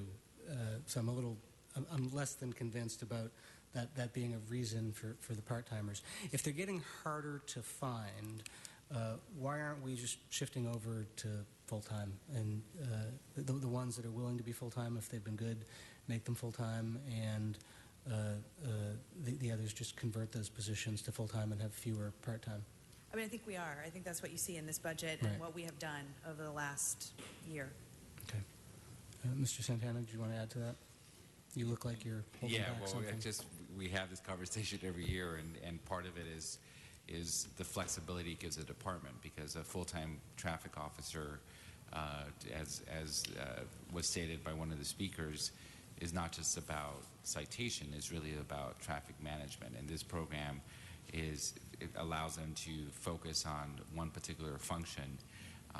And so when we did the cost-benefit analysis last year, there's a benefit to having a robust part-time program. But as the department is moving forward, they're clearly moving in the direction that I think this committee and the council is looking for them to move towards, and that is to more full-time traffic officers.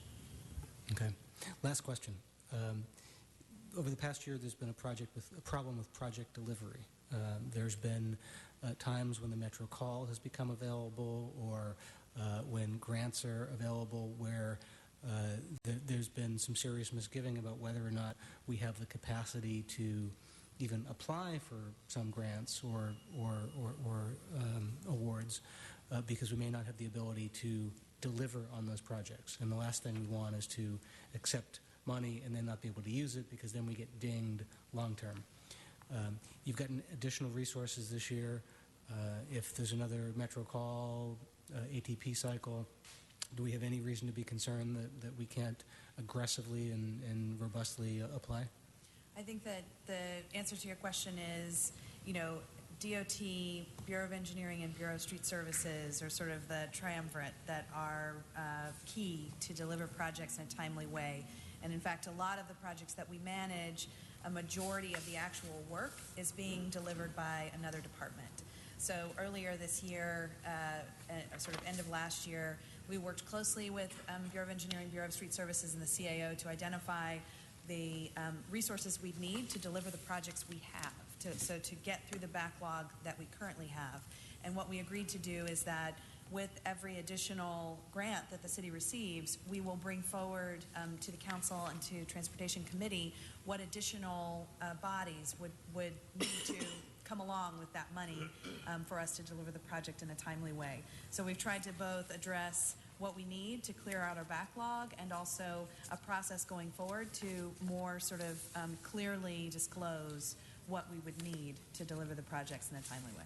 Thank you. And just for those constituents who've been emailing me, asking me to ask questions about the Dash bus system, the department is, just for the record, conducting a line-by-line analysis of the Dash system and conducting a needs assessment about where there is potential for expansion of the Dash system. Just want people to know that.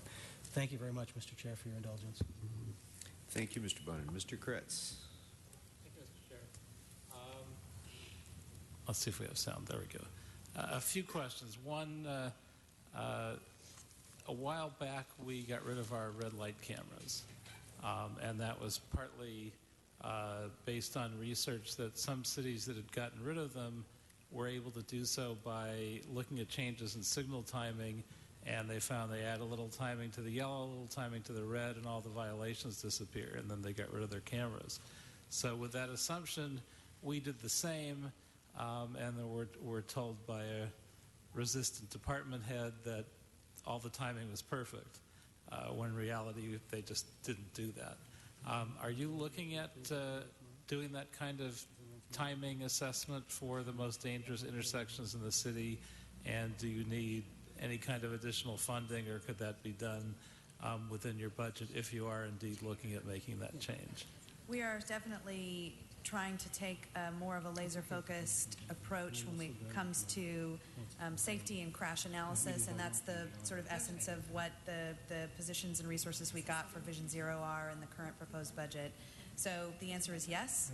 We would definitely be looking at the whole toolbox of traffic signal timing, depending on what the cause of the crashes are at each of the our highest crash locations. So, there's a huge toolbox of things we can do, all that are within our sort of jurisdiction and control to implement, many of which are relatively invisible to most folks. So they're sort of lighter touch but higher impact and return on investment. So yes. Very good. And on striping, most of that was discussed. I'm just wondering if we're able to obtain more vehicles to do that more cheaply. I think we go to Sweden right now for some pretty expensive vehicles, if my memory is correct. Are there cheaper vehicles that we can find somewhere else so we can purchase more of them and get more caught up?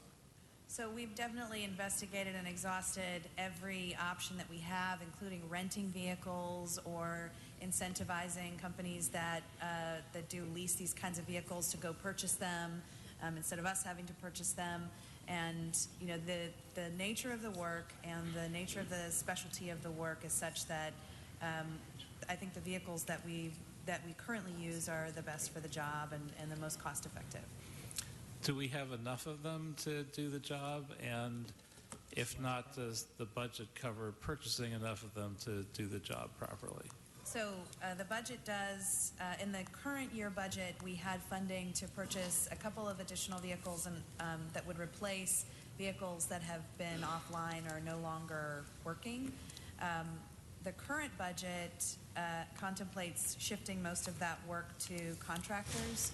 So if that occurs, then that sort of equipment burden would fall to the contractor.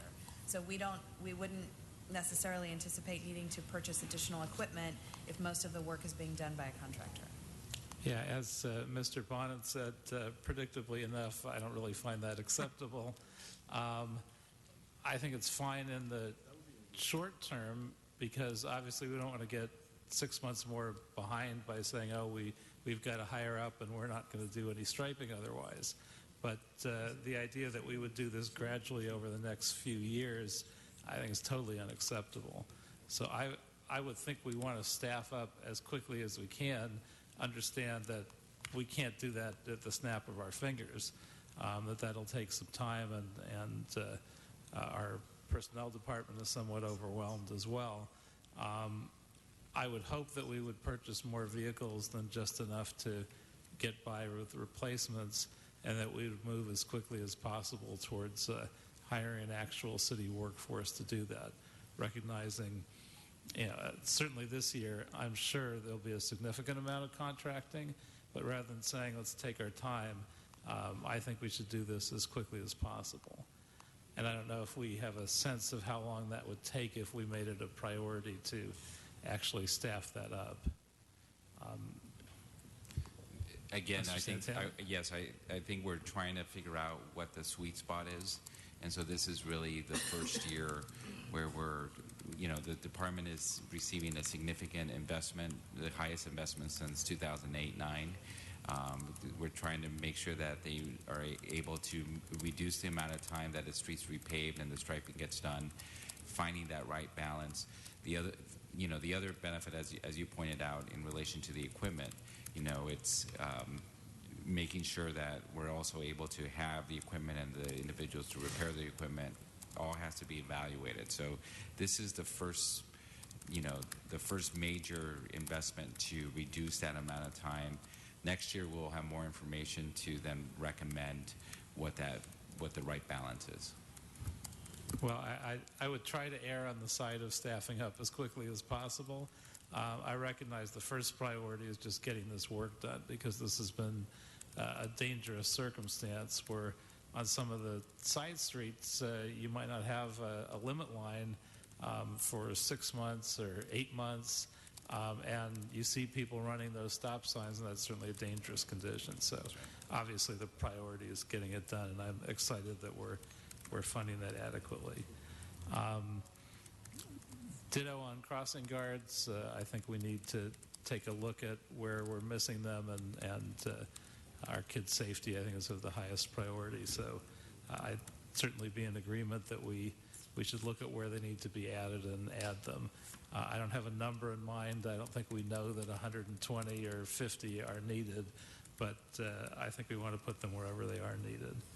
On strategic capital planning, I think this is an important item. I don't know why we would want to sit around waiting to start doing strategic planning unless we really think it's not needed in the next 6 months and we're in no hurry to do it.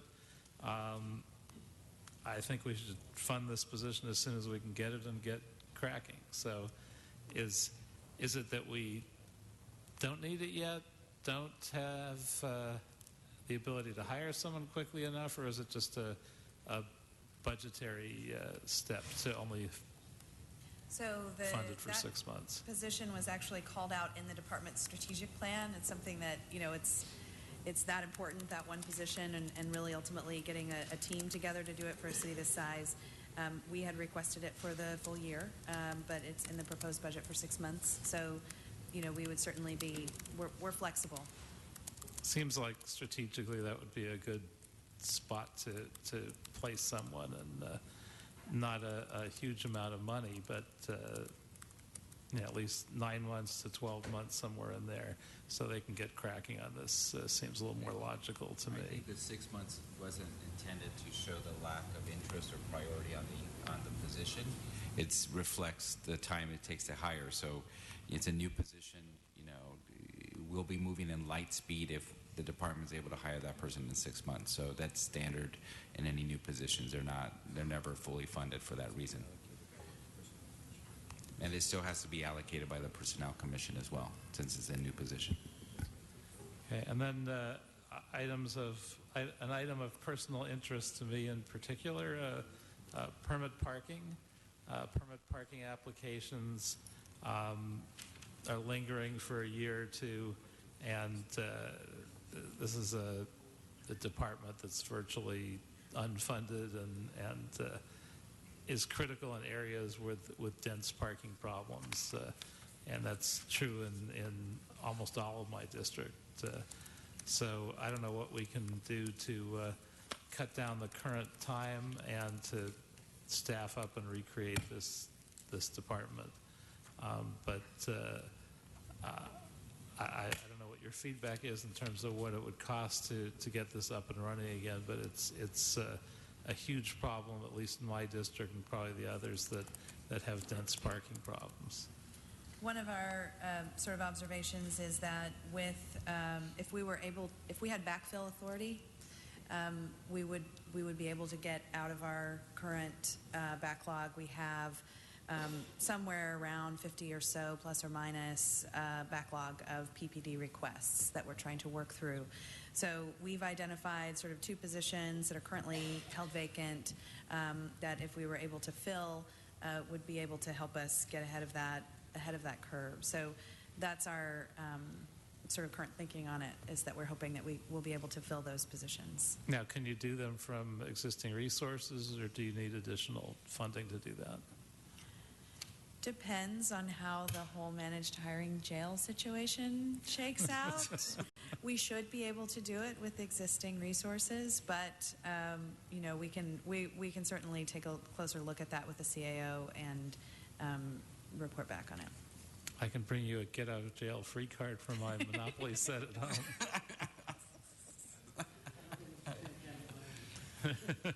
Perhaps not. There are three characters in that jail. I hope Selena's not one of them. And lastly, I believe, actually maybe not quite lastly, but close, I have a question that Mitchell Farrell wanted me to ask about Mohawk Bend, which is obviously an increasingly dangerous intersection that you're aware of with a blind curve and accidents with pedestrians and motorists. So I know that was identified as a funding priority when funding is available. Is funding likely to be available within this budget? Yes. So we're completing the signal warrant evaluation for that location, and as soon as that is complete, then we'll move ahead with determining how to handle the situation there, whether it's full signal or some other treatment to deal with that issue. Very good. And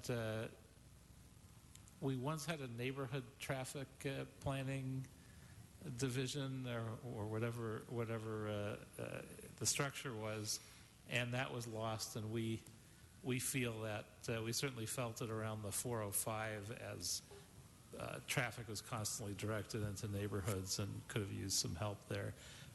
Is there any plan to restore that effort either in this budget or in future years? So related to Councilwoman Bonin's earlier question, about sort of the speed hump program as being a first step in that direction, and that it would, that the speed hump program could also contemplate other things that are in the traffic calming toolbox. And so we had brought that, what it would cost to get that program back up and running to Transportation Committee, and it was one of the things that was in the department's budget request. It's also scalable, as I mentioned, so we could get some initial investment, could at least begin to lay some groundwork for what a full program would look like. And I would just say, when it comes to traffic calming and speed management, it's really important that even if somebody has the money to pay for something, that they still have to meet a certain bar. There still has to be a demonstrated problem, and that we don't want to be sort of in the business of passing out speed humps to whoever has the money to do them.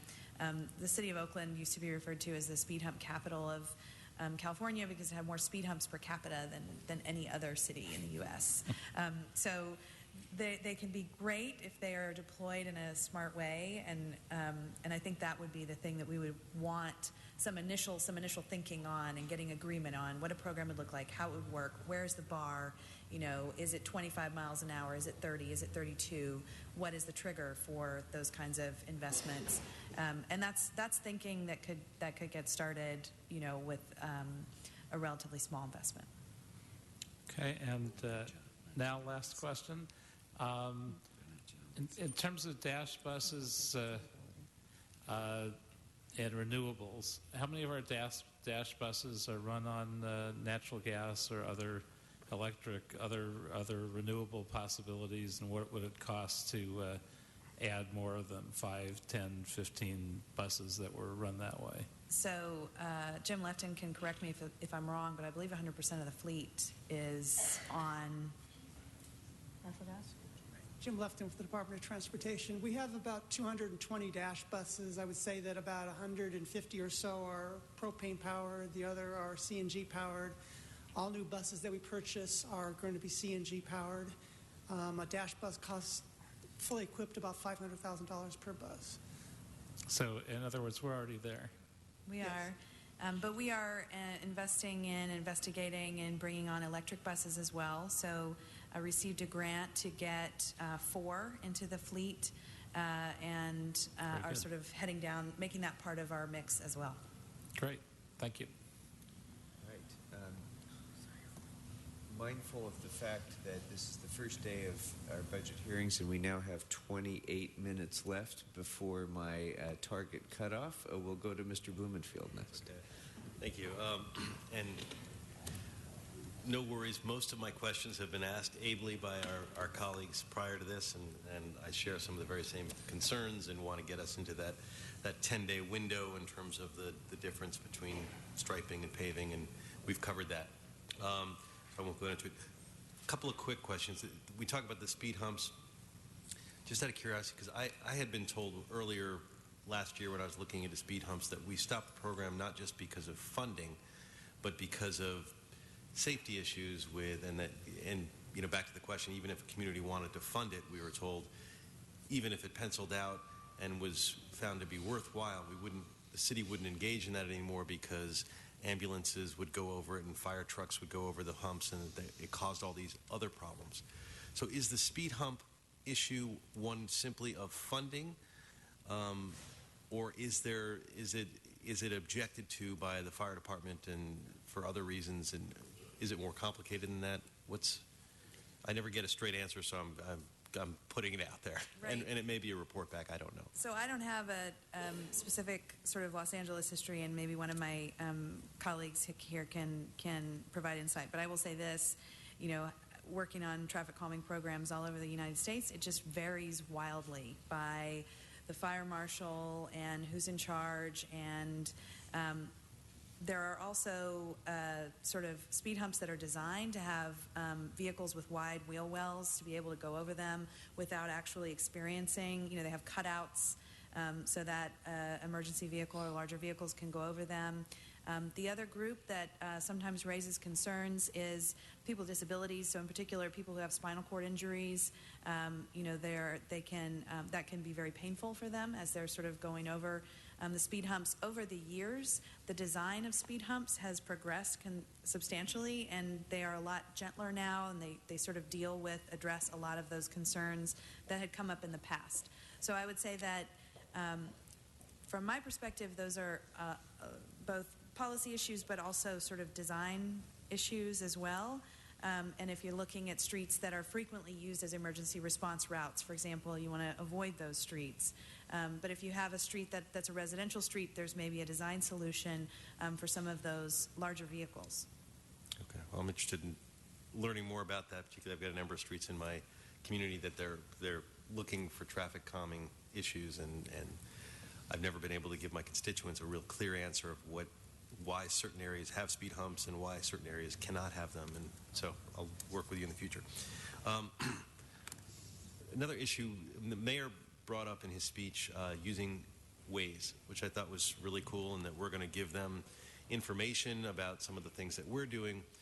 Are we also going to be using the Waze platform for some of our own traffic information, and can that save us money in terms of our own extensive network and trying to, it always occurred to me using Waze that we spend a lot of money with cameras and all sorts of other things, and I probably have better information on my handheld phone because I'm getting the real-time information from everyone else. Are we going to be getting the information back from Waze as well, and will that save us money? If so, how? So the answer to your question is, what we have with Waze and Google is a data sharing agreement at the moment. So it's not really a service agreement where we can tell them what to do and they can tell us what to do. It's just that we're sharing information. So there is a pretty wide array of ways that opportunities to use that information. And I would just say that we have not yet been sat down and articulated exactly how we think it will benefit us. I will point out that University of Southern California has been engaged in a 3-year partnership with Metro to compile a large database of all the real-time transit and traffic data in the city. So there are huge opportunities for us. We just haven't sort of articulated exactly what those are and how we'll be using the data. There's no question that, in terms of just understanding, whether or not when somebody says, well, Waze must have discovered my street, look at all this traffic, and we'll be able to look at before and after and see what the actual patterns are over time. Will help us a lot with just having those conversations with people who live and work in the city. So we are working on how we might use that in sort of all the different ways, all the different opportunities we have, and whether or not there are cost savings to be gained there, it's not clear. Okay, well, I'd certainly be interested in following that, not so much as a budget report back, but as you work on this going down the road. Thank you. A generic report back, probably for Transportation Committee as well as the Innovation Committee. We'd both be interested. You're new to the department, and you bring a lot of good energy and new ideas. And I want to commend you for that. Have you been changing the metrics, and if so, how, for success for the department for this year? I mean, there are a lot of metrics outlined in the book. Department of Transportation happens to be one of the departments that probably is most easily measured when we're looking at performance-based budgeting and performance metrics. It's the poster child for it. So how and if have the metrics been changing? So it's a good question. So and I appreciate the comments. When we issued the strategic plan, we laid out many metrics that we wanted to measure, and they had a lot of them were focused on customer service, in particular, how quickly we respond to constituent requests and whether or not we're getting out of our backlog. We also were looking at how many signal timing changes we were making, specifically with an eye on safety. How many crosswalk upgrades were we implementing, again with an eye on safety.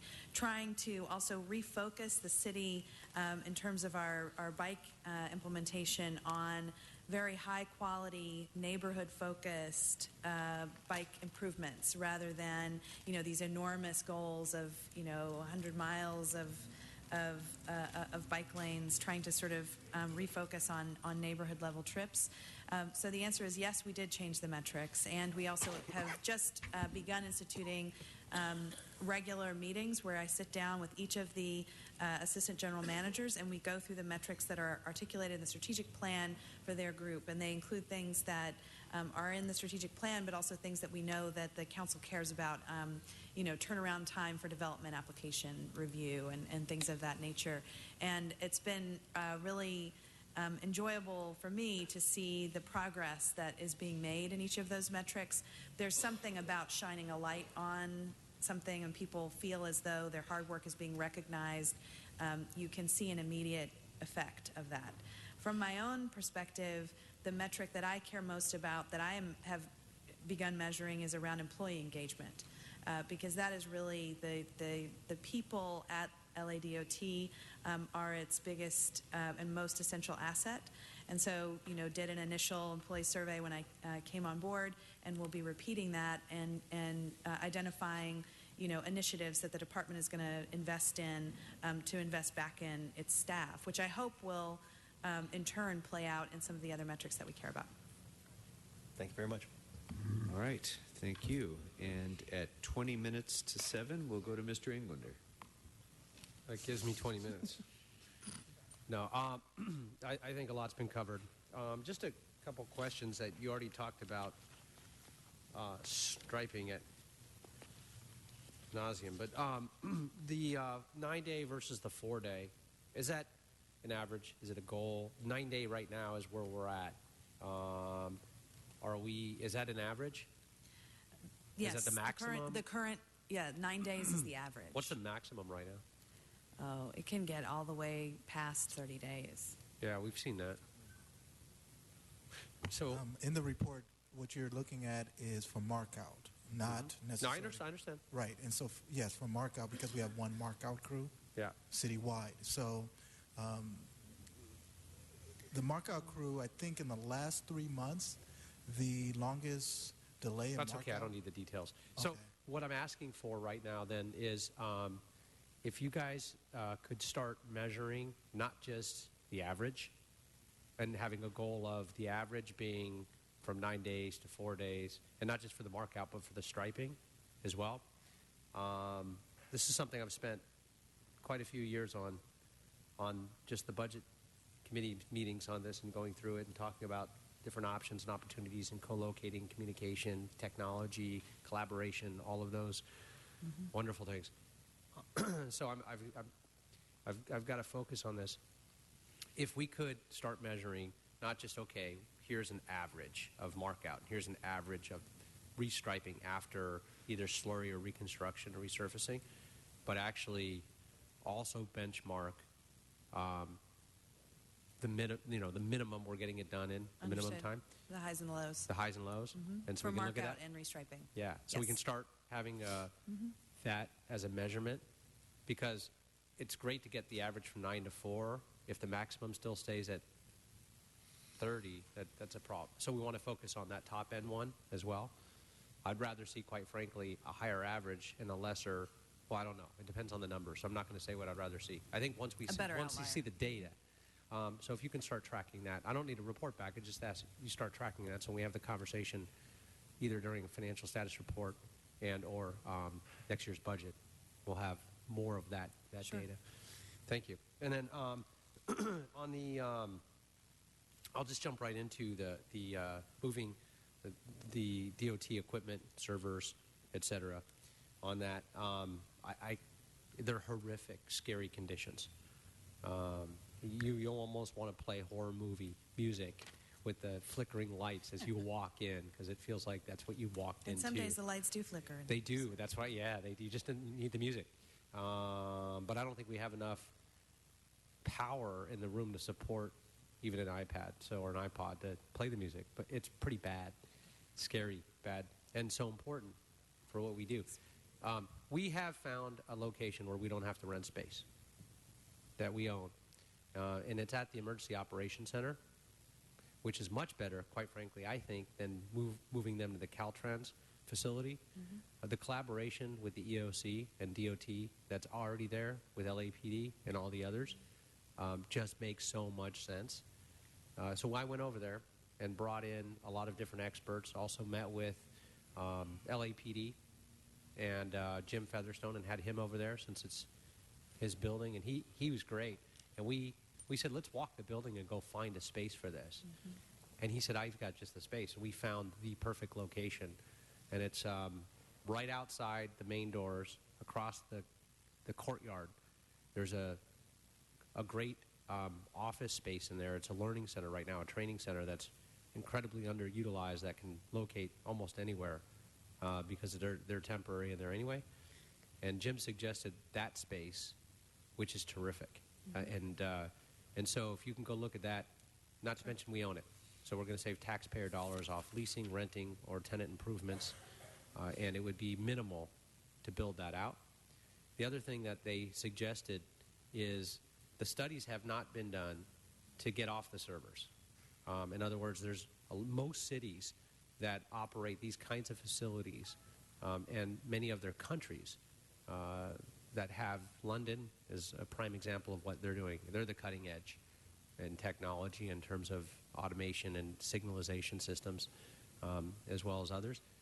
It was suggested we model it after some of their best practices and putting a lot of this into secured cloud systems, get rid of the servers, get rid of the maintenance. A lot of them are falling apart anyway.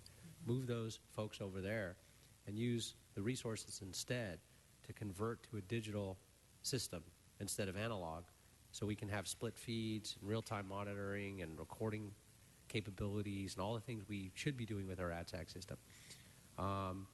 They've got estimates on that in their head, but they've also said they've got existing contracts, and there's a lot of, if we look at it from working with that approach from a public safety perspective as well, that there's a lot of grant funding opportunities because traffic control is also public safety. And so if we can work with Maggie Goodrich, offered her guidance and help over at LAPD, as well as Dan Gomez, Sergeant Gomez. He's probably one of the nation's leading experts in technology, and particularly as it pertains to public safety, but knows a lot of those key players in the space, said he's willing to help as well. So I think together, collectively, we can collaborate that effort within a year's time for very little dollars compared to what we were looking at. And I'd like to make the formal suggestion here and now that if we could do that, be happy. I don't need to be part of that working team. We've got enough experts in the room. I'd defer to the chair of public safety or of transportation as well to do that. But that's my suggestion.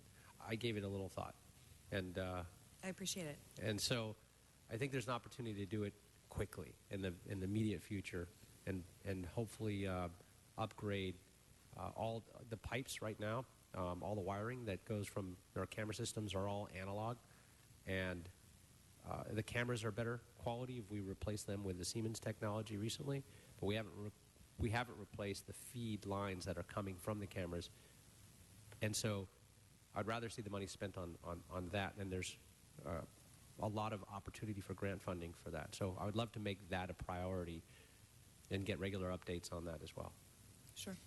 When we present the CIEP budget, we'll be prepared to talk about the status of that program and perhaps think about your proposal within that framework. Okay, and as the current study for the Caltrans site, whatever hasn't been done, I would ask or suggest that we cease immediately on that and put whatever funding or additional funding, identify any additional funding required to complete the study of moving into the EOC, which is going to save a lot more in the long run, as well as the upgrade to the equipment.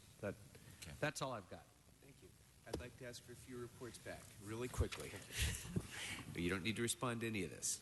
I'd like a report back on the cost and benefit of the 7 requested positions in the Communications Center, and particularly the impact on our 911 system if those positions are not filled, and that's one of the backups for that system.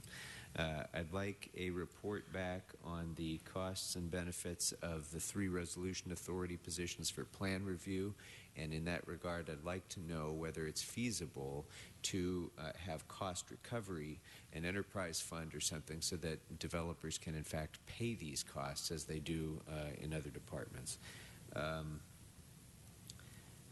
With regard to the DASH line-by-line analysis, when do you expect that report to be done? December. Okay, so if it's done by December, we have $10 million in this budget for new DASH lines, but we only have a half a year post-report. So I'd like a report back on whether it's feasible to actually be able to spend that $10 million, given the fact that we have 6 more months to wait for the report. From the CAO, I'd like a report back on last year's budget projected structural deficits in Prop C and Measure R funds, which are not reflected in this budget. I'd like to know why that is and whether those deficits have been addressed. Okay. And likewise, there's a request for positions and funding in this budget for active transportation subprogram, district office services, permit parking program revenue fund, and the Metro Expo Authority work program. All of those areas had positions and funding provided in 2014-2015 as well. I don't know whether they've been filled or not and what the overlap is between those requests and these requests. So I'd like that to be analyzed and broken out for us. Those are the only reports that I have, but before I turn it over to Mr. Kretz for his very last question at 6:50, I do want to say a couple of things. First, we had the March for Humanity on Friday with 130,000 people in the streets of Los Angeles, and the Department of Transportation, and particularly Aram Sahakian, did miracles. So I want to thank you for that. It was a miraculous success and beyond all expectations and you handled it perfectly, beautifully. I also want to just tell you, especially since this is your first year here as general manager, your strategic plan, I think, is a model for other departments to look at, and it's outstanding, and your defense of your budget and your detailed responses today have been exceptional. So congratulations. Mr. Kretz. Thank you, Mr. Chair. Partly a question, partly an opinion. I think in general the city tends to be too fascinated with new technologies and cooperative with them. Waze would be an example. I'm not sure I totally understand our cooperation. I do think we should be aware that despite whatever positives we see in this technology, that it's also had a somewhat disastrous impact in places. So especially when the 405 construction was going on, we had neighborhoods where a car hardly ever passed, where they were so backed up on a daily basis every morning in rush hour that people literally couldn't get out of their driveways.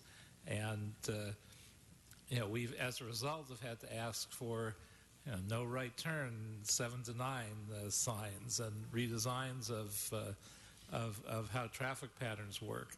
So I want to get a better understanding of what we're doing in cooperation with them, and whether we're giving them information additionally on how to screw up our traffic patterns worse, or whether it's actually a net positive for us. Because clearly in terms of travel, for the individual driver that's shortcutting, sometimes it may be a positive for them in that moment, but for a lot of neighborhoods it has been the worst disaster that's generated an incredible number of complaints and hostility towards the city.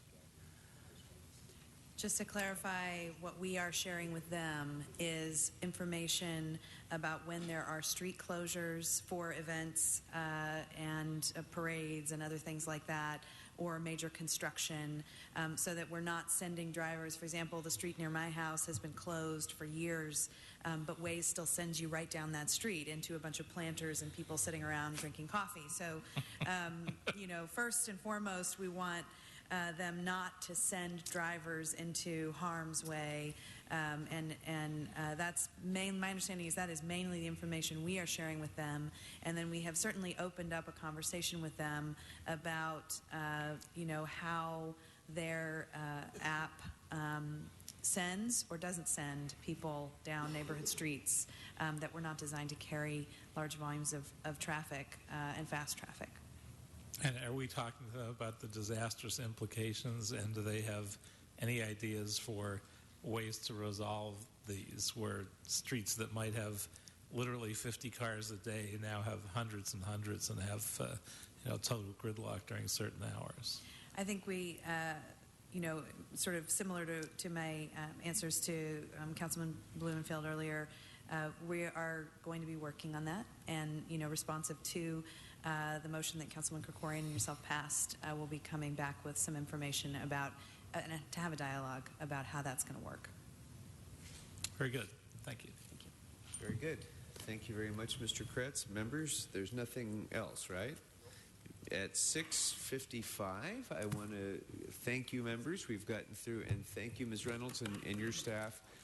We've completed the first day of departmental hearings, and not only are we 5 minutes ahead of the deadline, but I want to thank you, members, because even with my flurry of last-minute requests there, I think we're only at around a dozen or so reports, which is a terrific pace to be on. And if we continue at this pace, we're going to have excellent reports, and they're going to be delivered to us on time, and we're going to have the information that we need. So thank you very much. This has been a good first day. Yes, Mr. Bonin? The highlight of the day, I should say, is Mr. Krikorian's quote for the day: spend the money, spend the money, spend the money quickly. Something you don't normally hear from the budget chair, actually.